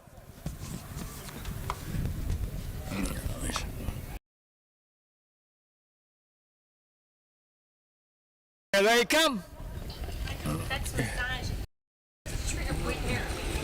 They're off and trotting at So Sorry on the outside, going out after the lead. Up on the outside second, that is Hopeful Dreams. At the rail third is I'm Too Cute. Racing in there fourth, that is Ultra Platinum. Now off stride goes Hopeful Dreams. As they make the turn now to head down the backside to race over that quarter-mile mark, David Meyer has So Sorry on top by a length and a half. Trotting second is I'm Too Cute, driven by Ed Greeno Jr. Third is Ultra Platinum, driven by Ken Holliday. Racing fourth is TC's Brenda, driven by Pierce Henry. In their fifth, going down the backside, that is Hopeful Dreams, driven by Rosie Weaver. And the last horse is Sunshine and Kisses, driven by Nick Clegg. First quarter was trotted in 31 2/5 seconds. As they race around that upper turn to come down past the stands for the first time, it's still So Sorry with the lead. I'm Too Cute racing in there second. Third is Ultra Platinum. Closing in a bit fourth now is TC's Brenda. Fifth is Hopeful Dreams, and the last horse, Sunshine and Kisses. 102 and 1. First half trotted in 102 and 1/5. As they round the turn now to head down the backside to race over that 3/4 mile mark, the one to catch is So Sorry. The closest horse second is I'm Too Cute. Closing in third is Ultra Platinum. Fourth, it is TC's Brenda. Fifth is Hopeful Dreams, and farther back six, Sunshine and Kisses. Front five pretty well bunched as they go to the 3/4 mile mark. Now So Sorry opens up about 2.5 lengths on I'm Too Cute. Third is Ultra Platinum. Fourth, TC's Brenda with Hopeful Dreams right there fifth. 33 and 2. 3 quarters in 133 and 2/5. As they race around that upper turn to head for pay dirt. That's So Sorry by 3 lengths. I'm Too Cute is in there second. Ultra Platinum on the outside third, followed by TC's Brenda fourth and Hopeful Dreams fifth. As they race toward home, that's So Sorry will lead, but Ultra Platinum is closing fast on the outside. So Sorry and Ultra Platinum. So Sorry at the rail. Ultra Platinum on the outside. It's going to be So Sorry, and here's the outcome. Ultra Platinum up for second. Look like TC's Brenda might have nipped I'm Too Cute for third. 205 and 2. A mile in 205 and 2/5. So Sorry. Not sorry at all. No. Gate to wire. Second win of the year. Yep. Made it look easy. Yes. 2-5 and 2. Like you said, he won earlier this year in 57 and 3 at Miami Valley. Had a 2-year-old mark of 2 minutes and 3/5 at Greenville. So this Team 6 filly is back to her winning ways. 5 wins last year, 3 seconds, 6 thirds. I mean, what more can you ask from a horse? 14 out of 15 first, seconds, or thirds as a 2-year-old. 31 and 2, 102 and 1, 133 and 2, 205 and 2. The final time for So Sorry, Ultra Platinum. Ken Holliday for trainer Rory Moore got up for second, and third is going to be between number 1, I'm Too Cute, and TCS Brenda. I did not really know which one. Susan's going with TC's Brenda finishing third, but we will wait for the official call. Think you got that one? You are much more on the wire than I, so you're probably... And that's why I didn't write one down, because I thought it was TCS Brenda, but it depends on, just some things. Yeah. Angle. Yep.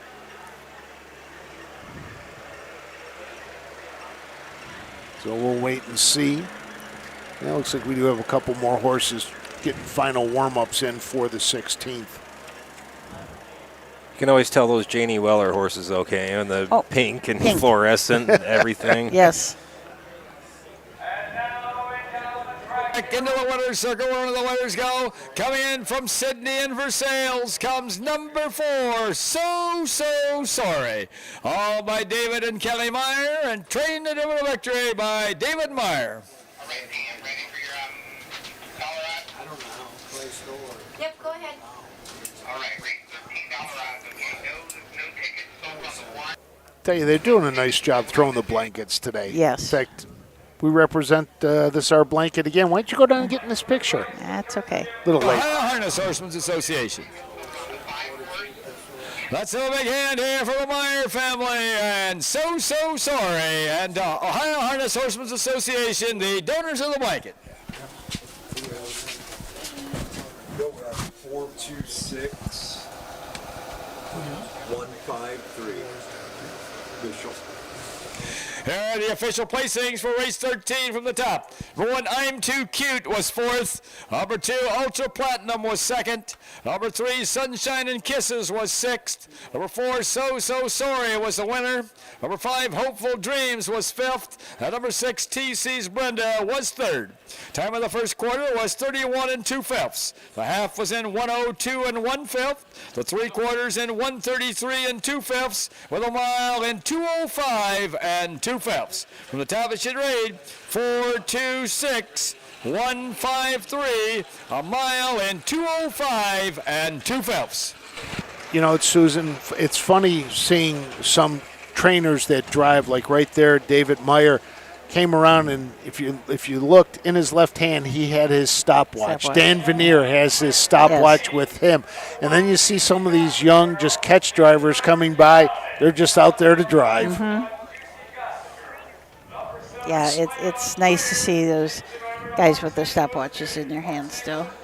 So 13 races in the books, 3 to go. Next up will be our final division for 2-year-old filly pacers, going for $3,675. 7 to go behind the gate when we return to the Paulding County Fair right after this.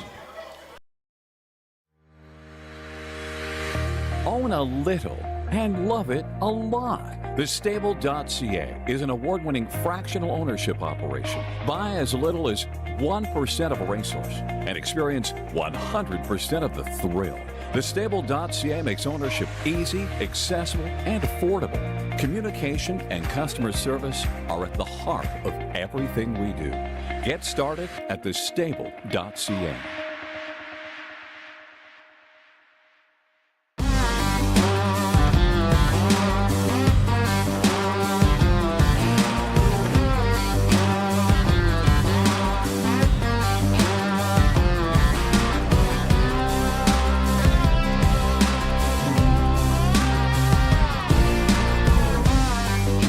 Do you want your horse to shine in the winner's circle? Feed DAC oil. It makes a world of difference.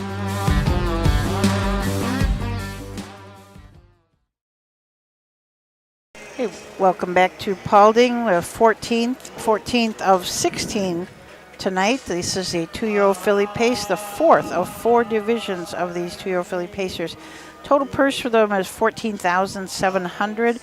The purse for this particular race is $3,675. As we talked about earlier, you'll notice that the purses are a little bit low tonight compared to what they'll be later on in the season, and that's just because there's so many divisions tonight.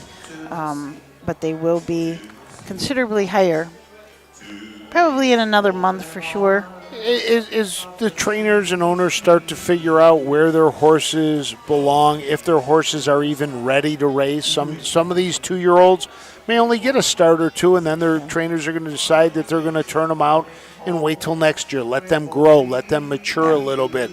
Some others may find out that their horses are really doing well and then move it up to the Buckeye Stallion Series. So, a lot of factors into what will determine how long they are and how big the fields continue to grow. Yeah, when we start getting 3 or 4 fairs in a week, that makes a big difference. And that too. splits them up too. Spreads it out. Because you've got 3 fairs this month. You've got Paulding, you've got Circleville, and you've got Ottawa. Yep. Ottawa. Yeah. So when you only have 3 fairs, everybody comes to those 3 fairs to start with.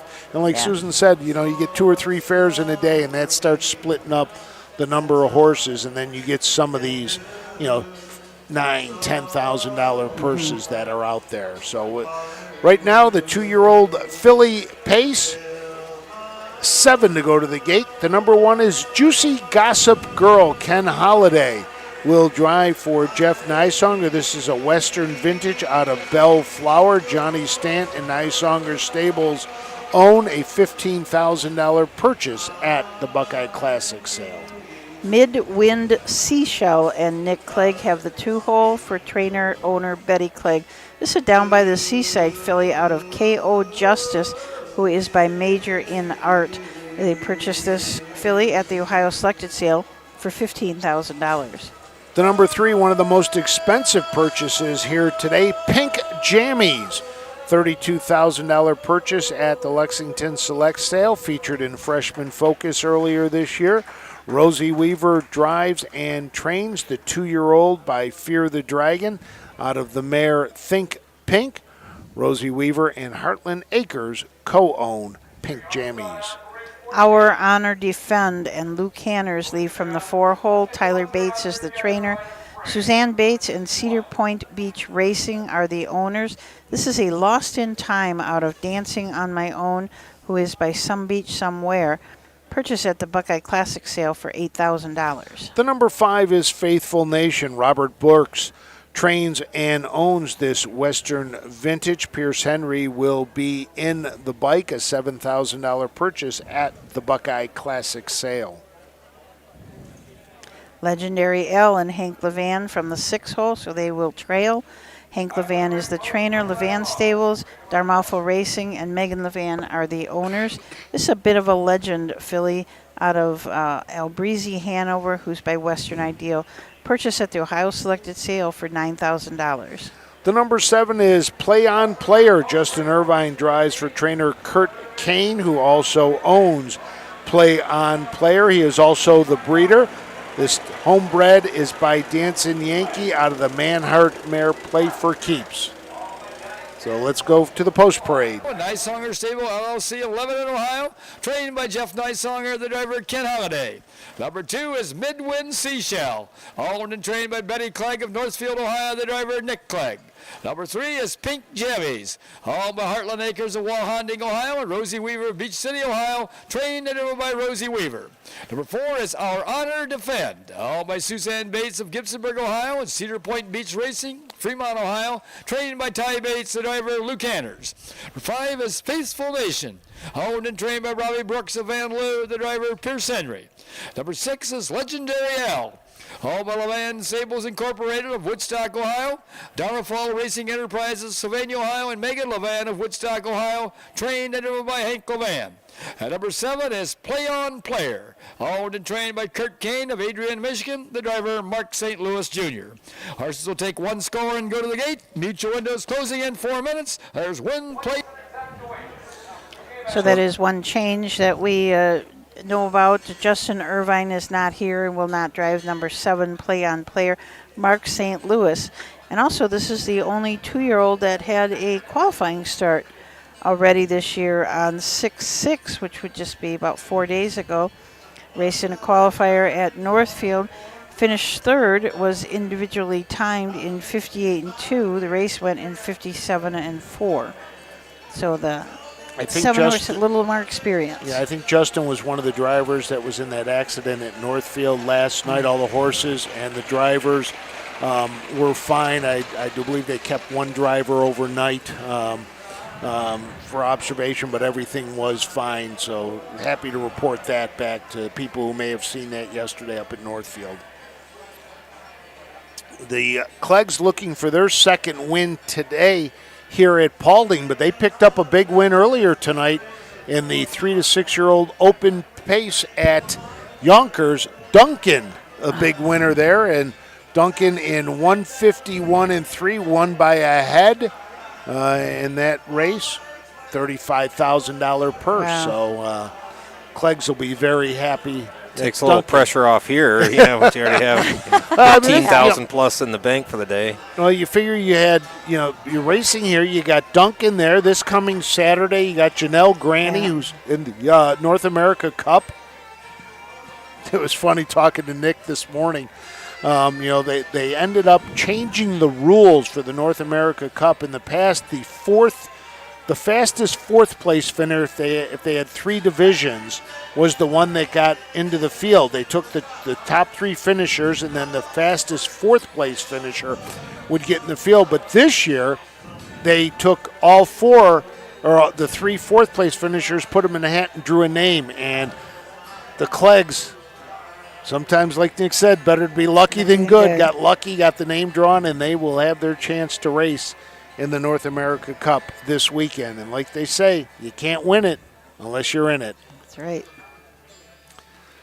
So John Payne said, I'm in the 14th of 20 races tomorrow. Where are they putting all the trailers? Come early, John. Come early, John, yes. So from the rail out for this 14th race, Juicy Gossip Girl, Midwind Seashell, Pink Jammies, Our Honor Defend, Faithful Nation, and trailing Legendary L and Play On Player. Let's send it up to Bill.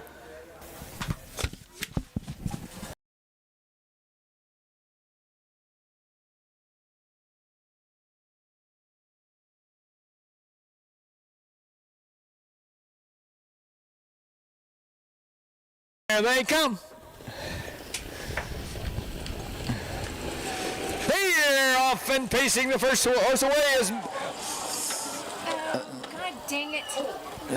We got a loose horse. We have a loose horse. There's a loose horse behind you, Mr. St. Louis. Oh, God. There's a loose horse behind you, Mr. St. Louis. Are we okay for now? Or I think we're all right for now. Okay. You're out. Yeah. Right. I think Mark's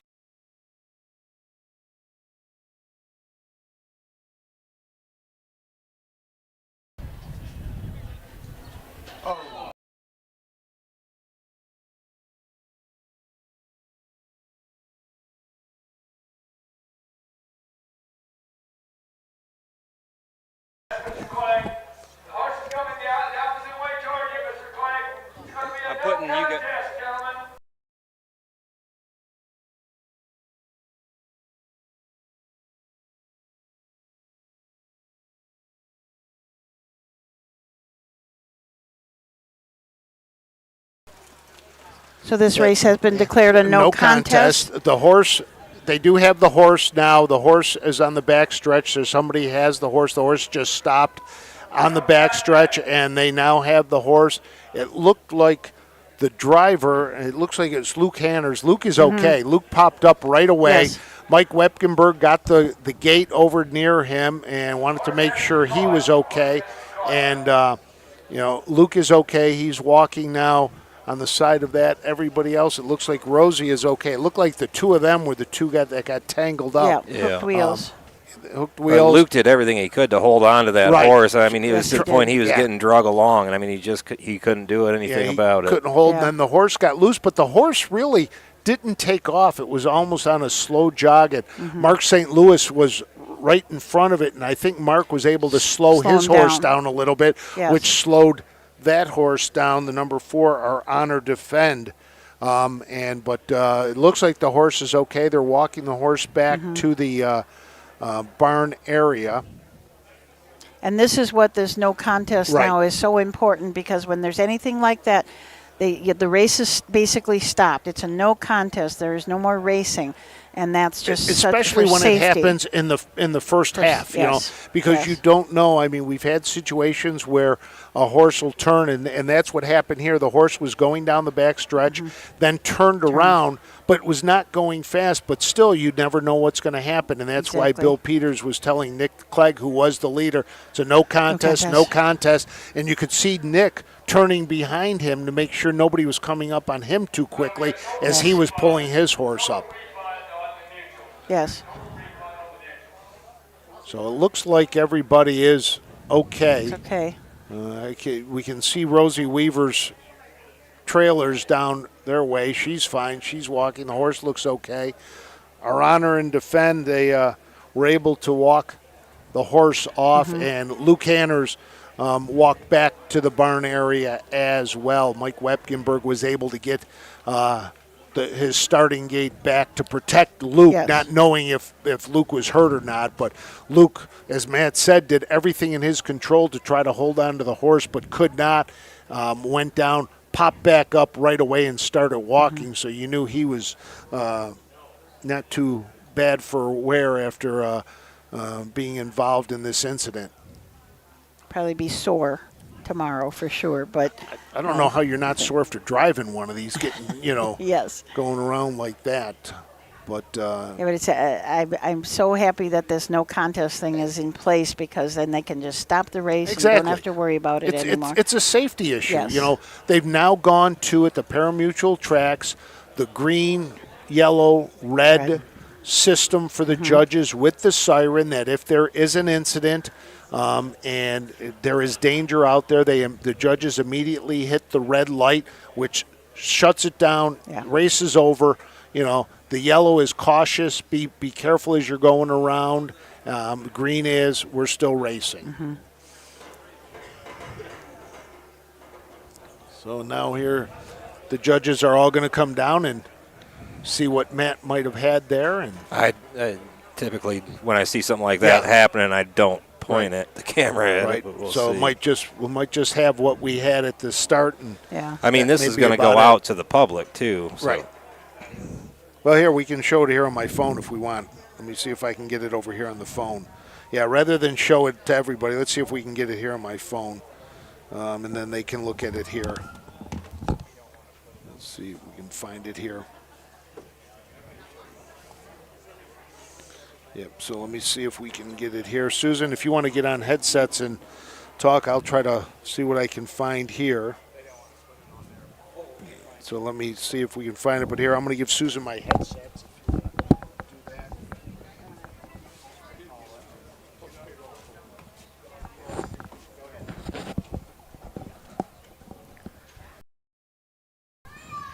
Okay,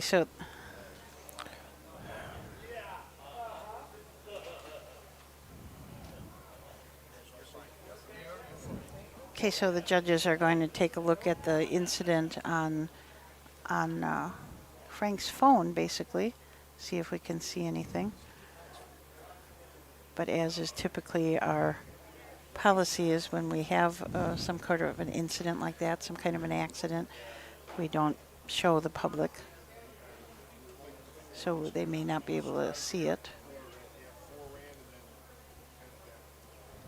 But presiding Judge Paul Combs and his associate judges are down here taking a look at what they can see.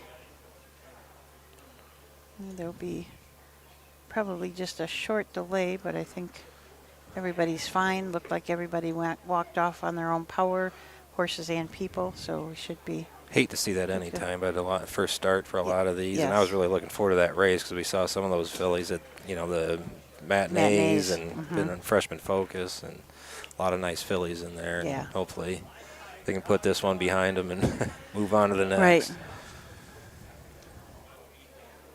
Right, and because everybody's so green and everything is new and lots of stuff to see. You know, we've talked about the shadows earlier. The stretch of the track is completely in a shadow, but then you come out of a shadow and then back into a shadow and then out and back in. So there's a lot for a horse to see, a lot for a horse to comprehend. We had a really nice interview last week at Bucyrus. Stephanie Reese, she was talking about we talk about the athletes getting ready, how fast they've been and everything, but their mental, how their mental state is just like humans. You know, you've got to have your head on straight, and how the horses sometimes. I was talking about the interview we did with Stephanie Reese, and how she was talking about the mental capabilities of the horse and how their heads have to be on right, even if they're maybe really fast, but they have to have their heads together too. So yep.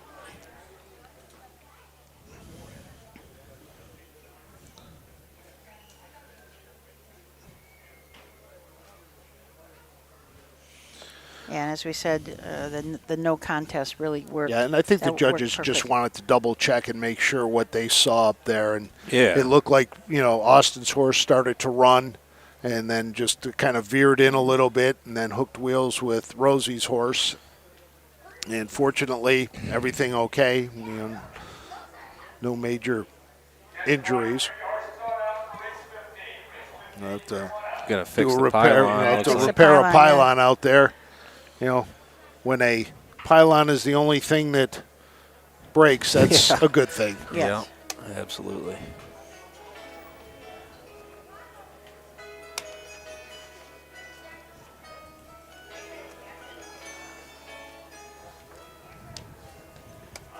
So we'll be going our to longtime friend Dave Myrick says he's leaving our broadcast. Says he's going to Northfield broadcast. His son has 4 starting in the 8th race. So, Dave, good reason for you to leave. Yeah. Excused. You're allowed. Yeah, excused. Excused. So we'll get set for the 15th. They're going to start to call the horses on that. So, Susan, I don't know if you were talking while I was dealing with the judges in that. In a no contest, purse money, what happens to that? How do they handle that? I believe that is split that it is split up between the unoffending horses, and that's something that the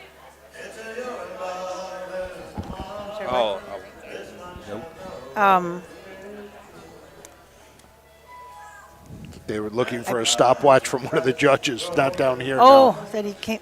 Nope. Nope, that's your. Nope. I didn't see it anywhere, so no. Huh. I think that's what they were looking for. I believe that it is split somehow between the unoffending horses. I'm not positive if it's all the entire purse or not. I wonder. That is a new rule.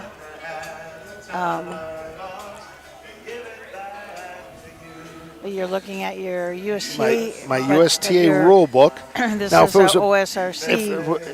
If it was a baseball rule book, I would know where it goes on this. Right where to look for it. Probably have no idea where it is, but to see if there was anything in here about it. Now we got Superintendent of Speed Gus Davis down there putting the pylon back in.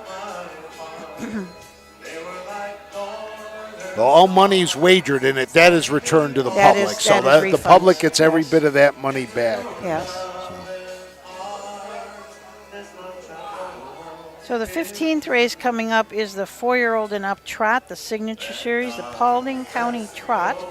And there are 7 in it. And here's one more for you. Starting next year, regarding no contest, purse monies distributed as a result of such contests shall be added to lifetime earnings of the horse, but will not affect eligibility. So if you're a non-winners of 1 or non-winners of 250, it won't affect that, but you still get credit for the purse money. Okay. So and that doesn't go into effect till the beginning of next year. So. And that is why you always carry a rule book with you when you're broadcasting, no matter what sport it might be. The only trouble if you carry the Ohio State Racing Commission rule book, you'd have to have its own bag. Well, I do have a computer. I have to get on there and look that one up. Well, the horses are on the track for the 16th, so you want to take a break and then come back and talk about the 16th, 15th? Okay. We can do that. Let's take a quick break, and we'll be back right after this. The future is bright in Ohio. Ohio Sire Stakes, Buckeye Stallion Series, 65 county and independent fairs. Whether it's the Ohio Sire Stakes, the Buckeye Stallion Series, or the County Fair, Ohio has a place for your racehorse. This year, Ohio breds are racing for over $20 million in stakes purses. Be part of the winning. Breed, buy, race, win in Ohio. For over 50 years, Midland Acres has provided top-quality Ohio-bred colts and fillies. As a third-generation farm with 500 acres of pasture for breeding to boarding and on-site veterinarian care, we understand the importance of delivering well-cared-for and well-mannered yearlings. Get in the winner's circle with the yearlings by Fear the Dragon, Yankee Cruiser, Pet Rock, Long Tom, and Bit of a Legend. Midland Acres, doing our best to bring you the best.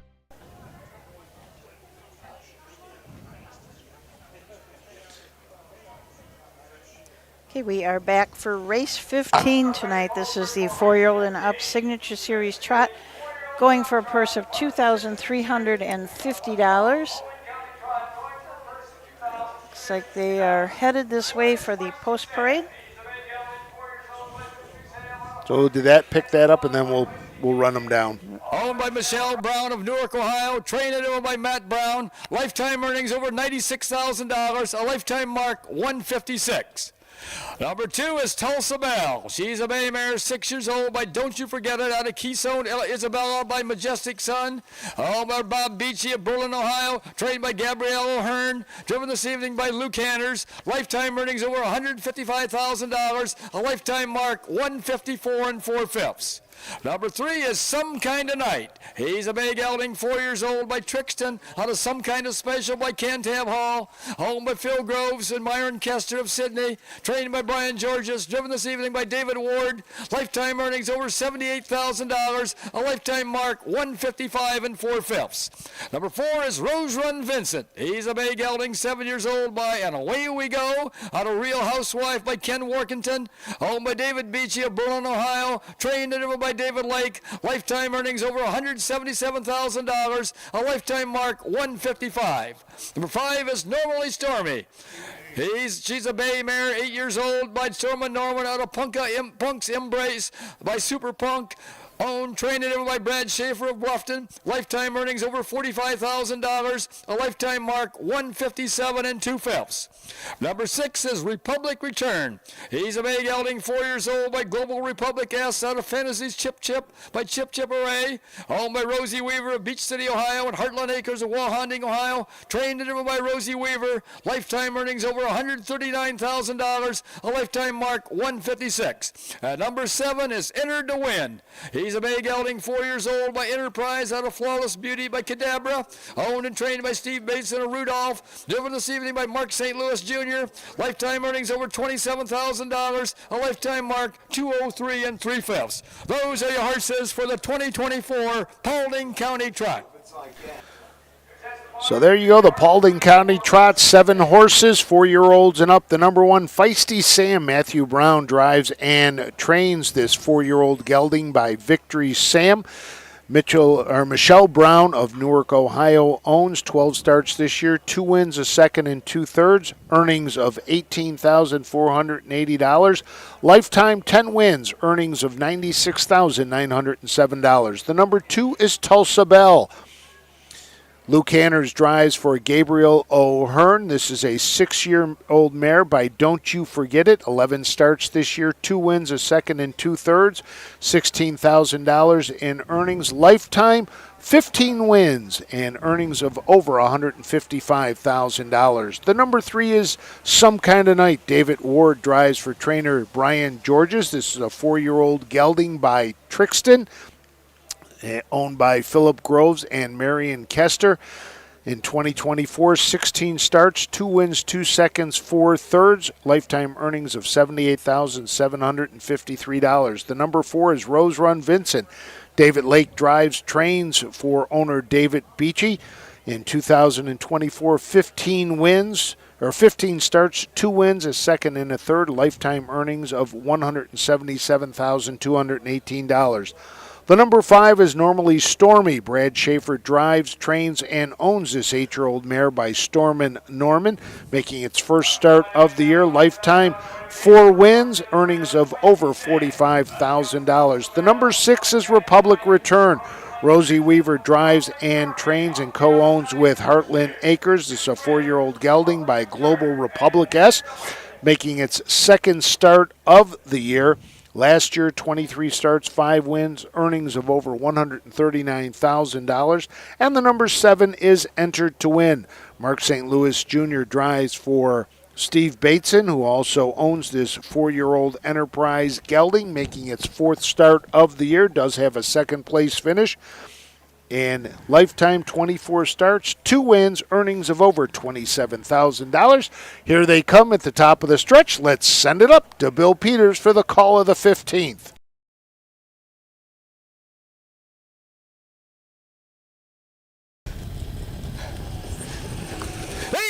Off and trotting in the Paulding County Trot. The first horse away is Tulsa Bell. Up there second is Some Kind of Night. On the outside third is Rose Run Vincent.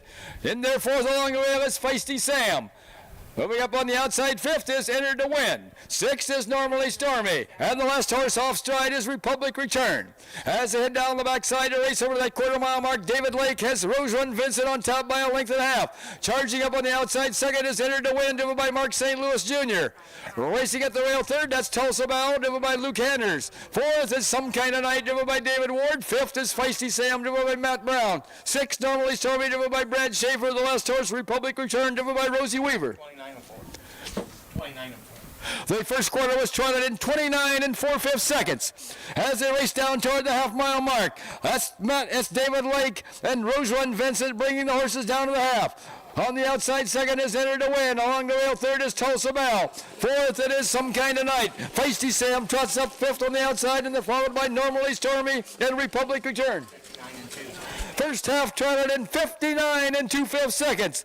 As they round the turn now to head down the backside and race over that 3/4 mile mark. They've got to catch Rose Run Vincent. 2.5 lengths back second is Tulsa Bell. Racing in their 3rd is Some Kind of Night. Moving up 4th on the outside is Feisty Sam. 5th, it is Entered to Win. As they go to that 3/4 mile mark, that's still Rose Run Vincent with the lead, but closing in second is Tulsa Bell, and also in high gear on the outside is Some Kind of Night. 129. 3/4 in 129 as they race around that upper turn to head for pay dirt. That's Rose Run Vincent at the rail. Tulsa Bell coming to him on the outside, and also 3rd is Some Kind of Night.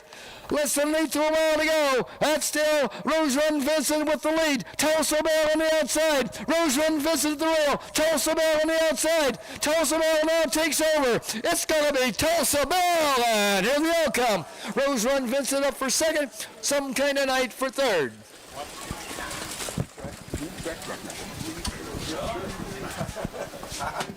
New track record, 159.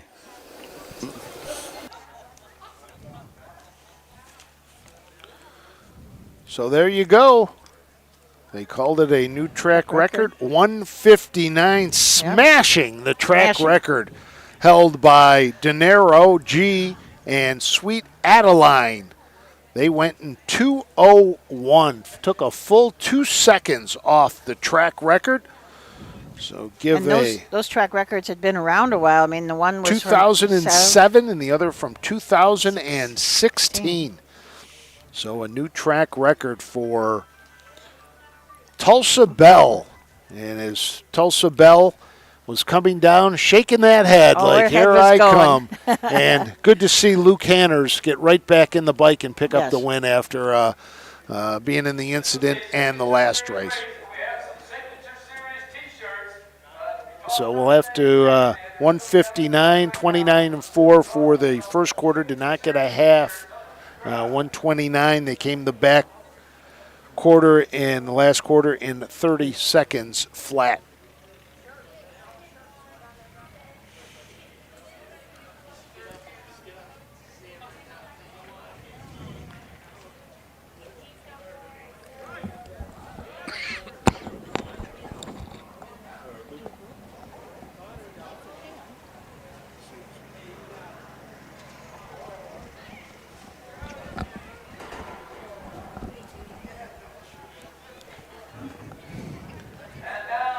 Down the track into the winner's circle, where on the winners go. Your new track record holder here at the Paulding County Fair, number 2, Tulsa Bell, owned by Bob Beachy, trained by Gabrielle O'Hearn, and driven to victory this evening by Luke Hanners.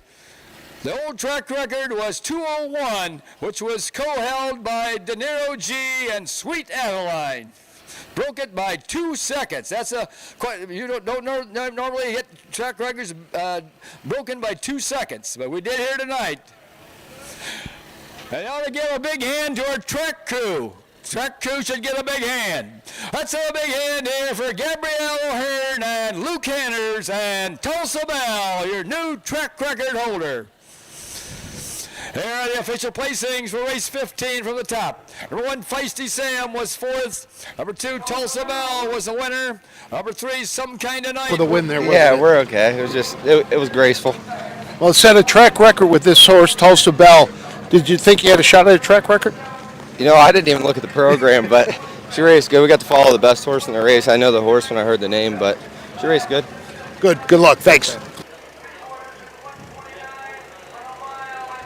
All right. Good to hear Luke's okay. Yes, good to hear Luke's okay. And Frank Fraz caught up with Luke on the way back to the barn. It was almost going to see Frank jogging down the track there to keep up with him. Frank might not be okay if he starts jogging on the track. You're right. Okay, so I think we just missed the rundown. So we'll have to get that for you in a little bit. But Tulsa Bell, your winner, new track record, 159, shattering the old track record of 2:01. We're going to take a short break, and then we'll be back with race 16.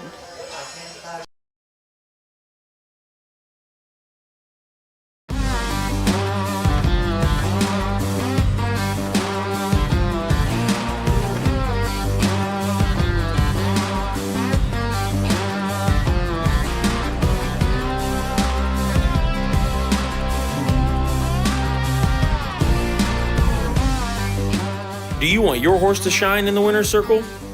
Feed DAC Oil. It makes a world of difference.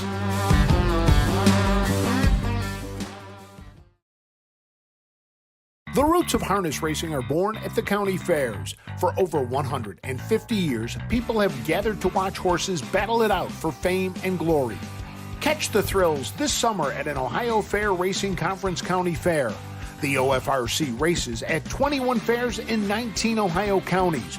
Trotters and pacers put it all on the line to be called the best in the Buckeye State. The Ohio Racing Conference, where the path to greatness begins.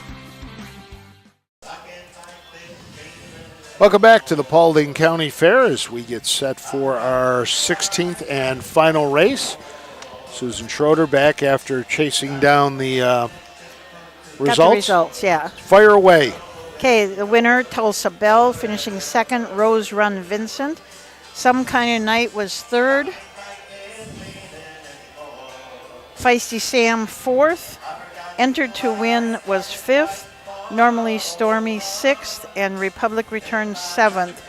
The fractions were 29 and 4, 59 and 2, 129 and 159. So there are the results for the 15th. Tulsa Bell with a new track record, 159, smashing the record by 2 seconds. When you take off that much time, you were flying. That's a lot, yes. So our 16th race coming up, a field of 7 now scratched down to 6 as the number 4 Everlasting Cam not here. So we will get set to go with the 16th. In fact, we can start the rundown since only looks like one horse is on the track right now. The number 1 will be I Want My Money. Pierce Henry drives for Robert Brooks, who also owns this horse with David Jury of Bucyrus. This is a 3-year-old by Dancing Yankee out of the Stand Forever mare Forever Ivory. Has hit the board in 5 of 10 this year with 4 wins coming off back-to-back wins at Eldorado's Scioto Downs. Last race went in 154, a winner by a neck. In fact, Luke Hanners was in the bike for I Want My Money. Greg Bateson drives and trains Legendary Do-Ra, will come from the 2-hole. Edwin Harwood is the owner of this bit of a legend, N. Colt, out of Artistic Hanover, who's by Western Ideal. He's had 8 starts this year, 2 wins. Fastest of those was in 55 and 2 at Northfield Park. Has earned $18,000 this year. Had 9 starts last year as a 2-year-old and won $13,000.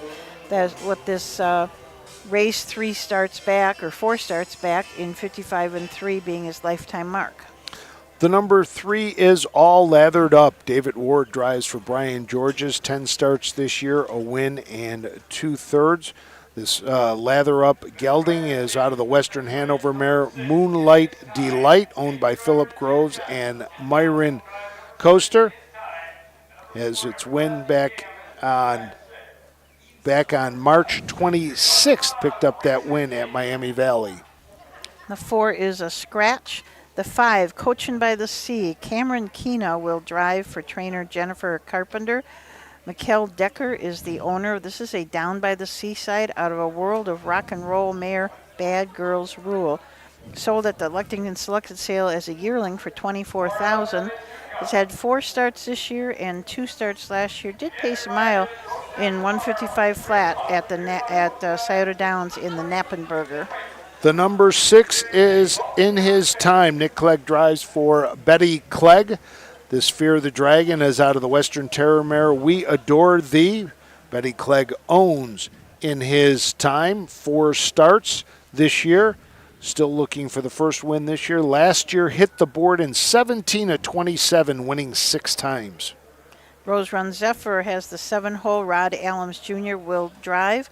Jamie Weller is the trainer. Stephen Reese and J&R Racing are the owners. This is a Pet Rock out of Wish You Were Here, who is by Some Beach Somewhere. Just 1 start this year. Raced at Miami Valley, 1 start. Had 6 starts as a 2-year-old. Was purchased at the Blooded Horse sale as a yearling for $6,000. Rose Run Zephyr coming off of 2 qualifiers, the last one making a break at the start after racing back all the way back on the 16th of April. So it looks like we're ready for the post parade. Let's head it up to Bill Peters. Purse of $3,585 and a blanket courtesy of Paulding County Agricultural Society. The one is I Want My Money, owned by Robbie Brooks of Van Loo, Ohio, and David Jury of Bucyrus, Ohio, trained by Robbie Brooks, the driver Pierce Henry. Number 2 is Legendary Do-Ra, owned by Ed Harwood of Monroe, Michigan, trained and driven by Greg Bateson. Number 3 is All Lathered Up, owned by Phil Groves and Myron Kester of Sydney, trained by Brian Georges, the driver David Ward. Number 4, Everlasting Cam has been drawn. Number 5 is Coachin' by the Beach, owned by Mikkel Decker of Marysville, Ohio, trained by Jennifer Carpenter and the driver driver Cameron Keena. Number 6 is In His Time, owned and trained by Betty Clegg of Northfield, Ohio, the driver Tim Johnson. At number 7 is Rose Run Zypher, owned by Stephen Reese of Republic, Ohio, and JNR Racing of Rising Sun, Ohio, trained by Jamie Weller, the driver Rod Adams Jr. Horses will take one. So there's your field for the 16th and final of the race. Yep. This is just a warm-up for 20 tomorrow. I was going to say, I could do at least 4 more. And you will tomorrow, right? Yeah, it's about 8:45, just what Gus said. That's about how long they can go, but it's still really bright I mean, out. today you could probably get 1 more in if you had to, I think. We could get 3 more in. I imagine that the barn is clearing out a little bit back there. Pretty quickly, the barn is going to clear out. Lots of horses have already left, gone home. They have, that new track record, breaking it by 2 seconds, is a testament to how good they've been taking care of this track. They've worked and worked and worked on it all night long, and it's just applaud Gus Davis and Bruce Farquhar for their work on the track and everything else that they do to keep this speed program going. So as they are getting ready to go, Mike Wepkenberger has his starting gate on the back stretch waiting. The pickup truck pulling the drag behind it, smoothing out the track. Probably going to make probably 1 more trip around, I would think. Our singer is still singing away. He's still going. Yep. He's warming up for 20 races tomorrow. And we still have people in the stands. Yes, we do. Actually, quite a few. But it has been a really nice night. You see people in everything, in T-shirts and shorts to hoodies and earmuffs on. So people still down along the gate. We probably still have about 100 people here. Yeah. Yep. People are along the fence too. Well, there goes another big trailer full of horses out. I would imagine the big. I think the first one going out, I believe, is the Levan trailer. Is that Levan's? And the only reason I know that is because if you look at the bike that's up at the top, it's got the white L's. wheel discs now. Yeah. With the L's on With them. the L's on it. Those are sharp. I like those a lot. You know, it's kind of like NASCAR. He's got to hire somebody that when he gets into the winner's circle, they have to turn the wheels so the L shows. You know, they may have to hire somebody just to do that. Yeah, the Vans are known for those big L's on their back of their driving colors, and now they've put those big L's on their wheel discs. It's like you said, it's how you market it. That's right. It's all in how you market it. Okay, the horses are headed to the gate. So from the rail out, we've got I Want My Money, Legendary Doo-Rah, all lathered up. The 4 is a scratch, Coachin' by the Beach, and trailing will be In His Time and Rose Run Zephyr. So let's head it up to Bill Peters for the call of the 16th race. They're at the post. Starting gate is rolling now.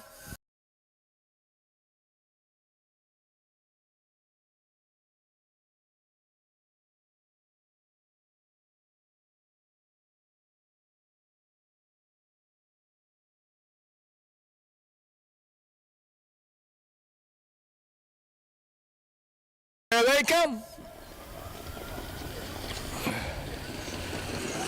They're off and pacing the first horse away is Legendary Doo-Rah. On the outside second is all lathered up. In their third is I Want My Money. Moving in their fourth, that is Coachin' by the Beach. Racing along fifth is In His Time, and the last horse is Rose Run Zypher. As they make the turn now to head down the backside to race over to that quarter-mile mark, Greg Bateson has Legendary Doo-Rah on top by 1 length. Racing second is All Lathered Up, driven by David Ward. In their third is I Want My Money, driven by Pierce Henry. Racing in their fourth, Coachin' by the Beach, driven by Cameron Keena. Fifth, it is In His Time, driven by Tim Johnson. And the last horse, Rose Run Zypher, driven by Rod Adams. 32 and 2. First quarter was pacing a leisurely 32 and 2/5 seconds. As they race around that upper turn to come down past the stands for the first time, it's Legendary Do-Rah by 1 length.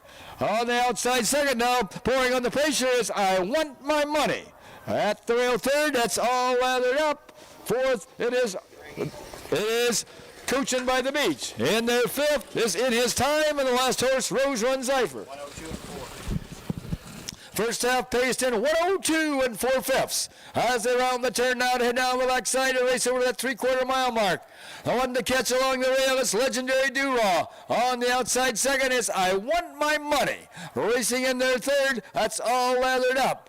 Moving up fourth now, it is In His Time. Back to fifth is Coaching by the Beach, and the last horse, Rose Run Zypher.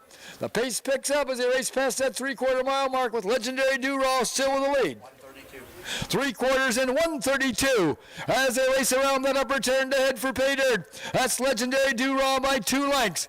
Trying to hold on second now is All Lathered Up. Third is I Want My Money. Moving up fourth is In His Time. As they race for home, that's Legendary Do-Rah and All Lathered Up. The Legendary Do-Rah and All Lathered Up, it's going to be Legendary Do-Rah, and here they all come. All Lathered Up for second. I Want My Money up for third. 1 mile and 2:01.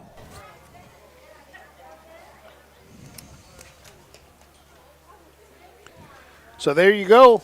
Legendary Do-Rah, Greg Bateson goes all the way with the win. Third win of the year, has now hit the board in 7 of 9 for Legendary Do-Rah this year. And that'll move the earnings up over the $20,000 mark for Legendary Do-Rah. Finishing second was All Lathered Up. David Ward in the bike. Third was I Want My Money and Pierce Henry. That's 2 tonight for Greg Bateson. So our Mark St. Louis has 2 winners, and Greg Bateson has 2. And on the training side, as soon as I can turn my page, Steve Novak and Greg Bateson. So a couple of drivers and trainers able to double up today, and they'll have a chance to add to that total tomorrow.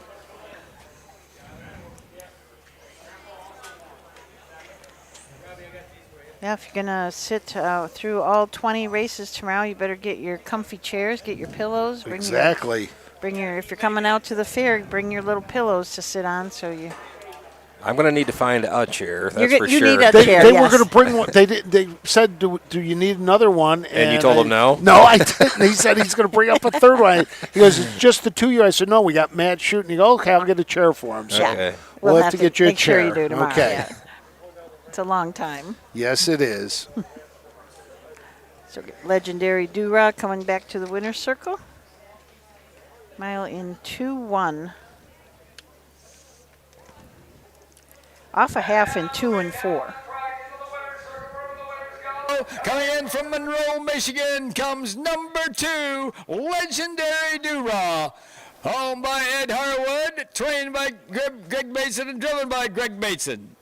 The blanket for this race, courtesy of the Paulding County Agricultural Society.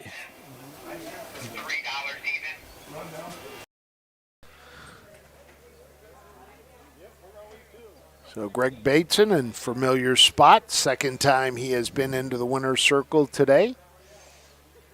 Picks himself up 2 driving wins and 2 training wins. Track record today, so pretty good day here at Paulding for day 1 of the fair. And just a beautiful day. And we get to do it all again tomorrow, don't we? Yep, and don't forget, tomorrow we're starting at 3 o'clock. 3 o'clock post time tomorrow. Don't be late.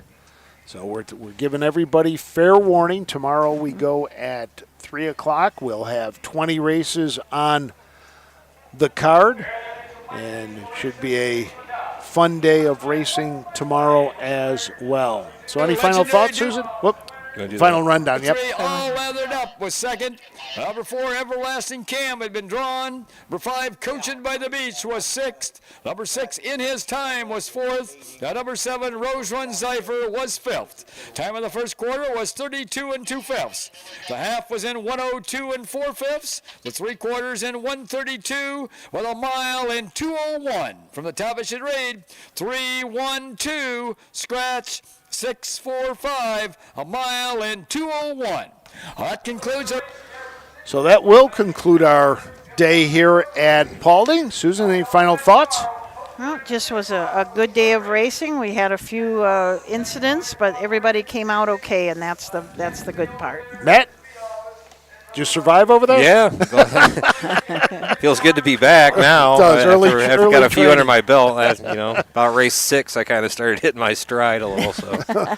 Well, I'll tell you, you just watching Matt. He doesn't even watch the race. He watches his monitor and works the camera one-handed. It's amazing watching him when he's out here working the camera. So it's harder than it looks. It is. It's very way hard. harder Yep. than it looks to run all this equipment and follow the races. Well, that'll do it for us from the Paulding County Fairgrounds. For Frank Fries, Matt Clark, and Susan Schroeder, glad to have you along, and we'll see you tomorrow at 3 o'clock. Have yourself a great evening, everybody. Goodbye.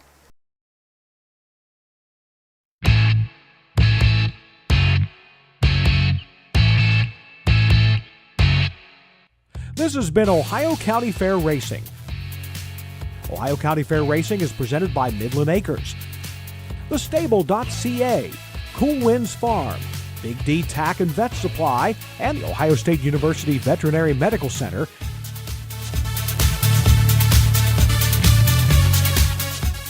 Ohio County Fair Racing is a presentation of the Ohio Harness Horsemen's Association.